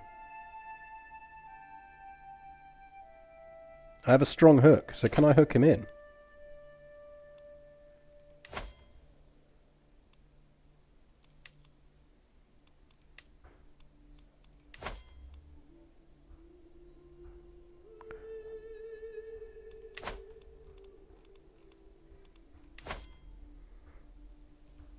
See, that's odd, because it says I don't have a hook.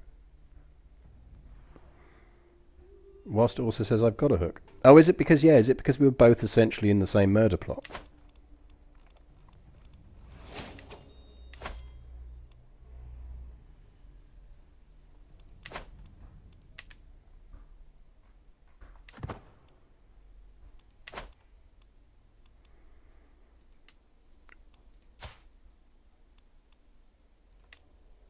Oh, the little fucker has married the King of Alba. I'm not being a beast again.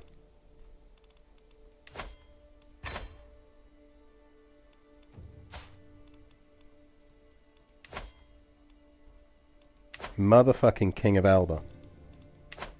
The bane of our existence.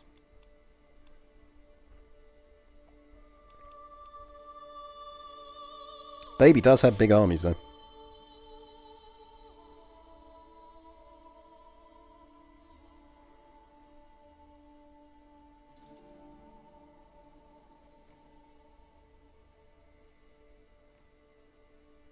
I mean, with the right allies, we could win that. We could absolutely win that.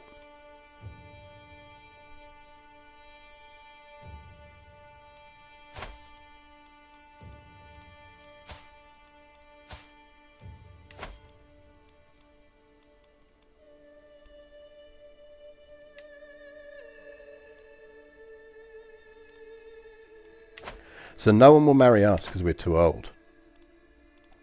And the problem we've got is the religious thing. What we need...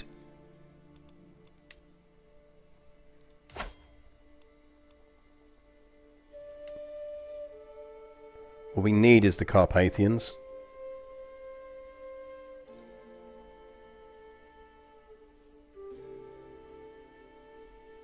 If we can get the Carpathians, we could win that.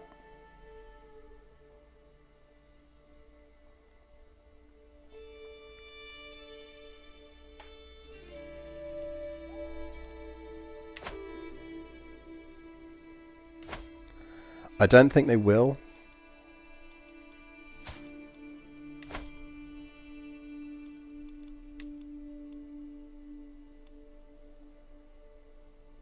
We're hostile but not evil, so it's allowed.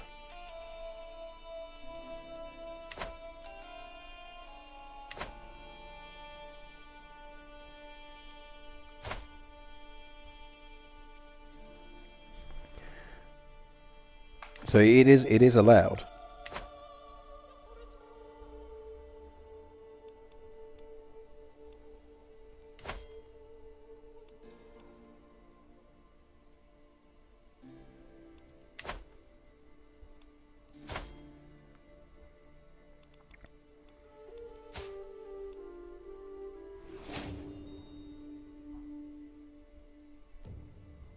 We should really make some onagers.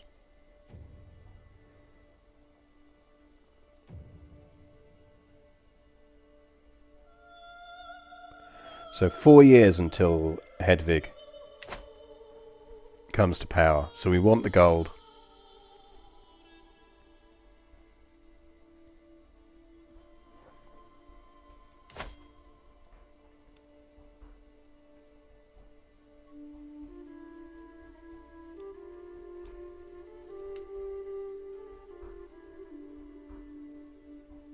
That Alba alliance is a pain in the arse though.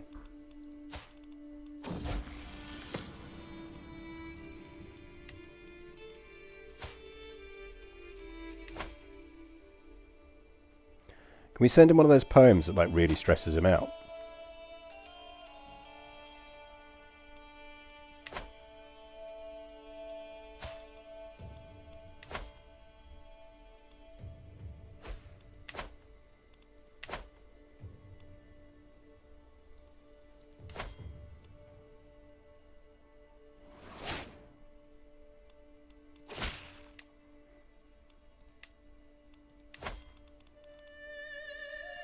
Right, stop losing weight.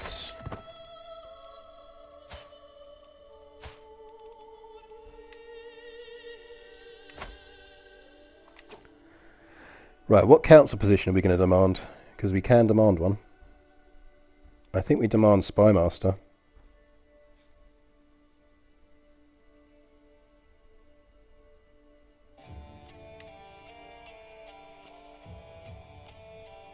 Oh, we can't because he's already... Oh, I see the problem. He's dealing with other people, in which case we might as well take the tax.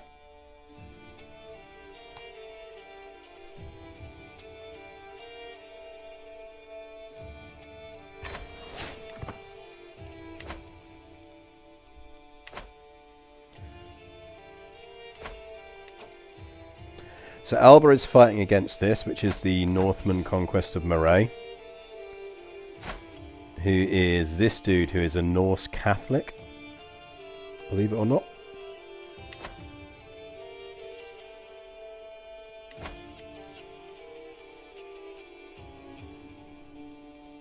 So make sure everyone's doing what they need to do. 44 days left on that. Not really, not at the moment. I mean, we don't have to be celibate anymore. We are 70 years old, but...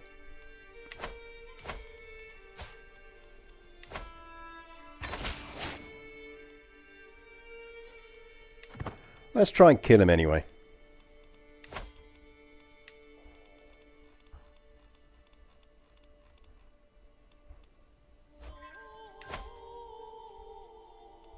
No, I'm not spending 75 for that chance.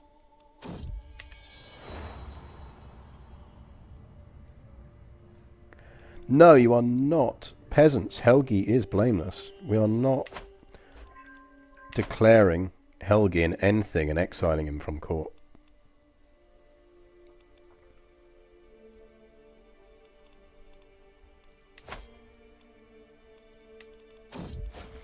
Anyone else want in? Yes, you want in.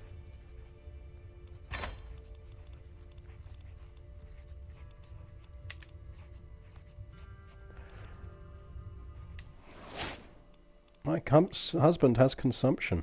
Don't give it to me or my heir.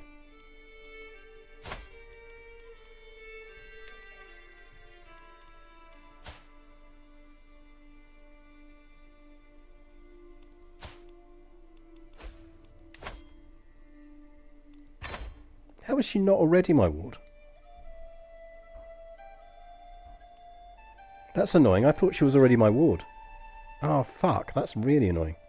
So she's not going to be as good as she could have been. Oh, well. Can we stop being a beast, please? We definitely had her warded.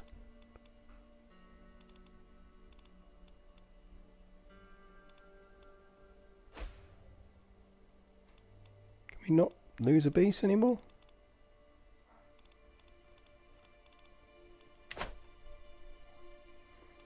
I mean, you did, but I did definitely have her warded. I wonder if it reset when the mother died.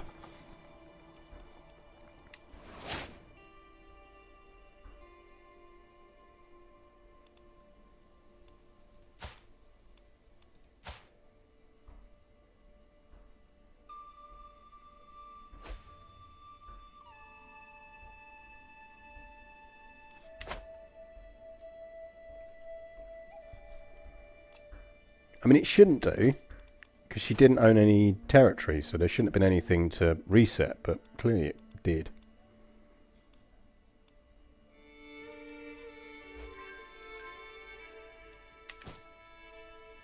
He gained scheming expertise. No, our husband died. Quick, find another husband who's got really good intrigue.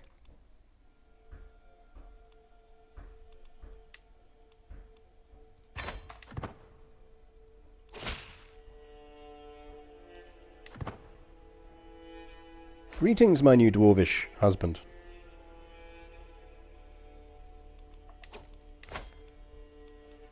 Control we can boost.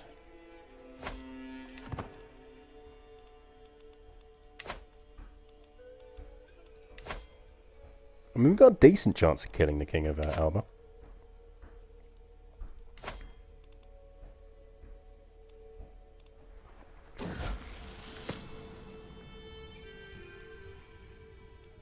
None of those traits are good. Arbitrary is the least worst of those traits.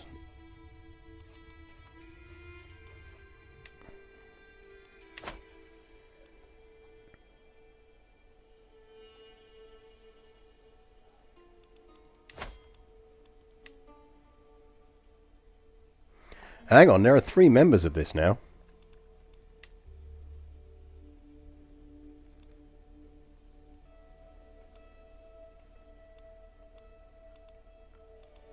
If Cyprus is in...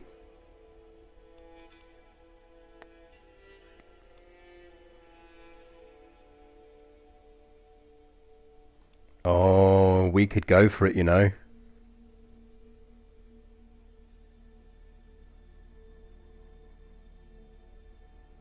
We could go for it.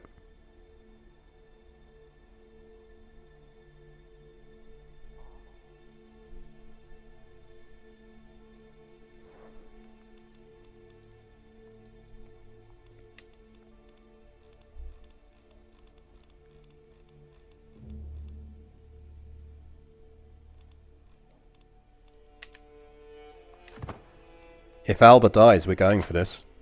If we manage to kill the King of Alba, we're doing this. King Diarmait of Alba is planning a small trip to a nearby town. The trip will take the better part of the day, and so King Diarmait will be arriving at his... somewhere.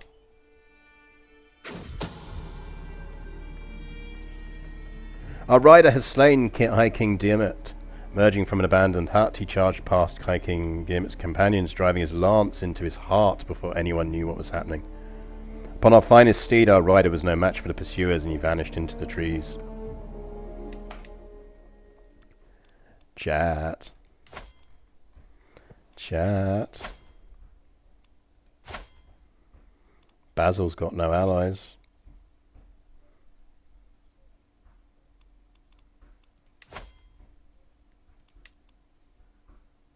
We could do it. We could push the button.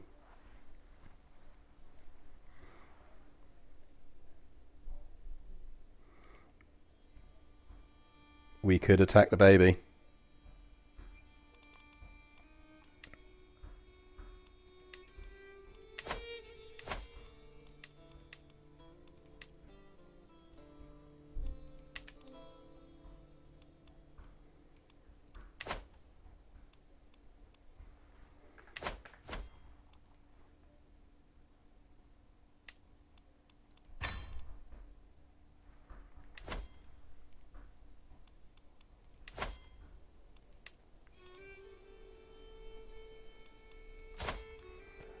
Despotista Gurley, Saga's daughter. 71 years old. She has seen many things. She has returned her culture to Norse. She looks at the Byzantine Empire she agreed to join and respect, and she sees it run by a 5-year-old baby.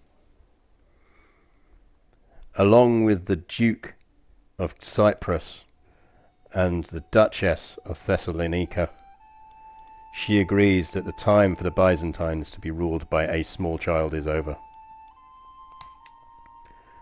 There is only one person who should rule this empire, and it is I.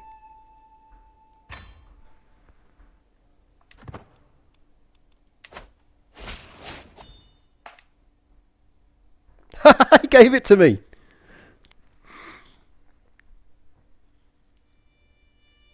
Oh shit.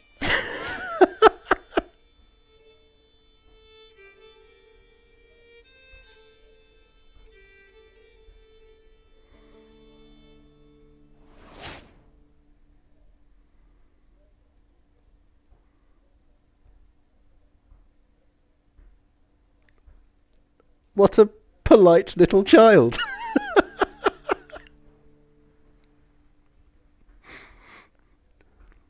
All that prep. All that prep. And after all of that, the baby was like, yeah, go on and have it.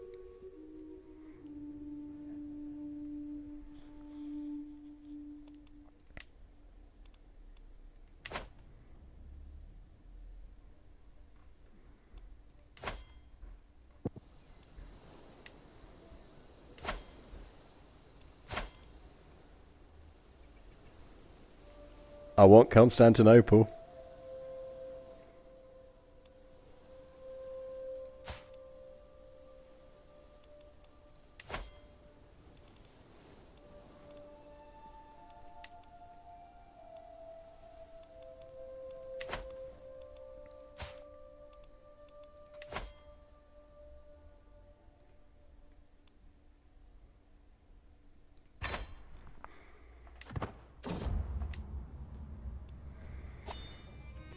It is now up to me to lead the vast empire my vassal Prince Julianos left behind. I stand before my vassals, adjusting the new crown and shrug. Oh, the things I will accomplish.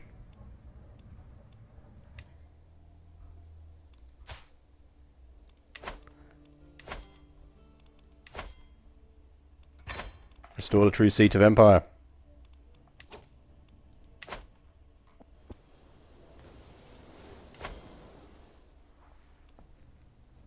Which moves my capital?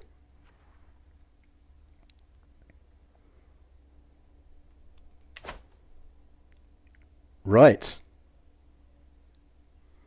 Well.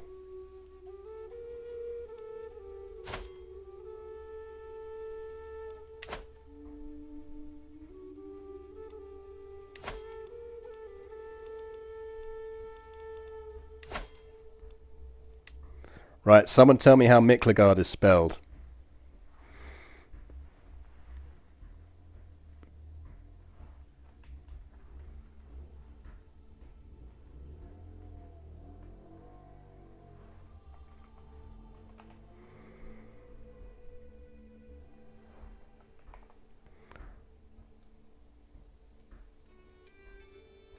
Yeah, saving the game would probably be a good idea.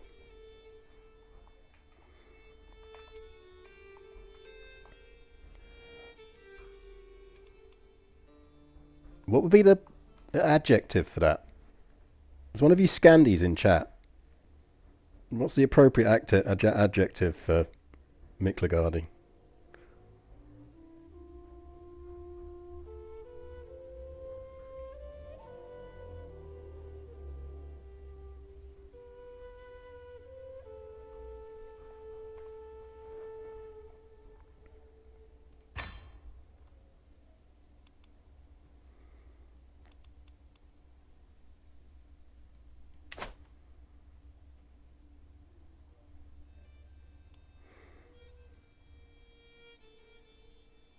Well.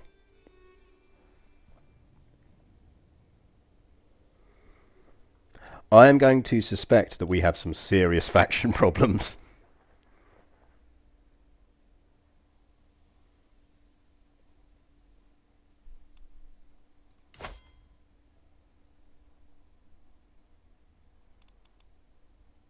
The Empire of Miklagard. Yeah, good job, game.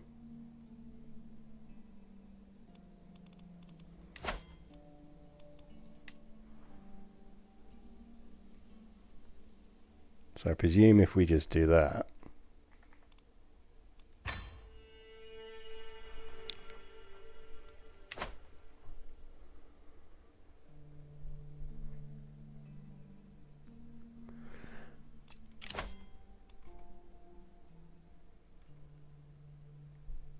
Lower Crown Authority. I'm not necessarily against that. You know? I'm quite happy, frankly, to probably grant you lower Liberty faction, yeah. Although, that said, if we can get them to rebel and win, we can... Oh, hang on, no, we want them. We want them to kick off. Because if they kick off and we win, we can seize their titles and give them to proper Asatru rulers.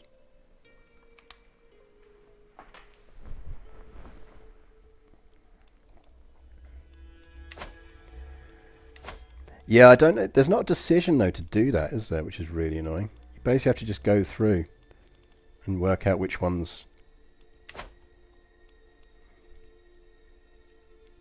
will and which ones won't, don't you? Let's give it a go.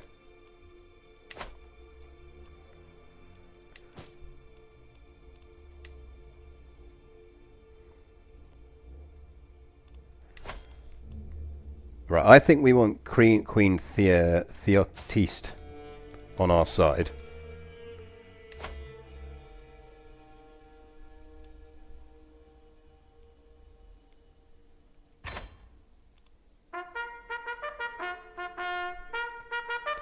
Sushi Cat Yum! Thank you very much for the raid. Hope you had a good morning stream. Very early morning stream for you. You join us relatively towards the end of this stream, actually, but at a very critical moment for those joining us. I'm not sure if you were playing CK3 this morning as well, or whether you're back to RimWorld yet. We are... right now, we have literally just... We are Vikings. Oh, shit. Scotland just became Ireland. We are Vikings. We are... This run was aimed at saying that we can be female rulers only, and we became the queens of the Isle of Man, and the initial goal was to take over the Byzantine Empire, which we've literally just done. And we were happily building up to build giant armies to go after them, and we had a claim on it, and then we murdered everyone until the emperor was a baby. And then we said to the baby emperor, you can either fight us or give us the emperorship. And unexpectedly, he's literally just given us the emperorship. So we are the Viking religion. We have modified the Viking religion as well. So the Viking religion now accepts same-sex marriages. Male adultery is criminal. Female adultery is accepted. And we are female dominated. So we are purely... This is a matriarchy.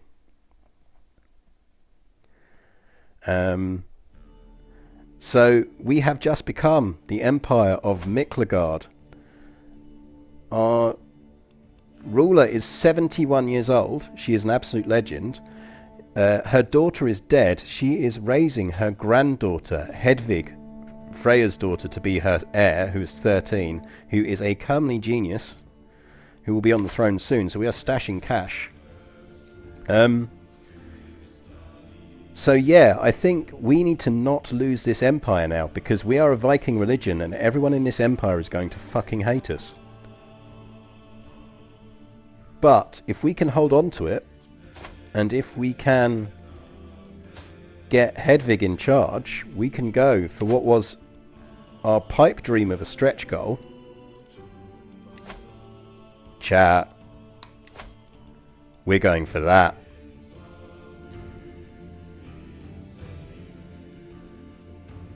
We're going for that. We're going to restore the Roman Empire as the Vikings.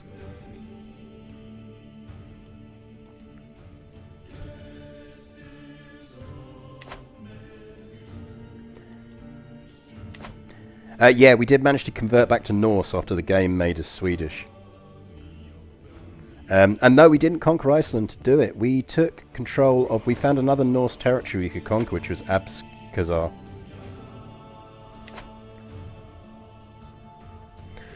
Cool. Have fun, Sushi Cat.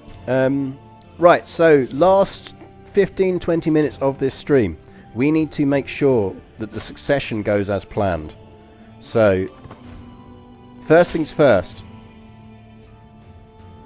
He doesn't want to convert. We don't care. He's the ex-emperor. Do we have any useful... We do not have any useful decisions. We could really, really, really do with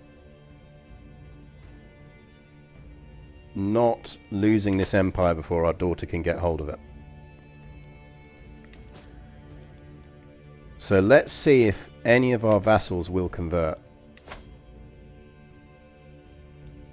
And we should probably... Right, let's make her that.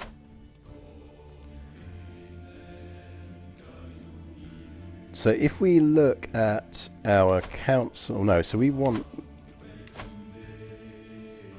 Not our courts... Right.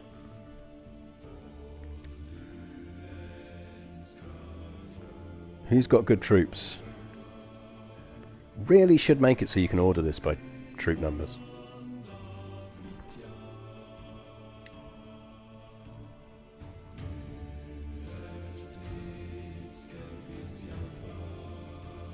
No, we're never converting to Christianity. We are Asatru. We are the Vikings. We will stay Asatru. Frankly, this would be way too easy if we converted. We need Queen Thecalista to like us.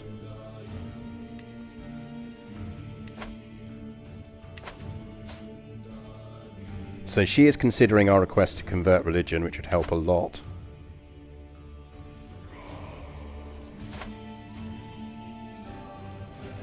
You are a giant of a man.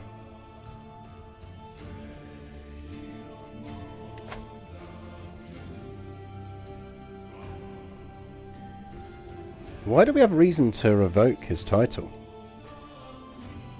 He's a known criminal. Don't necessarily want to revoke his title though. Can we just demand conversion? Let's see if he'll convert. Like anyone who'll convert, we should see if we can get them to convert.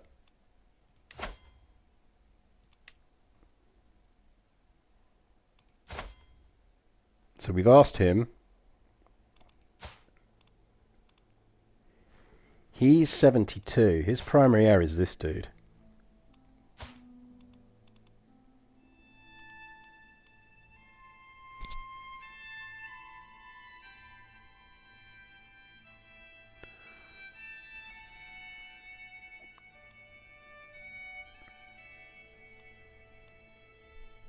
Well, we might not be able to take the decision, but we can go for it. We can basically go for the same territory. Because, yeah, you've got to be all of those. What we might do, though, is go for the cultural conversion if we can work a way of getting ourselves to being Roman.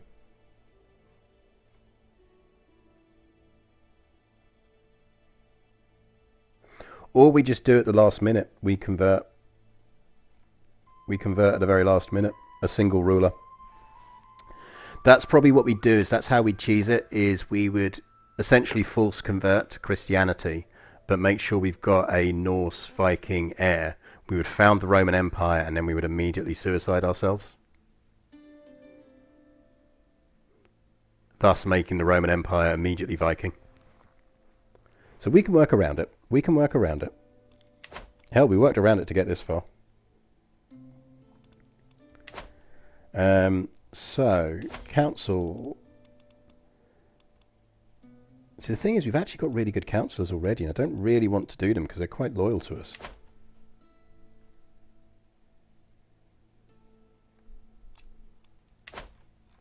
So yeah, so theoretically we'd be Christian for a moment, for just long enough to convert.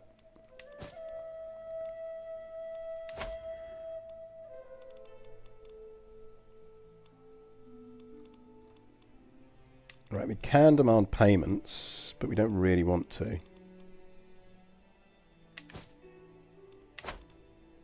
What we want is to see if these two will convert.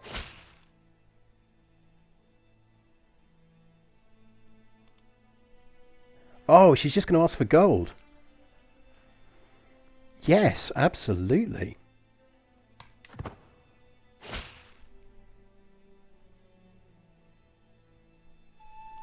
Yeah, it's fine. You can have a weak hook, that's fine. That's 2.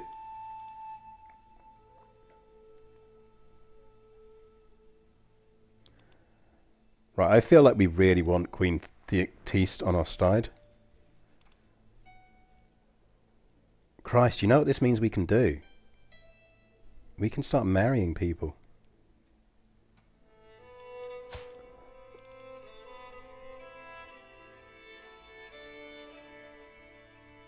Right, so he can't be force converted.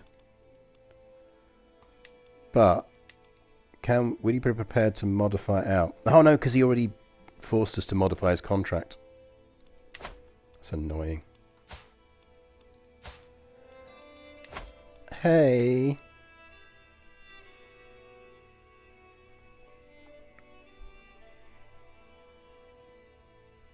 He'd almost go for it, you know.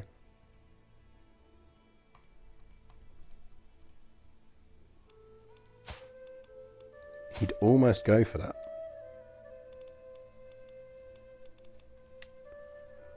What if we befriended him?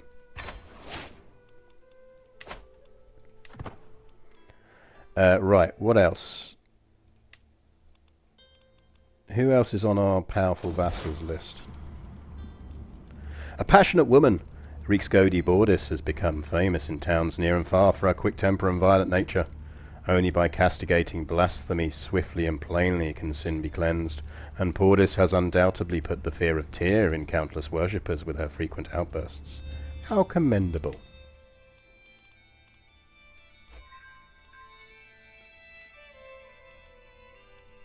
Well, the good news is we no longer have dangerous factions. Bad news is these dudes want to get him on the throne. But again, that's not necessarily bad for us because as long as we win.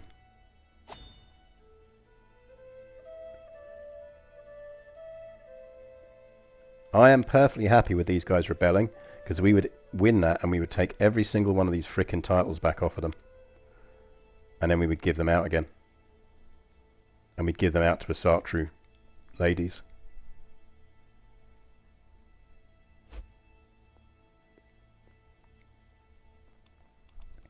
Hang on, we need to, because I think we can get more.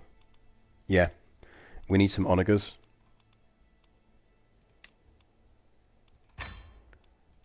Because we are not spending months doing sieges again.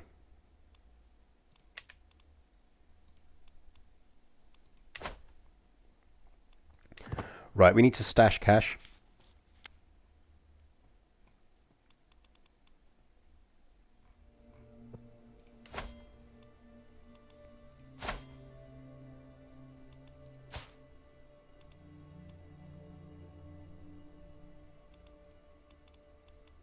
It's annoying his primary heir is that dude.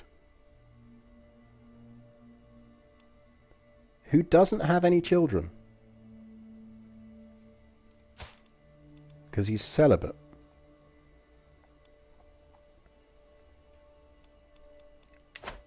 Feels slightly murderous around him.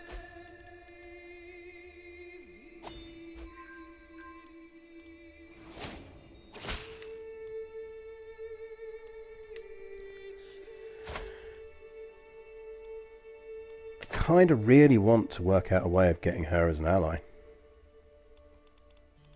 I know, I'm only slightly murderous.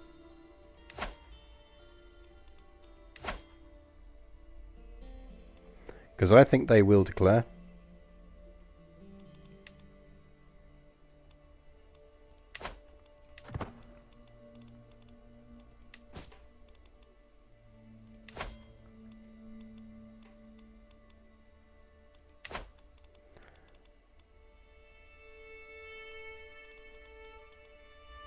So I could give her control of that, but I kind of don't necessarily want to.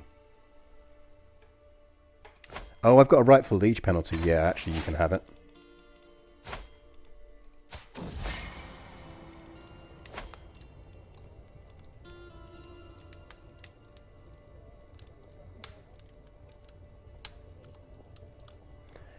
Prince Arman, who is handsome.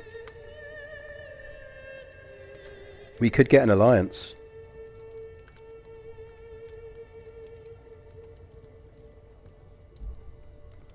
So which of our daughters or granddaughters do we want to marry off?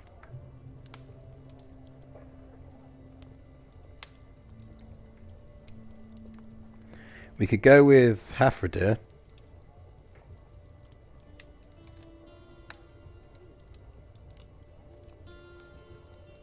Yeah, so the matrilineal kicks in.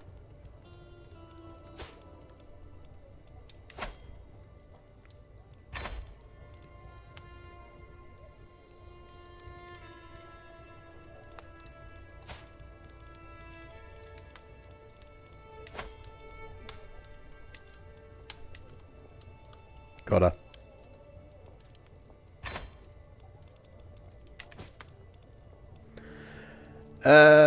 We want to get friends with this guy ideally, don't we? He wants that dude released. Yeah, it's fine. You can have him released.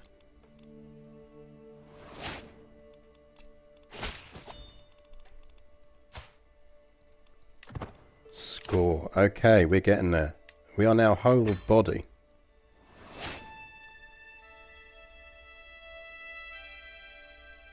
Which kind of means we might even be better off flipping. And going for the dip peat bonuses and using that to try and boost.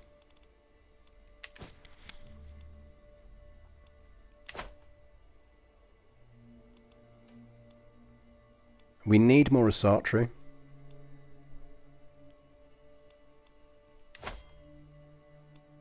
Essentially, the more rulers we can convert, the better.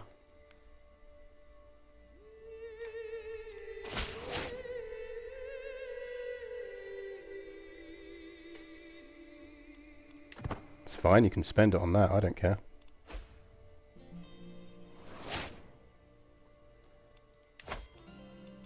Right, control increase.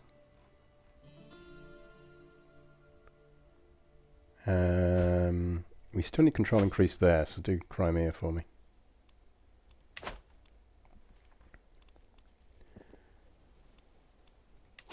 Right, who else can we potentially try and persuade to convert?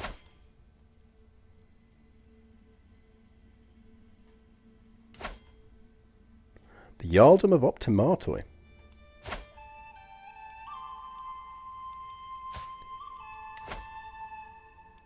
6% chance, so that's unlikely.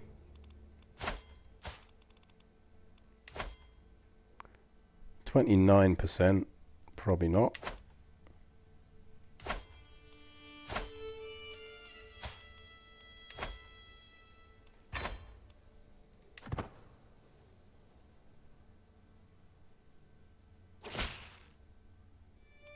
Boo. Okay.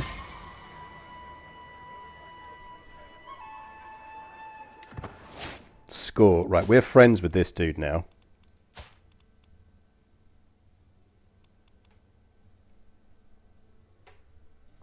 Now, if I remember, we can't modify his contract because he's already got it modified once. Yeah.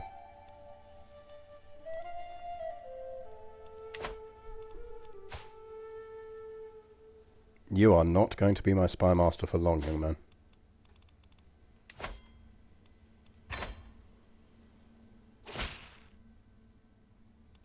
Okay, fine, you can stay my spy master.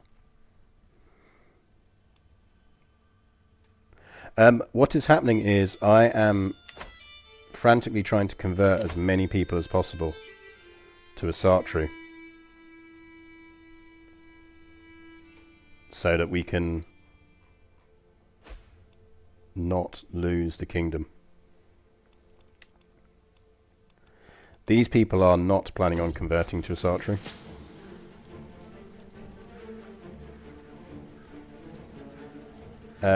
Countess Radomir is going to become our friend, and we have a loyalty hook on Svandir Cirque.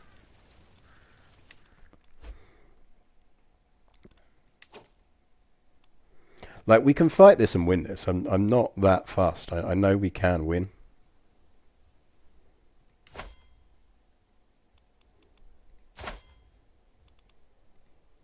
But the other thing is we might be able to get a few more alliances down. So, for example, technically Princess Mare here isn't married.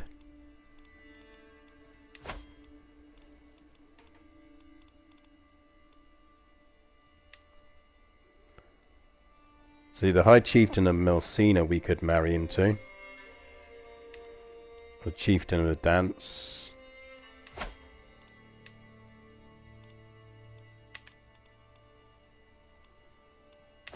What you kind of really want is we want... Yeah, they will have a Holy Order. But we've got a Holy Order too, so we can use our own Holy Order.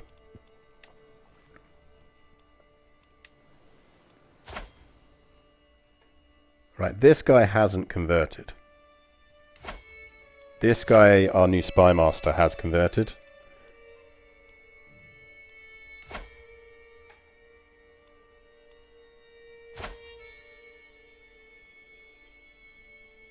He's the old prince, and we really need him to not... I kind of wonder whether we should make her our... She's not in the... She's our ally. Oh no, she's not our ally. We could offer to help her in her war.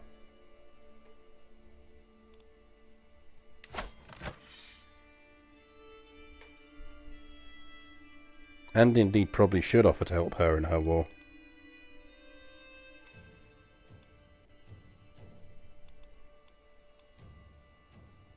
There's a tyranny war, so if she loses, he just gets independence. So actually it's probably beneficial for us to they're fighting around.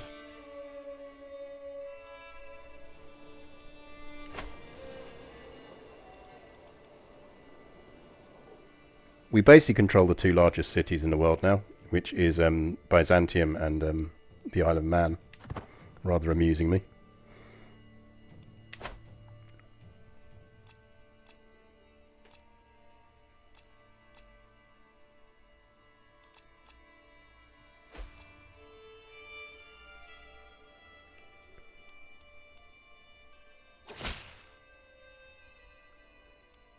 Yeah, I will go along with anything that is potentially going to get people out of factions. Can we get anyone out of this faction?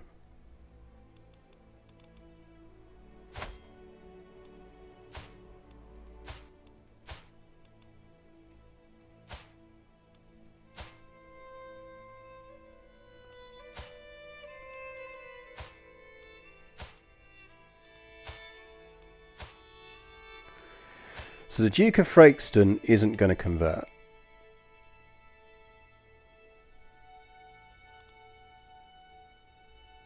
And I don't think we can make him convert because we've already asked him and he failed. He might accept. So let's see if he'll accept.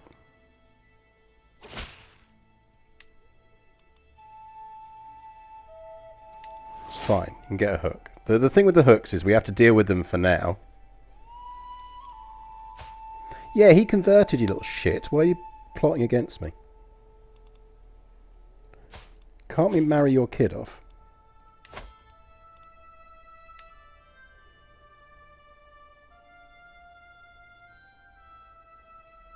How about you let me ward your kid so that they're essentially instantly my hostage if you kick this off?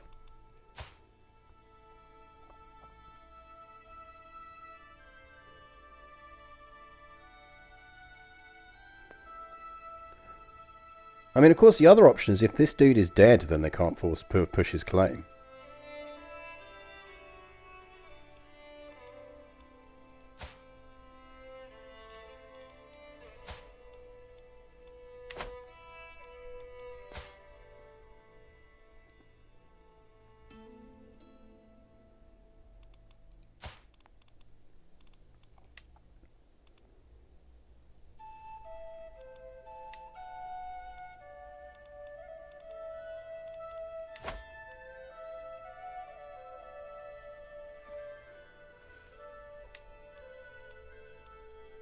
So he wants a seat on the council.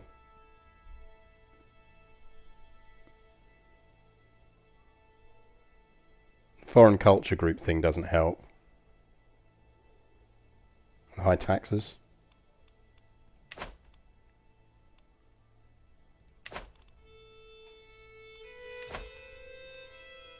I mean, to be fair, we could make him Chancellor. And probably should.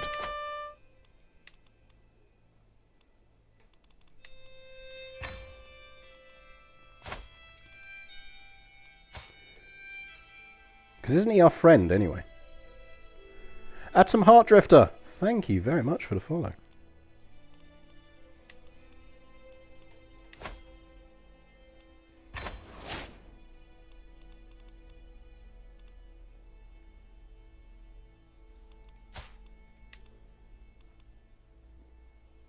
He would probably be more happy if we gave him a job. Duke of Tunis can have that.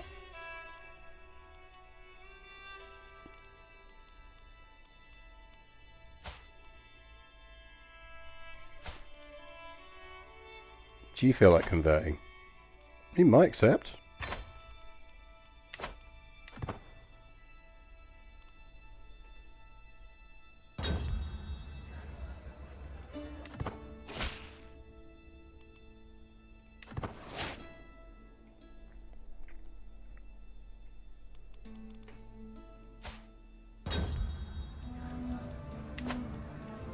What a good evening.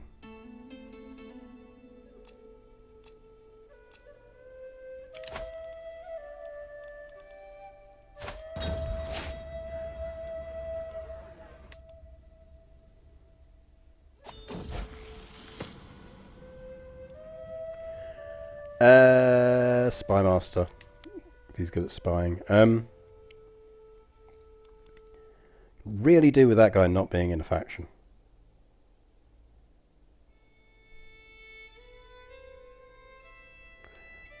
But I think our befriend is going to take longer than that.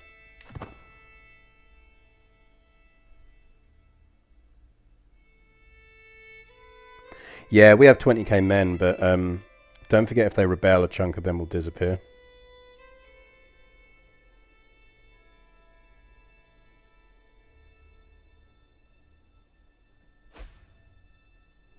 I mean, our levies are climbing nicely.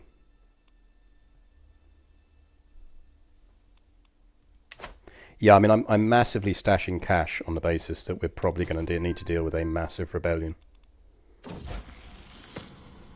And we're going to be at that point.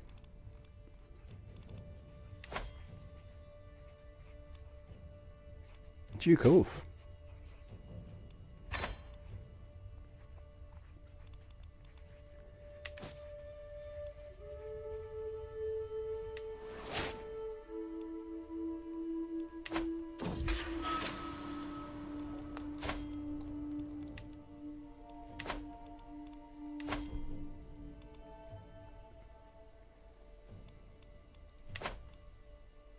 That's 9 months, so we might pull that off before they rebel.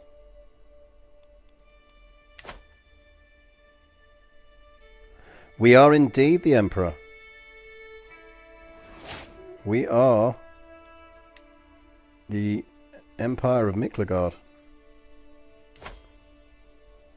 Right, he's having to deal with a massive rebellion. So he's got a liberty war going on, which is fine. Behold, I am Dala the Audacious. Bring me tankards of ale, men, and gingerbread, lest you dare tempt my wrath. The woman screams at the gathered crowd. Evidently this massive warrior is bored and looking to start trouble. Perhaps her rage would be put to better use in my ranks. Is there no one here who dares face me, cowards? What I wouldn't give for a good brawl. I'll bring you plenty of gingerbread if you join my ranks. Yeah, I know, they're absolutely screwing with my council. But I'm actually fine with that. Like, they're all going to die. So as long as... I'd rather they use their claims to screw with my council than use their claims to change their contracts in ways that would inconvenience me.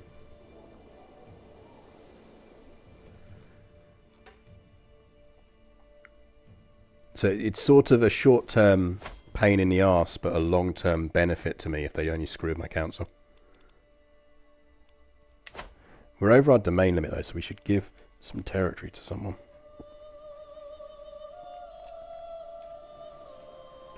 Oh, it's because we've got Jarl's Etra now. We can just grant that to a low noble.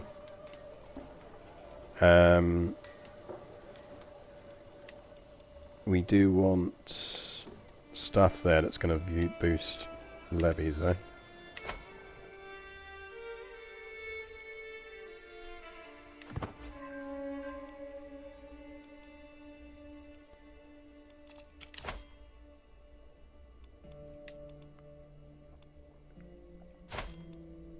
Why is he at minus 99 again? Oh, because he got booted off the fucking council. That is the downside.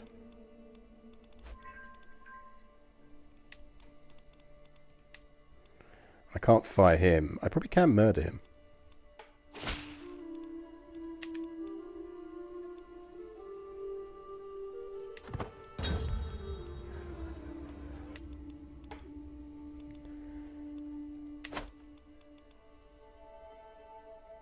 Yeah, the success chance on that's dropped massively now that he hates us.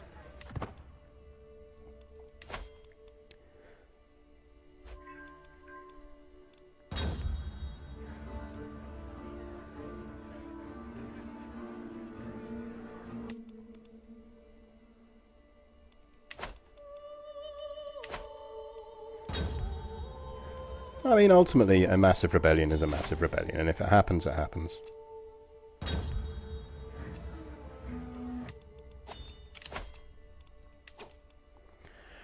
To Empress Gurley of the Miklagard, despite our lack of bonds of blood, I believe we both stand to gain from an alliance. How many troops you got? 30. Yeah, no.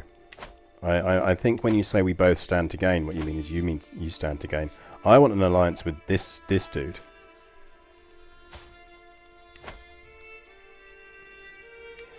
Can I give you one of my idiot grandsons? No? You got no one I can marry?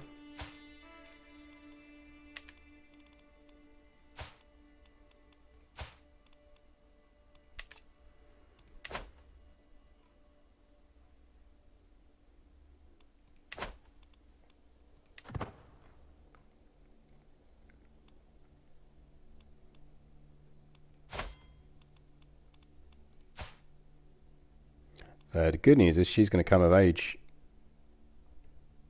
this next month.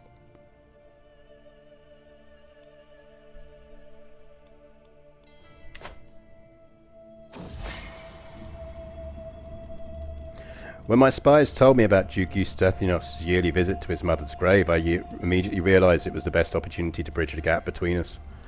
When the day arrives, I find Duke Eustathios kneeling behind a tombstone, lost in thought. "Forgive my intrusion," I say in a low voice. "I want to offer my condolences.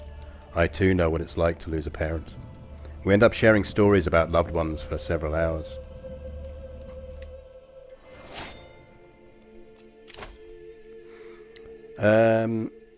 Different culture opinion, yes please.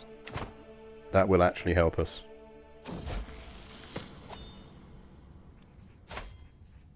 Well, she's not the best, but she's not the worst.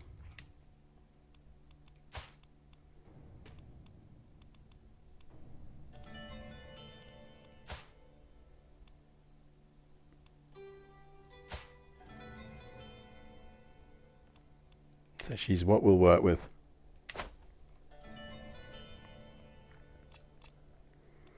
And at least she's going to have a hell of a pot of gold. We will make him a shield swain.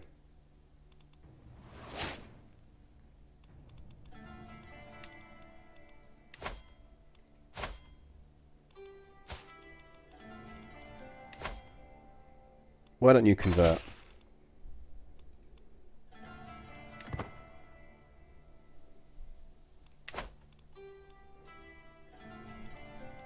Don't think we can convert anyone else. Oh, our scheme's over though, so we could...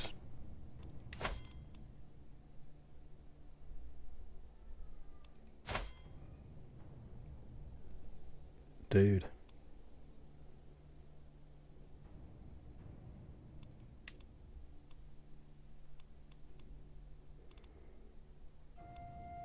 Right, you're not the greatest. The resetting trick only works with children, not grandchildren, which is really annoying. Because yeah, otherwise I'd essentially stress Tethys now and go for the trick. That's the thing we've missed out on, is because we weren't technically our parent, we didn't get to do the groom to rule for the extra points, which is really annoying.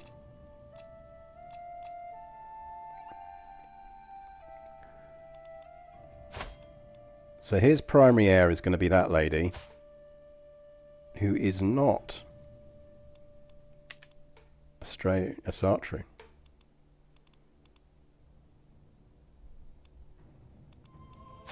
Whoa, naked lady. That's an Adamite.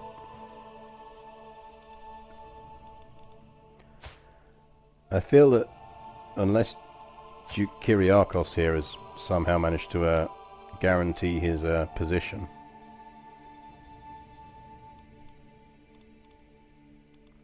he will not be. No, he has managed to lock it in. I don't think you're going to be long for this world, my friend. Or we could fabricate a hook, which would take 12, and then we could... Oh no, we can't, because he's already modified his feudal contract.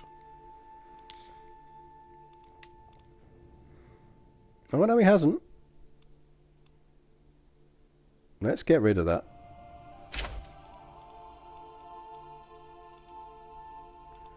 Which then means we can put...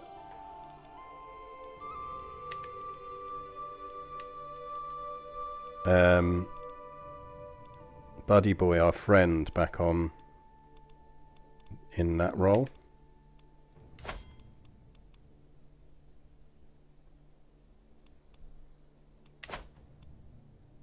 Which was this dude.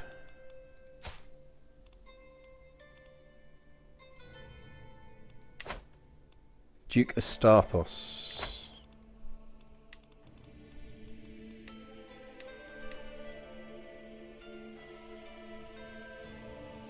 Come on, we modified his contract.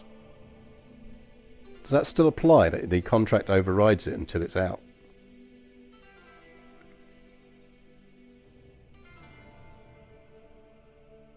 Yeah, we are definitely doing the biscuit run at some point. Probably after this, where we're only allowed to build an empire built entirely around places that either are named after biscuits or can have puns to do with biscuits.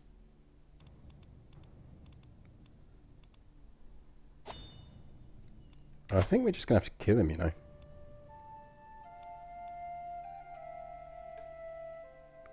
I mean, we got it out of the contract, which is the main thing.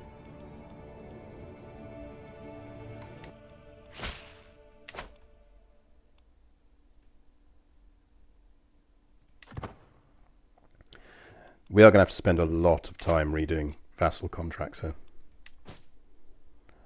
Again, I think it's almost why we want them to revolt.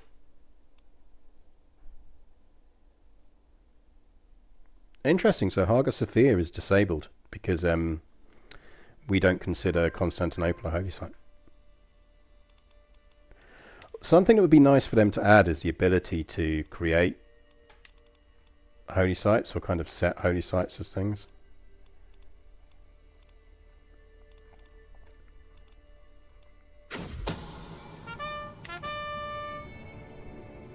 Kratenko, thank you very much for the follow. It is appreciated. Duke Orestes. Outrageous.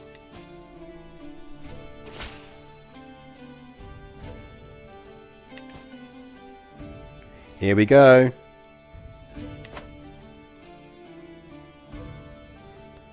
Well, get ready for a giant fucking war.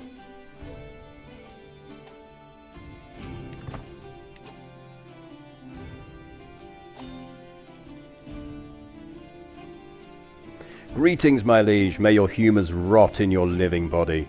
You are a pretender and a tyrant. It is time to restore the rightful monarch to the throne. Rally the troops!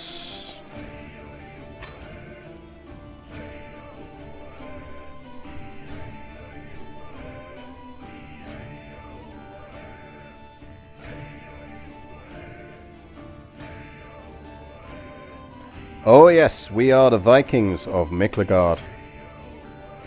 And the Byzantines are not happy about it, and they have just kicked off their civil war.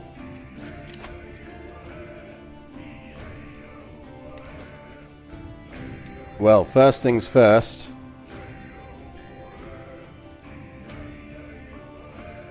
Have we got any decent allies we can call in?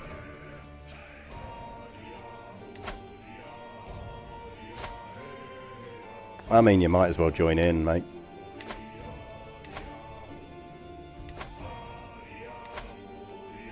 We can call in Jedward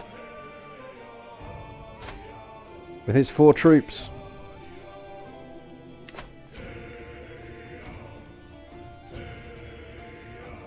We can create a lot of titles.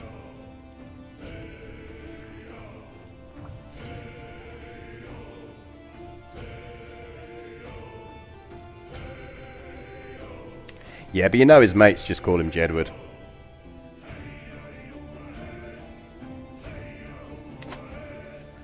Well, Miklagard is split. Civil war is upon us. We are 74 years old. We have lost councillors.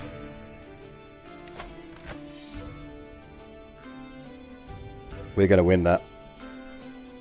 Telling you now, we're going to win that.